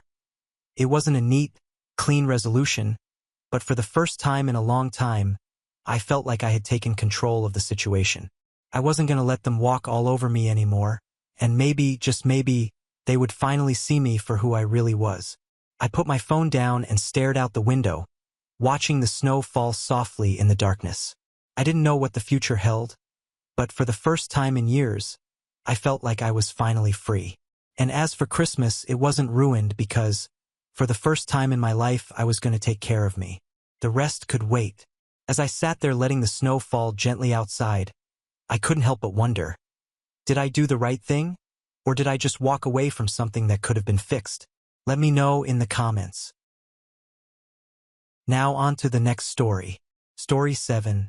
After my car accident landed me in the hospital, My family group chat blew up with photos from my sister's spa weekend. Nobody showed. Days later, still in my hospital gown, I opened my phone to 64 missed calls and a message from my dad. Call us back now. It's serious. I did. And then it's strange how you can feel your life slipping out of your hands in complete silence. No screams. No screeching tires. Just glass breaking and the airbags smashing into my face. 1 second, I was thinking about dinner, rotisserie chicken, or drive-through tacos. The next, I was upside down in my car, hanging from the seat belt like a puppet, staring through a shattered windshield at a stop sign I never saw coming. Someone opened the door and asked if I could hear them. I nodded. Blood ran into my eye from a gash near my temple, and I remember tasting metal in the back of my throat. The rest is a blur. Sirens, painkillers, the smell of iodine. It all bled into one long gray smear of time. When I woke up properly, I was in a hospital room that smelled like disinfectant and stale air. A nurse told me I had a dislocated shoulder, 2 broken ribs, and a mild concussion. Mild, that was the word they used. I couldn't even sit up on my own. But sure, mild. They said I was lucky. I didn't feel lucky. I felt forgotten. After they transferred me from the ER to a regular room, I kept waiting for my phone to light up. Someone had to know. Word travels fast in families, right? I figured maybe Dad got a call. Maybe Carly heard from someone. At the very least, I thought my mom would check in. I was wrong. My phone sat on the little hospital tray table for 2 days. Not a buzz, not a ding. I didn't touch it until late on the second night. When I finally opened it, there were 27 unread messages. Not from friends, not from coworkers, but from the family group chat. For one insane moment, I thought they knew, that they cared. The first photo hit like a punch. Carly in a white robe holding a champagne glass in one hand and flipping the peace sign with the other. The caption, "Spa time, baby." That was followed by another, her in a sauna. Then another, fancy sushi. Her nails painted, her feet in rose petals, her smiling under a green clay mask, each one more oblivious than the last. Mom commented on nearly all of them. "So cute. You deserve it. Love you, sweetie." Dad sent a few thumbs-up emojis. Not a single message asking where I was. Not one mention of the car, the accident, or me. I just stared at the screen for a second. I honestly thought I was losing it. I told them about the crash, hadn't I? No, I hadn't. I was unconscious when they brought me in. The nurse had asked if I wanted to notify someone, and I said no. I think deep down I wanted to see if they'd reach out without being prompted. They didn't. 3 full days passed. The only people who visited were nurses and a physical therapist who looked about 12 years old.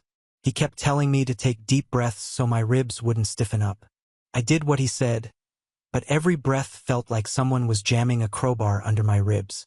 I lay there in that itchy hospital gown, bruised and alone, thinking about all the times I'd helped them.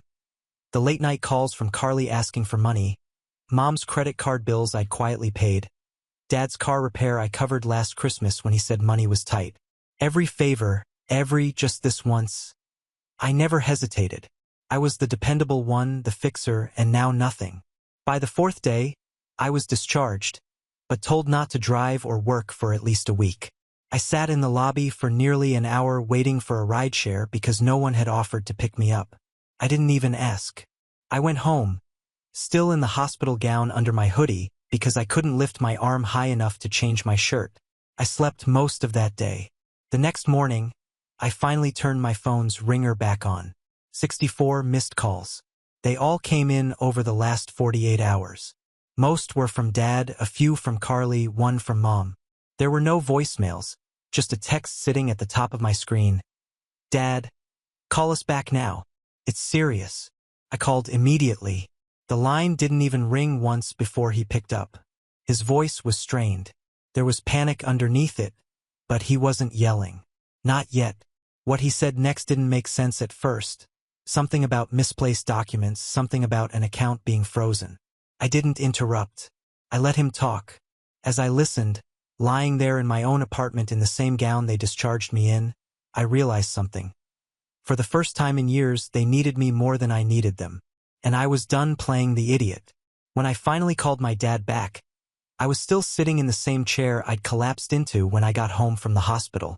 I hadn't even changed out of the hospital gown. I threw a hoodie over it, but the scratchy fabric against my ribs still made everything ache. The phone didn't even ring. He picked up immediately, like he'd been holding it in his hand, pacing in circles. His voice didn't sound angry. It sounded rattled. That was rare for him. He said they'd been trying to reach me for 2 days. I didn't respond to that. He started explaining, or maybe just rambling. Something about how Carly's rent hadn't gone through, how her card declined at a restaurant, and how she couldn't access her bank account. At first, I thought maybe she got hacked, but then he said her backup card was frozen, too, the one under my name. He kept going. Mom had tried transferring money for bills and it bounced. Her credit card, also a secondary on one of mine, stopped working mid-checkout. She thought it was a glitch until the bank flagged suspicious activity. Then her phone bill autopay failed. That's when the panic started. They thought someone had hacked me, or maybe that something was wrong with the bank. They didn't even consider the possibility that I had done it. Dad asked almost cautiously if I knew what was going on. I didn't say anything right away. I just let the silence do what it needed to do. Then I said calmly that I froze everything. I canceled the secondary cards, shut down the backup account that Carly used, blocked outgoing transfers, all of it. He sounded genuinely shocked, like I had thrown a brick through their living room window. He asked why, so I told him. I told him I was in a car accident 4 days ago. Flipped the car, broken ribs, dislocated shoulder, concussion. I told him I spent 3 nights in the hospital and that I walked out alone because no one in the family even knew I was missing. And then I told him what really pushed me over the edge. The spa photos. The group chat lighting up like a Christmas tree with champagne and sushi and hot stones and foot baths while I was hooked up to IVs. I told him I saw all of it. And not one of them, not Mom, not Carly, not even him, had sent me a message asking where I was or why I hadn't responded. I didn't need a parade. I just needed someone to care. He tried to recover. He said they didn't know.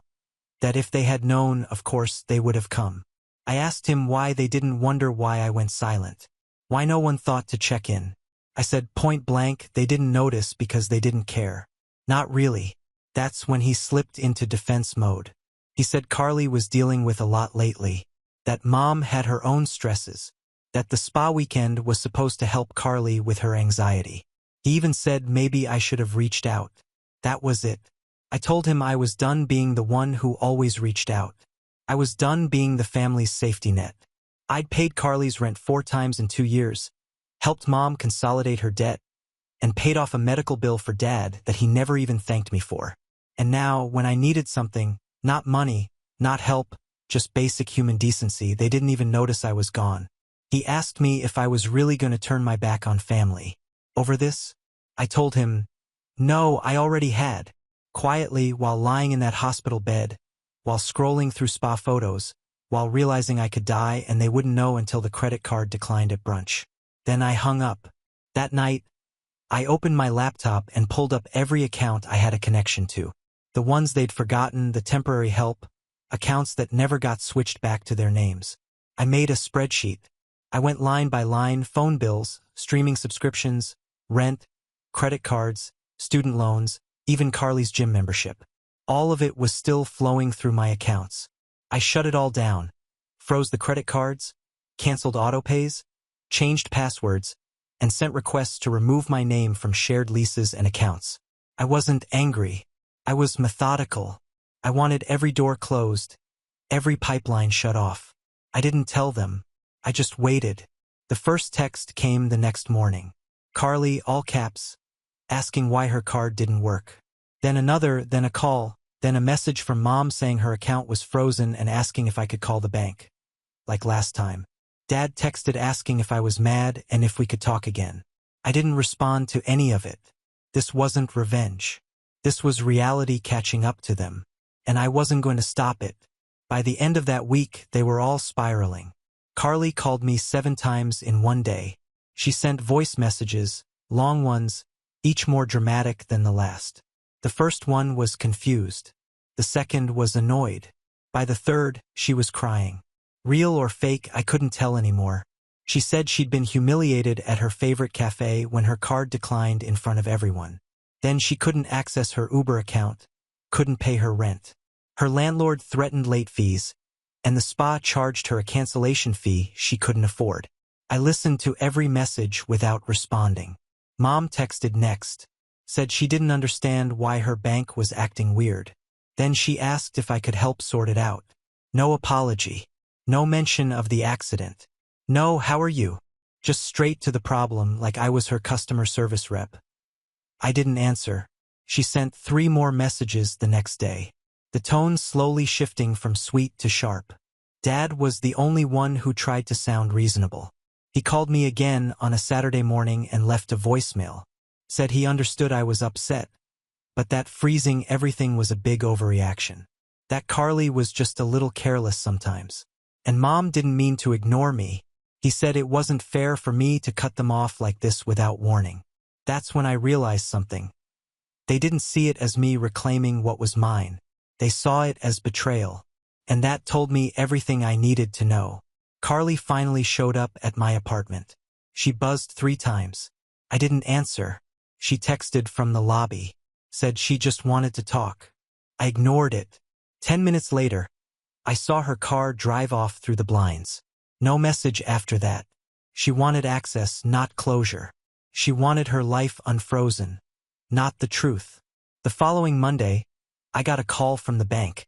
Apparently, Carly tried to authorize a transaction using my old joint card info, the one I'd already deactivated.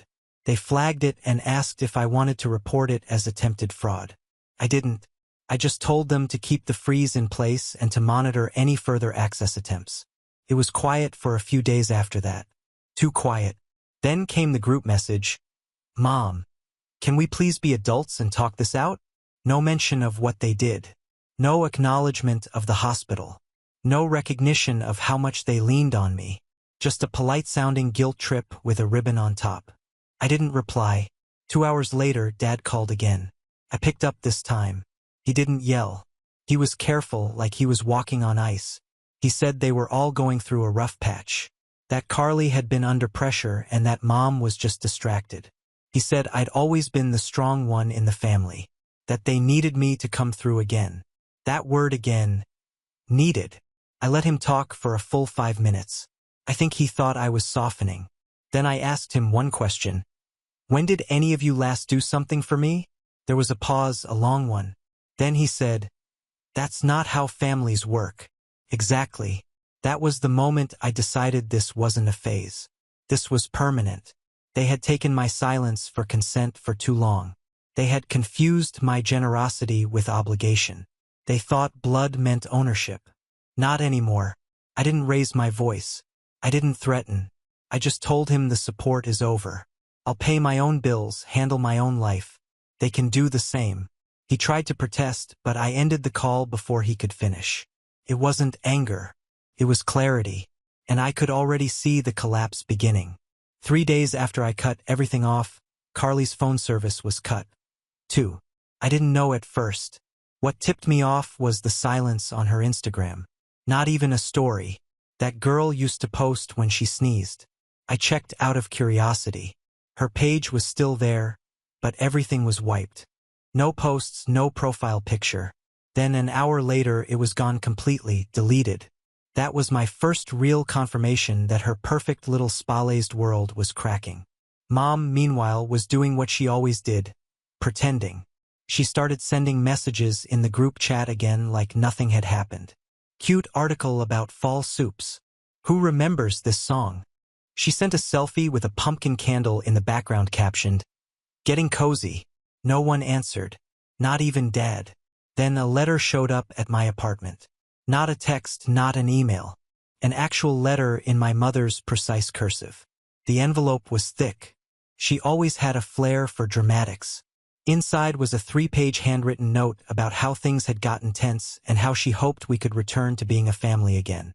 She said she was proud of me, that I'd always been responsible, the glue. That she and Carly were going through something complicated and needed help. A temporary loan. Just until Carly's situation gets sorted.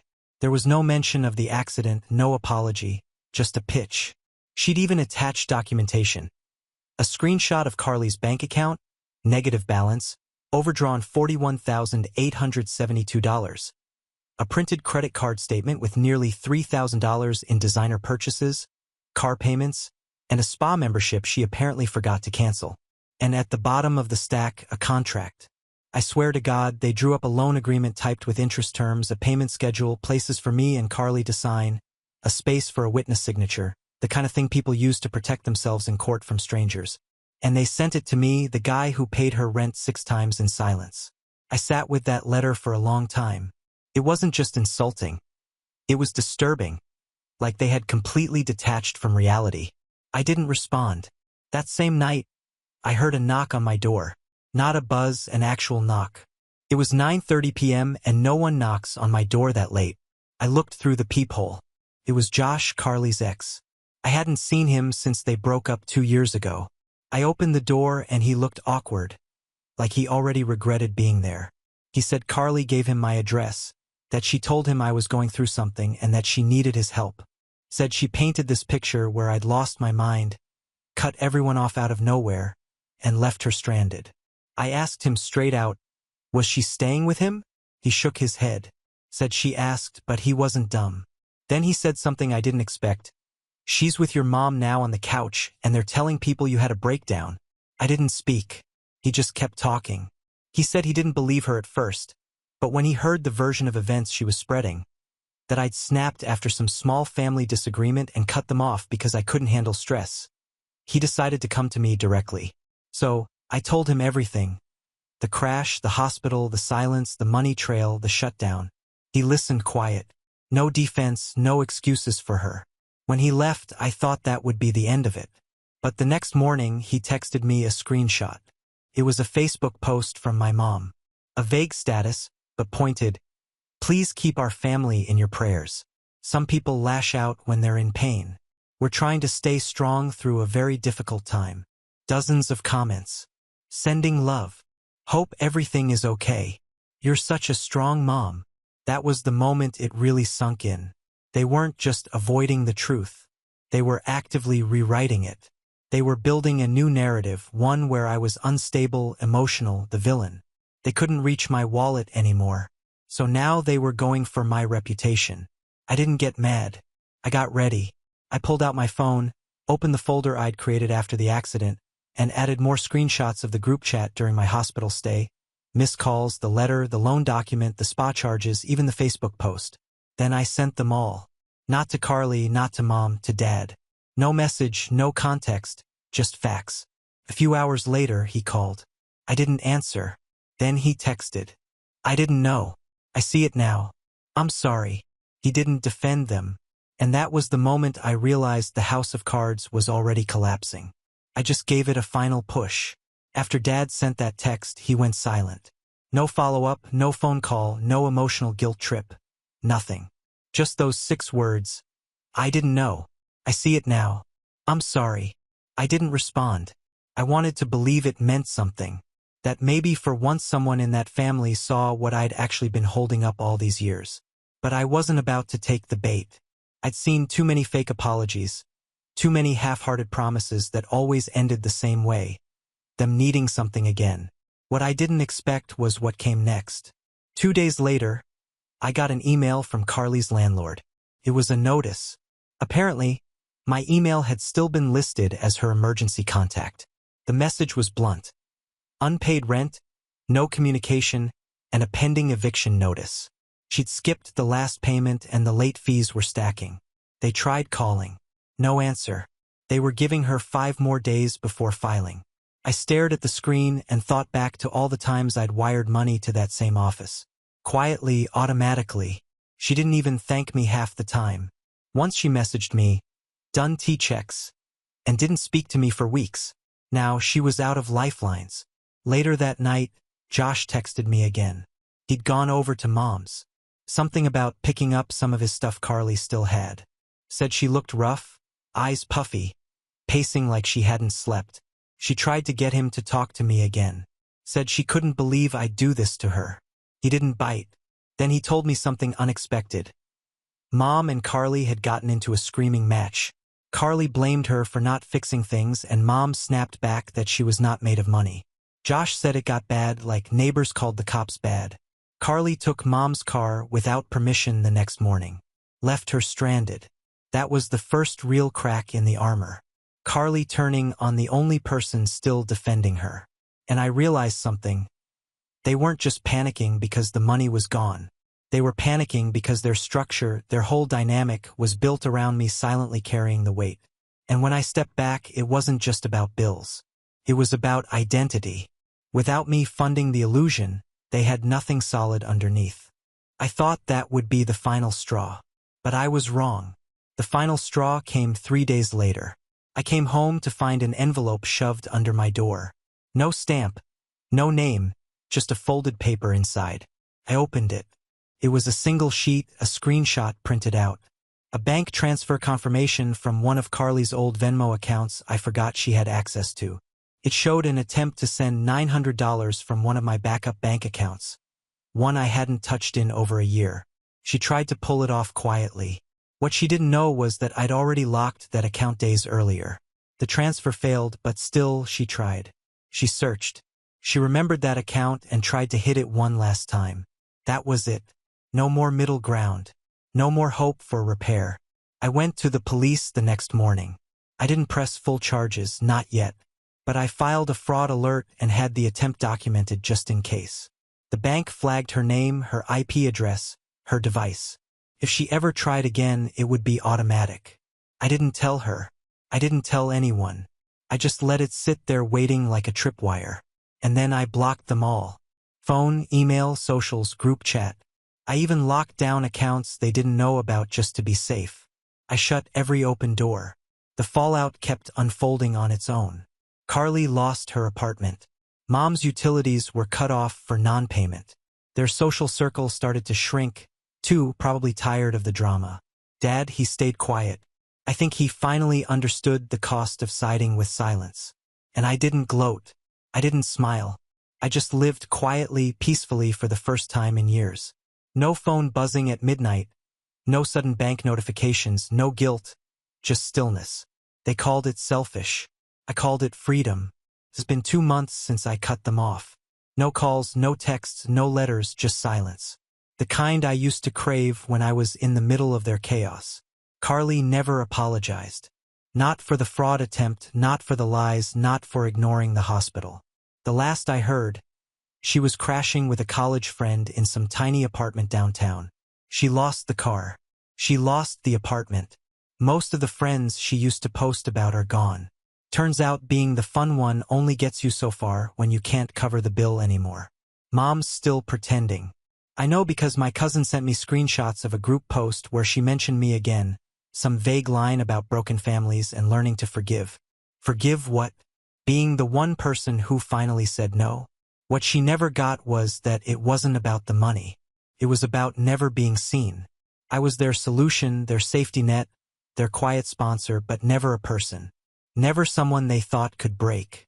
And I did break quietly, in a hospital bed with no visitors and 27 unread spa photos. As for Dad, he stayed silent completely. That surprised me the most. I figured he'd try to rebuild something, even just to make himself feel better. But I think he finally understood what it meant when I didn't respond to his last message. It wasn't a threat. It was a closing statement. I moved last week, new apartment, new bank, new number. Left no forwarding address. I didn't even tell the cousin who tried to stay neutral. Not because I'm scared of them, but because this time I'm not giving anyone access to my peace. The old Andrew would have kept the door cracked open just in case. The new one doesn't. I still keep the screenshots, the letter, the voicemail where Carly sobbed about, "How could you do this to me?" The Venmo transfer attempt. Not because I want revenge, but because I want to remember. Because here's what no one tells you. Sometimes cutting off your family doesn't feel like a heroic stand. It feels like grief, like mourning something that never existed the way you hoped it did. But every day that grief gets a little quieter. Every day my phone stays silent. And that silence feels a little more like safety. They spent years thinking I'd always be there.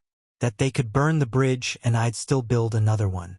But they finally learned what happens when the bridge builder walks away and takes every plank with him. And I learned something too. That family isn't who shares your name. It's who shows up when your world breaks, not when theirs does. And that no one, not even blood, has a permanent right to your kindness if they treat it like a currency to be spent. This wasn't revenge. It was survival. And for the first time in my life, I'm finally living. Now on to the next story. Story 8. At dinner, my mom said, "It's for those who actually contribute." My sister smirked. "Just be happy we told you all." I said, "Thanks for the honesty." Then I went home, shut down the payment portal and blocked every linked device. At 5:17 a.m., my brother texted, "We can't board. Call the airline." I ignored them. Later, I received the first call from. I've never felt rage like that in my life. Not when my sister crashed my car and laughed about it.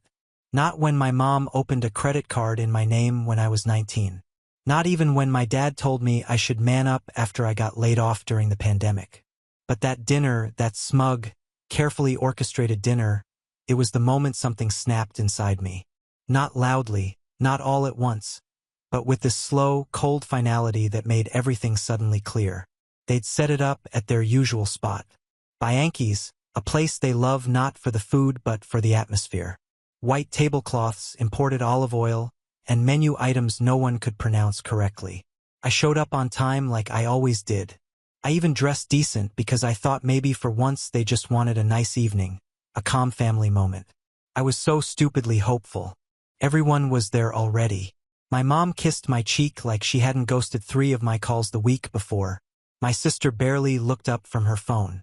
My brother nodded like we were coworkers, not siblings.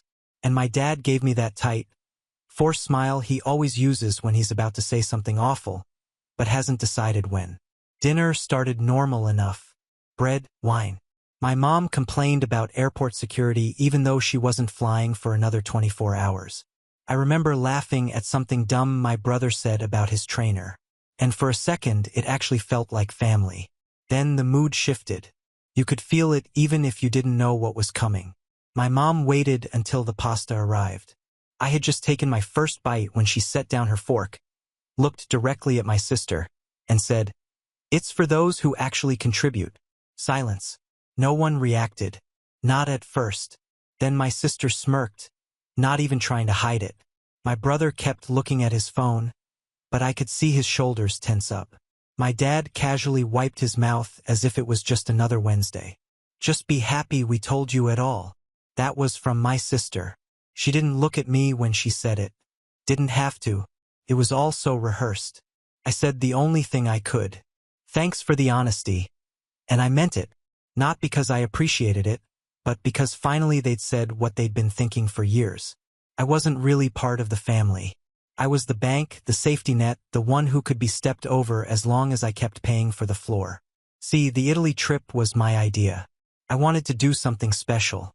We hadn't traveled together in a decade, and I thought maybe, just maybe, it could be a fresh start. So I planned everything. Booked the flights, reserved the hotels, even arranged day tours. Spent just under 30 grand from money I'd saved over 2 years. I figured I'd get some of it back later. That was the unspoken agreement. But apparently their plan was to go without me. They decided I wasn't driven enough. That I didn't understand what it meant to be building a future. All of this whispered behind my back, then casually dropped on me like it was no big deal. I paid the bill. Of course, no one offered. They never do. I left without saying goodbye. When I got home, I didn't rage or scream. I sat down, opened my laptop, and started canceling everything. The flights, the hotels, the car rentals, every reservation I made. The system let me recoup about 80% of it. So, yeah, I lost $6,000 just for the privilege of not being humiliated across the Atlantic. Then I revoked every linked device. My sister, my mom, my dad, they'd all had access to my travel app. I kicked them out. Then I blocked their emails from my account entirely. I finished at around 3 a.m. At 5:17, my brother texted, "We can't board. Call the airline." By 6 o'clock, I had 5 missed calls from my mom, 2 from my dad, 3 from my sister. One text from my dad just said, "What did you do?" At 8:10, the phone rang again. I picked up. "You're out of the apartment. I want you out by next week." Then he hung up. I stood there in the quiet, looking around at the place I'd called home for 2 years. Technically, I paid them $1,000 a month to live there. Less than market rate, sure, but I'd been micromanaged like a teenager. They chose when the AC was allowed to be on, who could visit, what furniture was acceptable. Next week, no. I started packing that morning. And for once in my life, I didn't feel afraid. I felt free. I didn't reply to his call, not to the message, not to the threats. I just started packing slowly, deliberately, not because I was scared. I wasn't, but because I wanted to remember this. I wanted to remember every piece of clothing I folded, every drawer I emptied, every little item I had once felt lucky to own while living in their apartment. They wanted me out by next week. I'd be out in 2 days. It wasn't even noon before I had half the kitchen boxed up and 3 bags of clothes sorted. Around 3 p.m., I found a listing online for a furnished 1-bedroom in a quiet part of town. The guy renting it had just taken a job in Canada and needed someone immediately. I messaged. He called within 10 minutes. And after a quick video tour and a Venmo transfer, the place was mine for the next 6 months. Just like that. No co-signed lease. No, Dad has to approve. No questions about whether I really needed a second pillow. The next morning, they came over. I was kneeling on the floor taping a box shut when I heard the knock. I knew it was them. I didn't even have to look. I opened the door and there they were, my mom holding a plastic container of Danish pastries like this was some kind of family brunch. My dad behind her, his hands in his pockets staring at the floor. I could hear my sister on speakerphone through my mom's bag. My mom said they'd been thinking that maybe they were a little hasty. My dad said I was clearly in a bad place emotionally and they were willing to forgive and move past it if I stopped acting irrationally. It took everything in me not to laugh.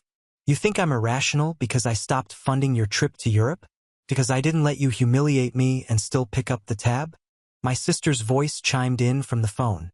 She said I was acting hostile, that I was blowing up years of family over one mistake, that this was drama. That word drama was what finally did it. I told them the truth, all of it. I laid out every little moment that had been festering inside me for years. Not just the Italy trip. Everything. The time I took out a loan to help cover Dad's back surgery because insurance wouldn't. The times I canceled plans because Mom guilt-tripped me about being absent. The time I paid my sister's rent twice because she said her roommate bailed. The years I gave and never got so much as an apology. You don't get to call it drama now. You don't get to play confused. They stood there pretending to listen. My mom said something about how I was rewriting history. My dad said I should calm down before I burn all my bridges. Too late. I told them I was moving out in 2 days. No, they didn't need to worry about rent. No, I didn't need their help. No, I wasn't coming to Sunday dinner. No, I didn't want to hear from any of them. And I shut the door. They didn't come back that night. Or the next. 2 days later, I moved. The apartment was small and a little beat up. But the windows let in light and the neighbors didn't know my name, and I could breathe. I didn't leave a forwarding address. I didn't owe them that. For the first time in years, I felt like a person again. A whole one. Not a wallet with a pulse, not a backup plan, just Henry. I thought that was the end of it. It wasn't. The first week in the new apartment felt surreal. I'd wake up expecting some passive-aggressive group text, a lecture about family unity, or a reminder to take out the trash, even though I hadn't lived under their roof for years. But there was nothing, just silence. It was the kind of silence I didn't know I needed until I had it. I filled my space slowly, got a cheap couch off Facebook Marketplace, set up my desk in front of the window, bought a second-hand espresso machine because I could. Every choice, every little decision, it was mine. No one hovering. No one asking why I needed something. No one guilt-tripping me over priorities. Then a week and a half after I moved, I got an email. Subject line, "Please call us. It's urgent." It was from my mom. I deleted it without opening it. An hour later, another one came from my dad. "We need to talk. It's important. Please don't ignore us." I muted the thread, but I couldn't help checking their socials. My sister's Instagram had gone quiet. My brother's gym check-in stopped. My mom's Facebook hadn't posted a single cat meme in days, which for her was basically a cry for help. Then came the third email, this time from my brother's account. Hey, something happened. Please just call me. I didn't. I sat with it for a few hours, wondering if someone was seriously hurt, and for a moment that old guilt crept back in. That reflex they'd hardwired into me, where everything was somehow my responsibility, where ignoring them meant I was a bad son, a bad brother, a heartless person. But that moment passed.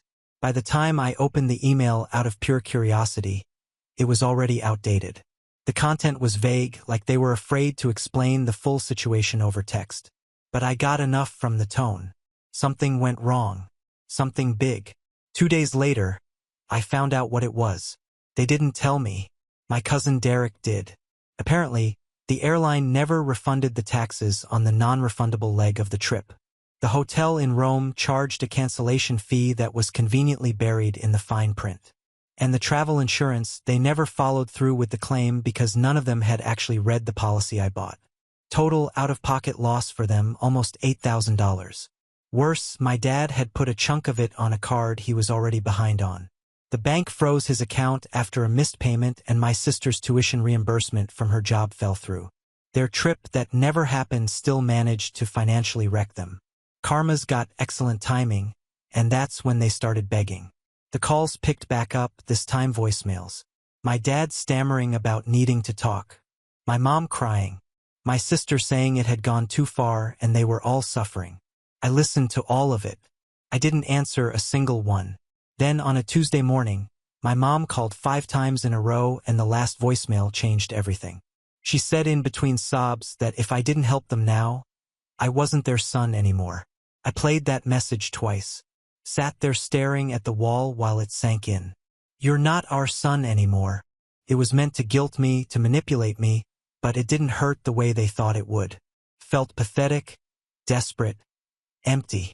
I didn't reply. 2 months passed. I started feeling like I had a rhythm again. Grocery runs, work, friends, peace. I was sleeping better. I looked healthier. People noticed. Then one afternoon, I saw something that made me stop in my tracks. I was walking to get lunch and there was my dad's car. Except it wasn't my dad driving it. A week later, my cousin sent me a screenshot. They had sold the car. The moment I saw my dad's car listed on Facebook Marketplace, something shifted. I wasn't surprised they sold it. They always put pride above planning. But what caught me off guard was how fast it had all crumbled. Just 2 months since the cancellation, and they were already letting go of what used to be his sacred possession. That car was his identity, his throne, his statement to the world. Now it was some teenager's first ride, probably filled with vape smoke and bad decisions. I thought that was the end of their spiral. It wasn't. A week later, just after I got back from the grocery store, I found someone standing at my door. Hoodie, sunglasses, backpack. For a second, I thought it was a neighbor. Then I recognized him. My brother. I hadn't heard from him since that night. He texted me from the airport like a lunatic. No warning now either. Just showed up like this was a sitcom and we were about to patch things up over a couple beers. He didn't wait to be invited in. Walked straight past me. Sat on the edge of my couch and just said it. They need help. I leaned against the wall and listened. Apparently, things had taken a turn. Their savings were drained. Credit cards frozen. The bank had started sending warnings. My mom's hours at work got cut. My sister, who was supposed to be the successful one, was under some kind of HR investigation at her company, something involving misuse of a corporate card. He didn't give details and I didn't ask. Then he hit me with it. They're behind on the mortgage. That was the one they'd always held over my head. The apartment they let me live in for $1,000 a month while constantly reminding me how lucky I was. Now it was at risk. 2 months behind. The bank had already sent notices. I said nothing. He reached into his backpack and pulled out an envelope like it was some grand reveal. Inside, printed bank statements, a drafted repayment contract, a whole formal request asking me to loan them $10,000 to stabilize things. It had bullet points, signatures, interest rates, like we were business partners instead of family. I stared at it, then looked at him. Contract. After all that, he said they wanted to show me they were serious, that this wasn't just another handout. I didn't laugh. I didn't yell. I just stood up, walked into the kitchen, and got 2 glasses of water. Sat one in front of him, sat down with mine, and waited. He started filling the silence with excuses. Said they were stressed, that the things they said weren't meant the way they came out, that my mom didn't mean it when she said I wasn't their son. I just listened. Then I said calmly, simply, no. He blinked like I was speaking another language. No, I'm not helping. Not again. He sat there for a long time. Then he said something that really stuck. If you don't help them, this could get really bad. I told him it already had, and I walked to the door. He didn't argue, just stood up, mumbled something about how they'd figure it out, and left. That night, I got a voicemail from my mom. Her voice was shaky. We shouldn't have said that about you not being our son. We were angry, scared. We didn't mean it. I deleted it because I didn't care anymore whether they meant it or not. It was what they really thought. I was only family when I was useful. When I wasn't, I was disposable. Then 3 days later, something happened that caught me completely off guard. I got a fraud alert email from my credit monitoring service. Someone tried to take out a payday loan in my name, a $3,500 online application using my old address, using my name, but it didn't go through because I'd frozen my credit months ago right after I moved. Just a precaution at the time. I never imagined it would be them. I requested a copy of the application.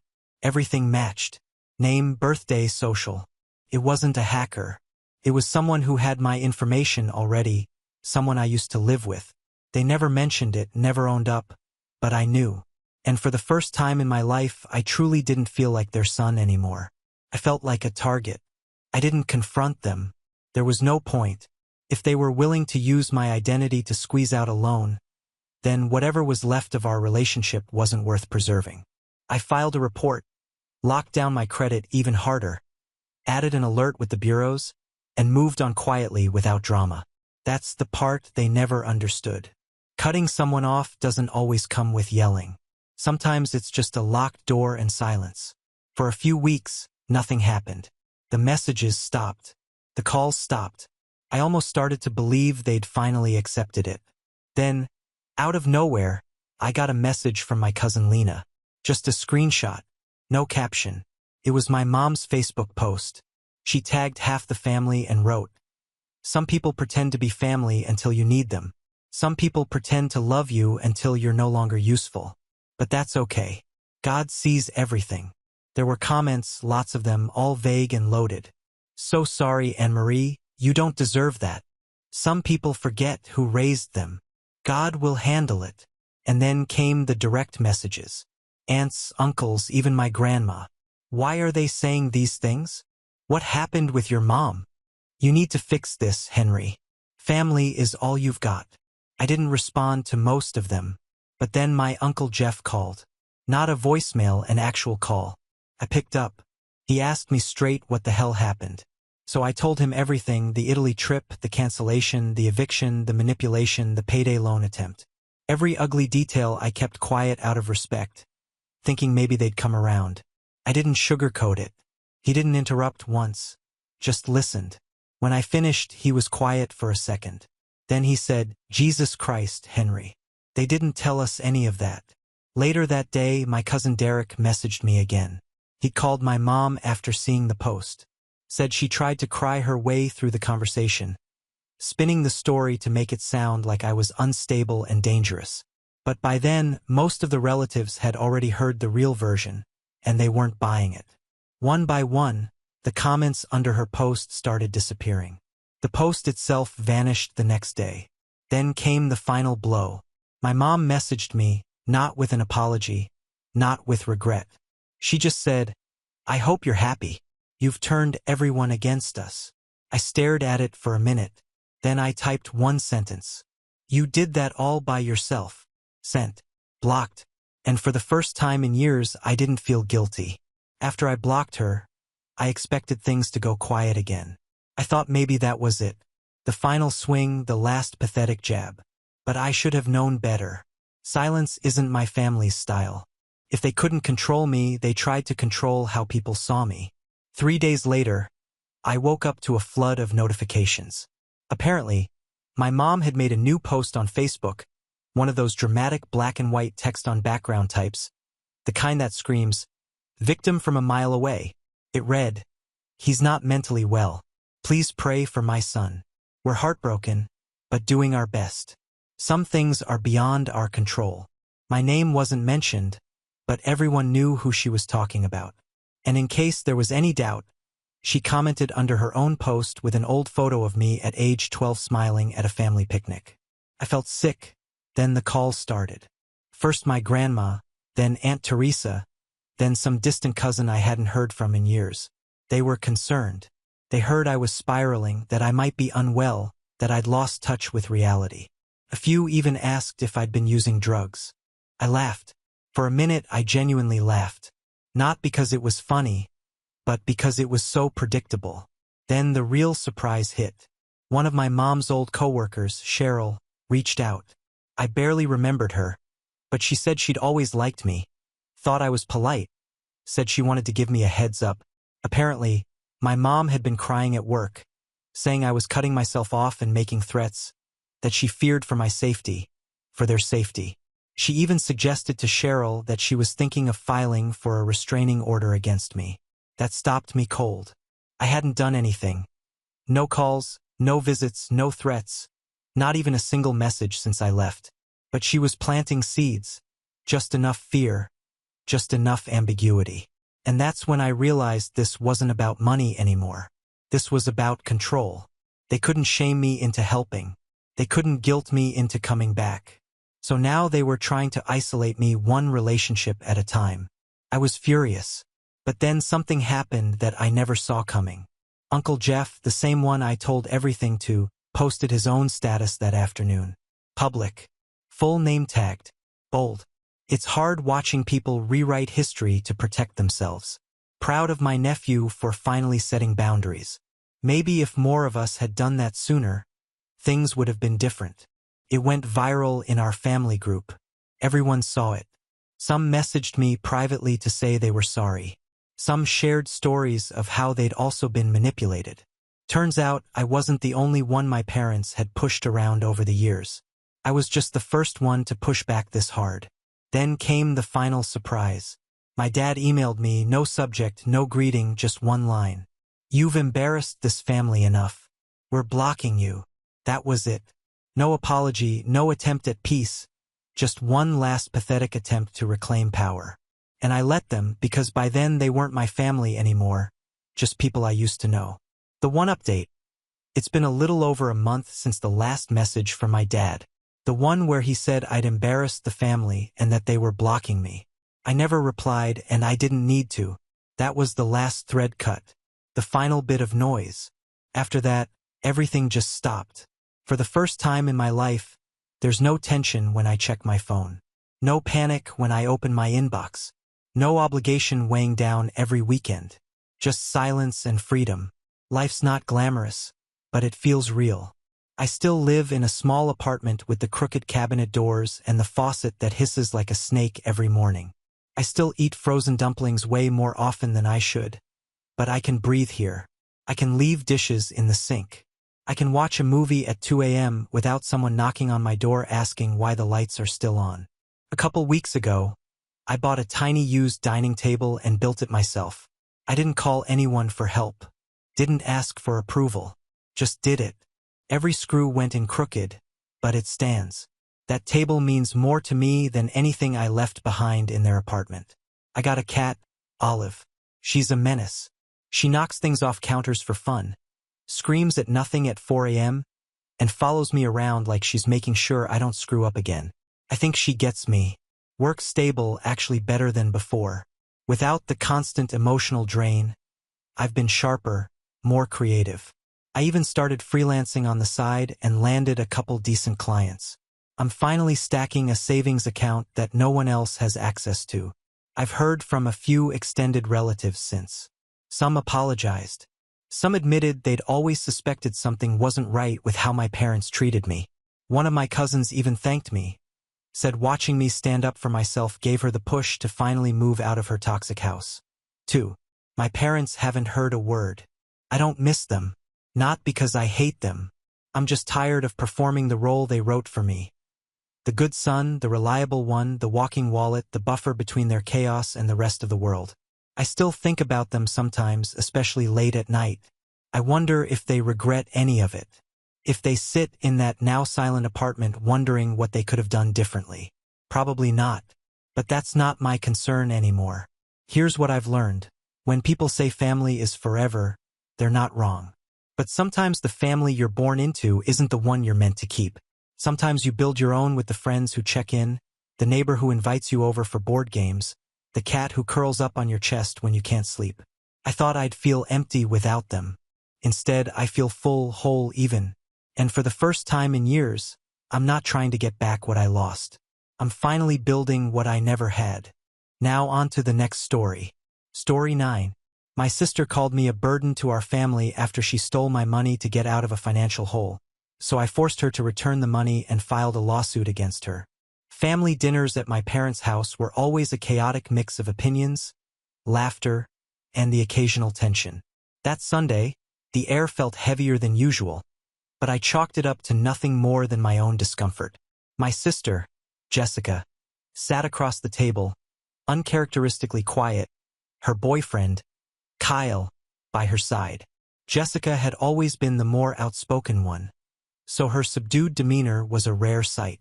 I noticed that she'd recently gotten a new phone. Top of the line, better than anything I could afford. It struck me as odd, since she'd been complaining about financial difficulties just a few weeks ago. I had no idea that this dinner would turn into a public spectacle. We were halfway through the meal when Kyle, oblivious to the undercurrents, casually asked, "Hey, has anyone seen Jessica's old cell phone? She won't shut up about this new one."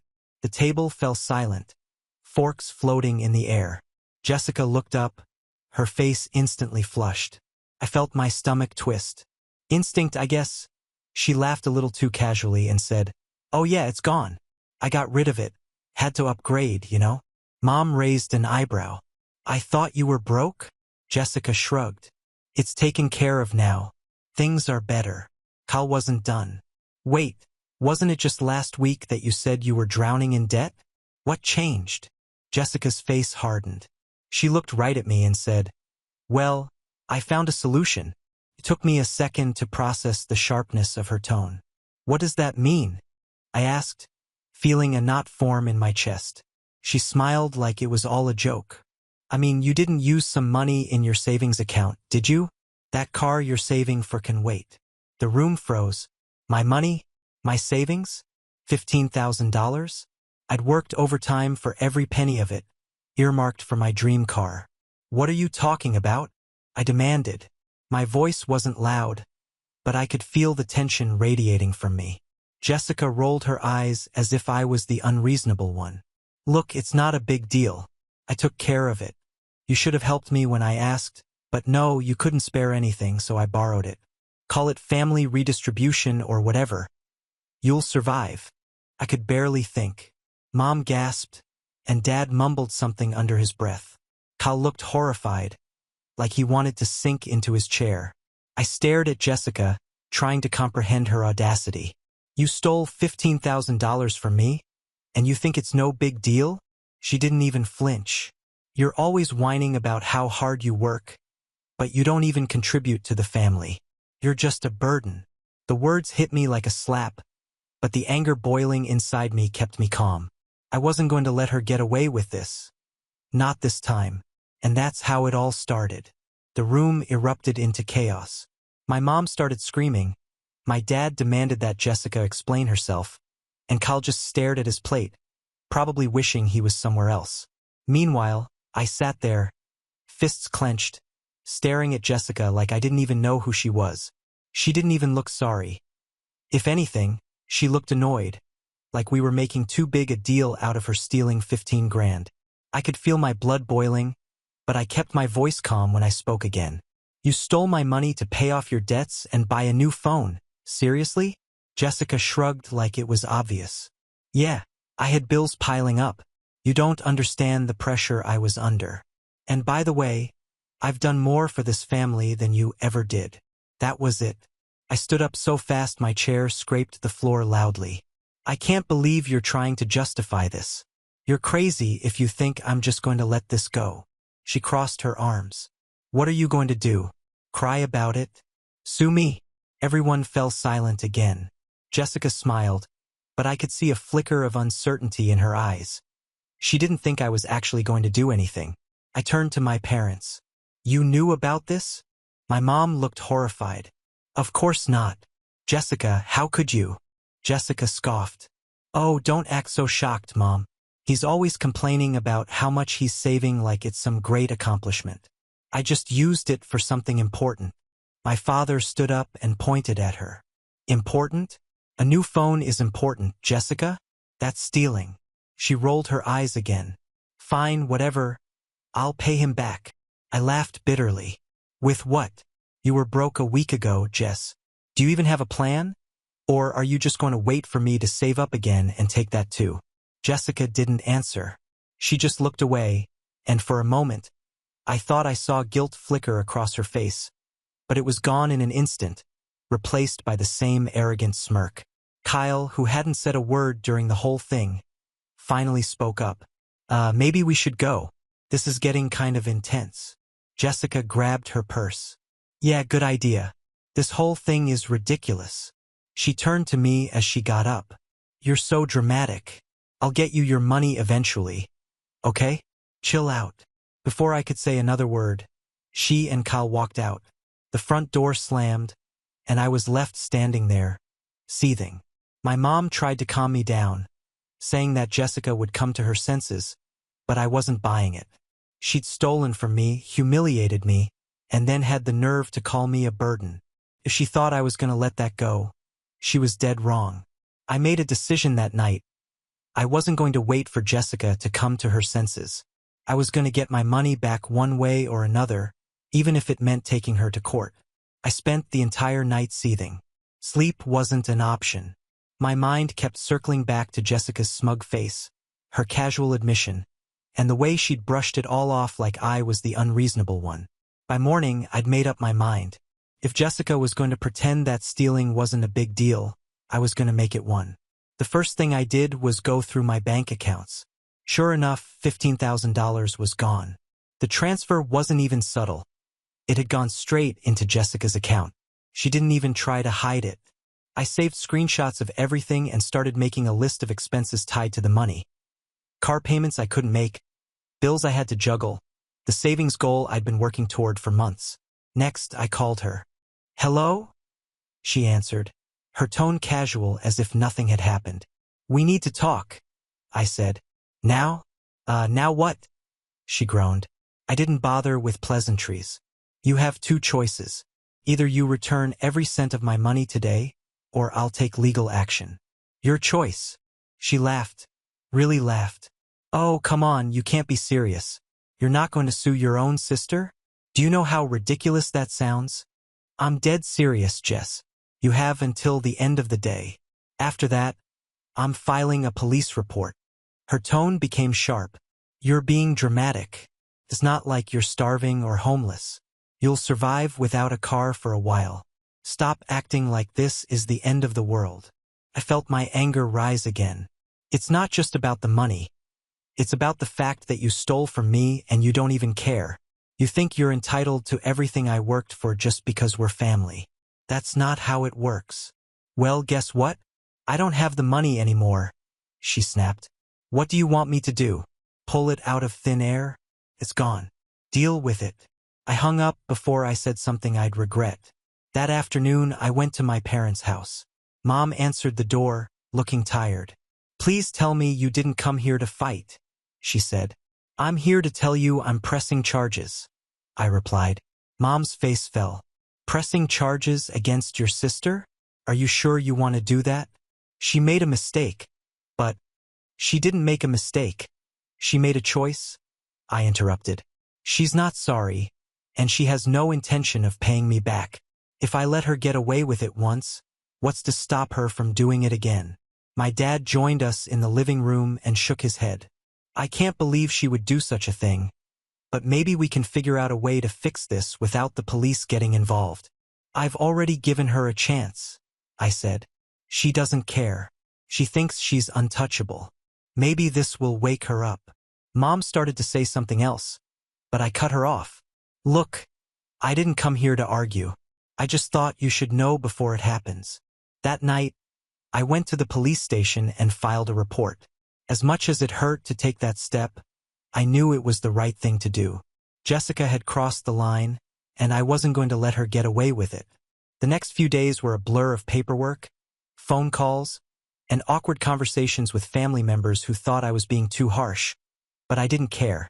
Jessica had made her decision. Now it was time for her to face the consequences. Word spread quickly through the family, and the backlash began almost immediately. My phone was bombarded with calls and texts, some siding with me, others begging me to reconsider. Mom called first. I talked to Jessica. She's mad, but I think she understands that you're serious now, she said. She'll try to come up with the money. She can tell the judge that. I replied, Mom sighed, are you really going to take it that far? She's your sister. She's not acting like one, I said. Next up was my aunt, who had always been the unofficial family peacemaker. Honey, don't you think there's a better way to handle this? After all, family is all we've got. She stole $15,000 from me, Lisa. If she wasn't family, no one would even question it. Why should she get a pass just because we share DNA? Jessica, of course, had her own take on things. She started texting me not to apologize, but to shift the blame. You're such a hypocrite. You act like you're so perfect, but you're willing to ruin my life for money? Wow, suing your own sister. I guess blood doesn't mean anything to you. You're pathetic. Her boyfriend, Kyle, also chimed in. Hey man, I get that you're upset, but this is going too far. Jessica's under a lot of stress right now. Can't you cut her some slack? I ignored him. Kyle clearly didn't understand the gravity of the situation, or didn't care. A few days later, Jessica made her boldest move yet. She showed up at my apartment. What do you want? I asked, standing in the doorway. She crossed her arms. I'm here to fix this. Let's talk like adults instead of you running to the cops. I let her in, keeping my distance. She flopped down on my couch like she owned the place and started her pitch. Look, I know I messed up, but you have to drop this lawsuit. It'll destroy the family. No, you destroyed the family when you stole from me. I shot back. The only way this ends is if you pay me back all of it. She laughed bitterly. Do you even hear yourself? You act like a saint when all you do is complain about how hard your life is. You don't even contribute to the family. You're just a taker. That was the last straw. Get out, I said, pointing to the door. What? Get out of my apartment now. She stormed out, muttering under her breath. But I didn't care. Her words hurt, sure, but they only reinforced my decision. I wasn't going to back down, no matter how much pressure she or anyone else put on me. The legal process moved quickly after that. I gave the police all the evidence. Bank statements, texts, and the timeline of her theft. They took it seriously, especially considering the amount of money involved. Within a week, Jessica was officially charged with theft. The look on her face when she was served the paperwork was priceless. Or so I heard from Kyle, who called me to beg me to reconsider. She's looking at real jail time, man. Is that what you want? I didn't answer him directly. Maybe she should have thought about that before she stole from me. For the first time, it felt like Jessica was finally realizing that her actions had consequences, and I wasn't going to stop until I got back what was mine. Jessica's arrogance carried over to the courtroom. She pleaded not guilty, claiming the situation was just a family misunderstanding. Her lawyer argued that she had intended to pay me back, but the evidence was incontrovertible. My lawyer presented the bank record showing the transfer of $15,000 from my account to hers and included texts in which she admitted to taking the money. The judge wasn't sympathetic. When Jessica finally spoke, she tried to portray herself as desperate, claiming that she didn't think it would hurt me this much. It sounded more like an excuse than an apology. The judge's decision came quickly. The evidence is clear.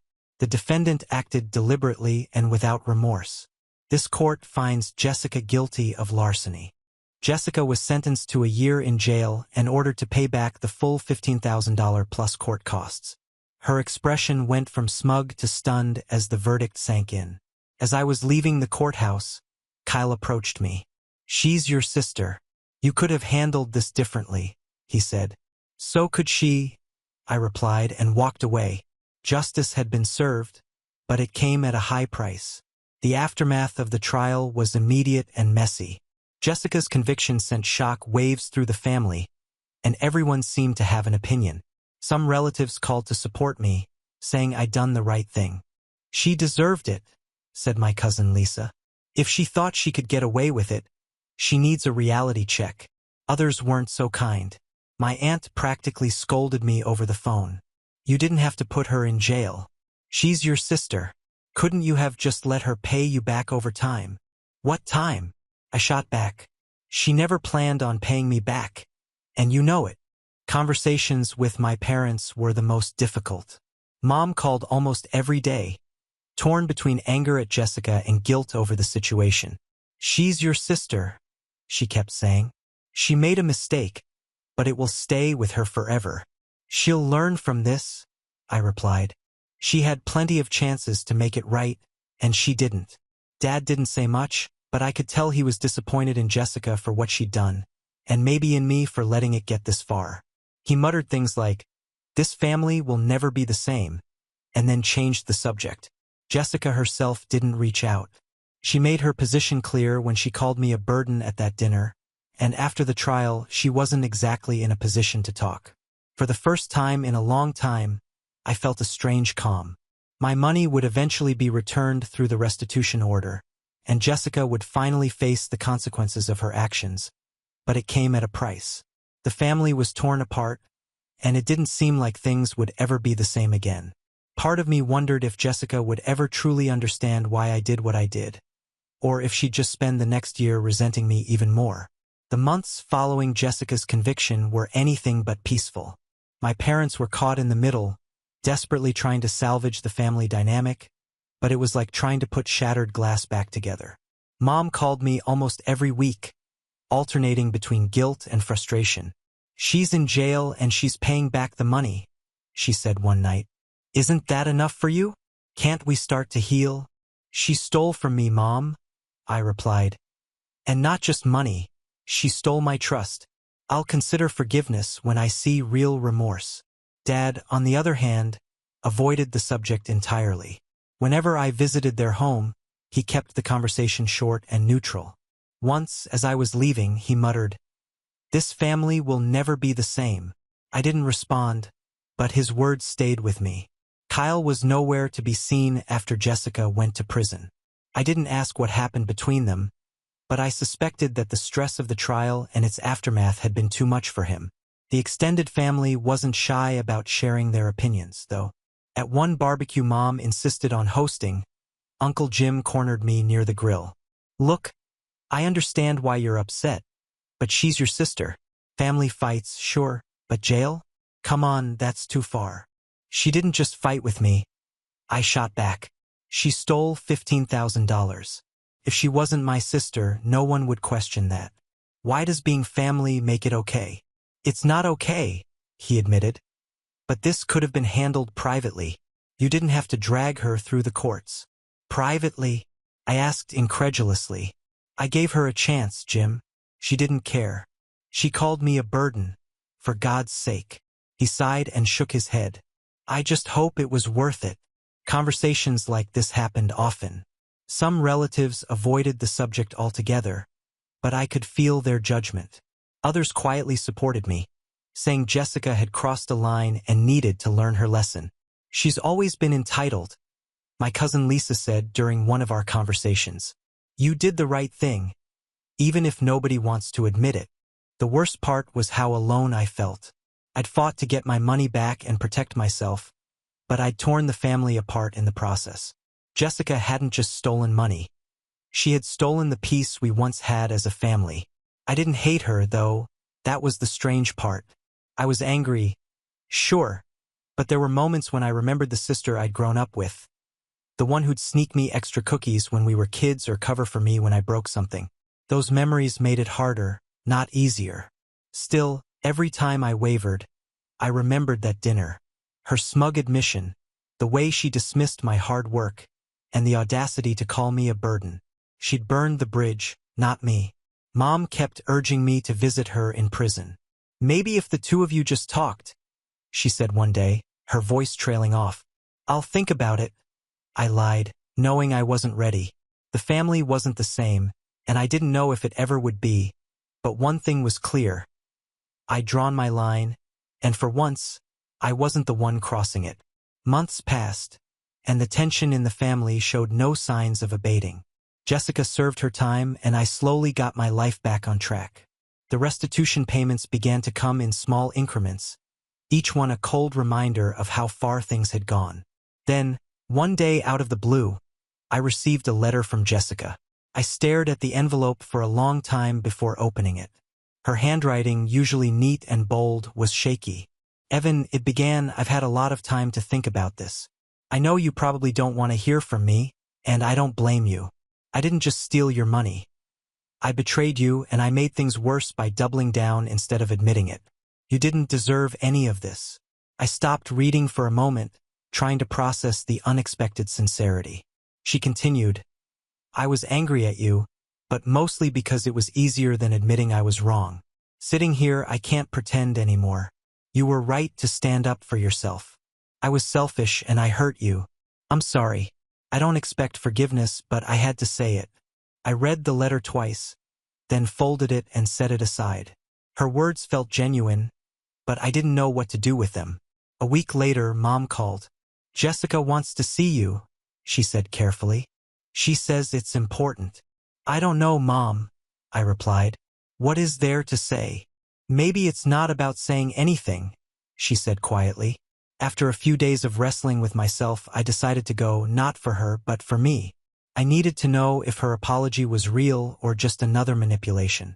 When I arrived at the visiting area of the prison, Jessica looked different. Her usual confidence was gone, replaced by a weariness I'd never seen before. Thank you for coming, she said softly. I sat down, not sure how to begin. She spoke first.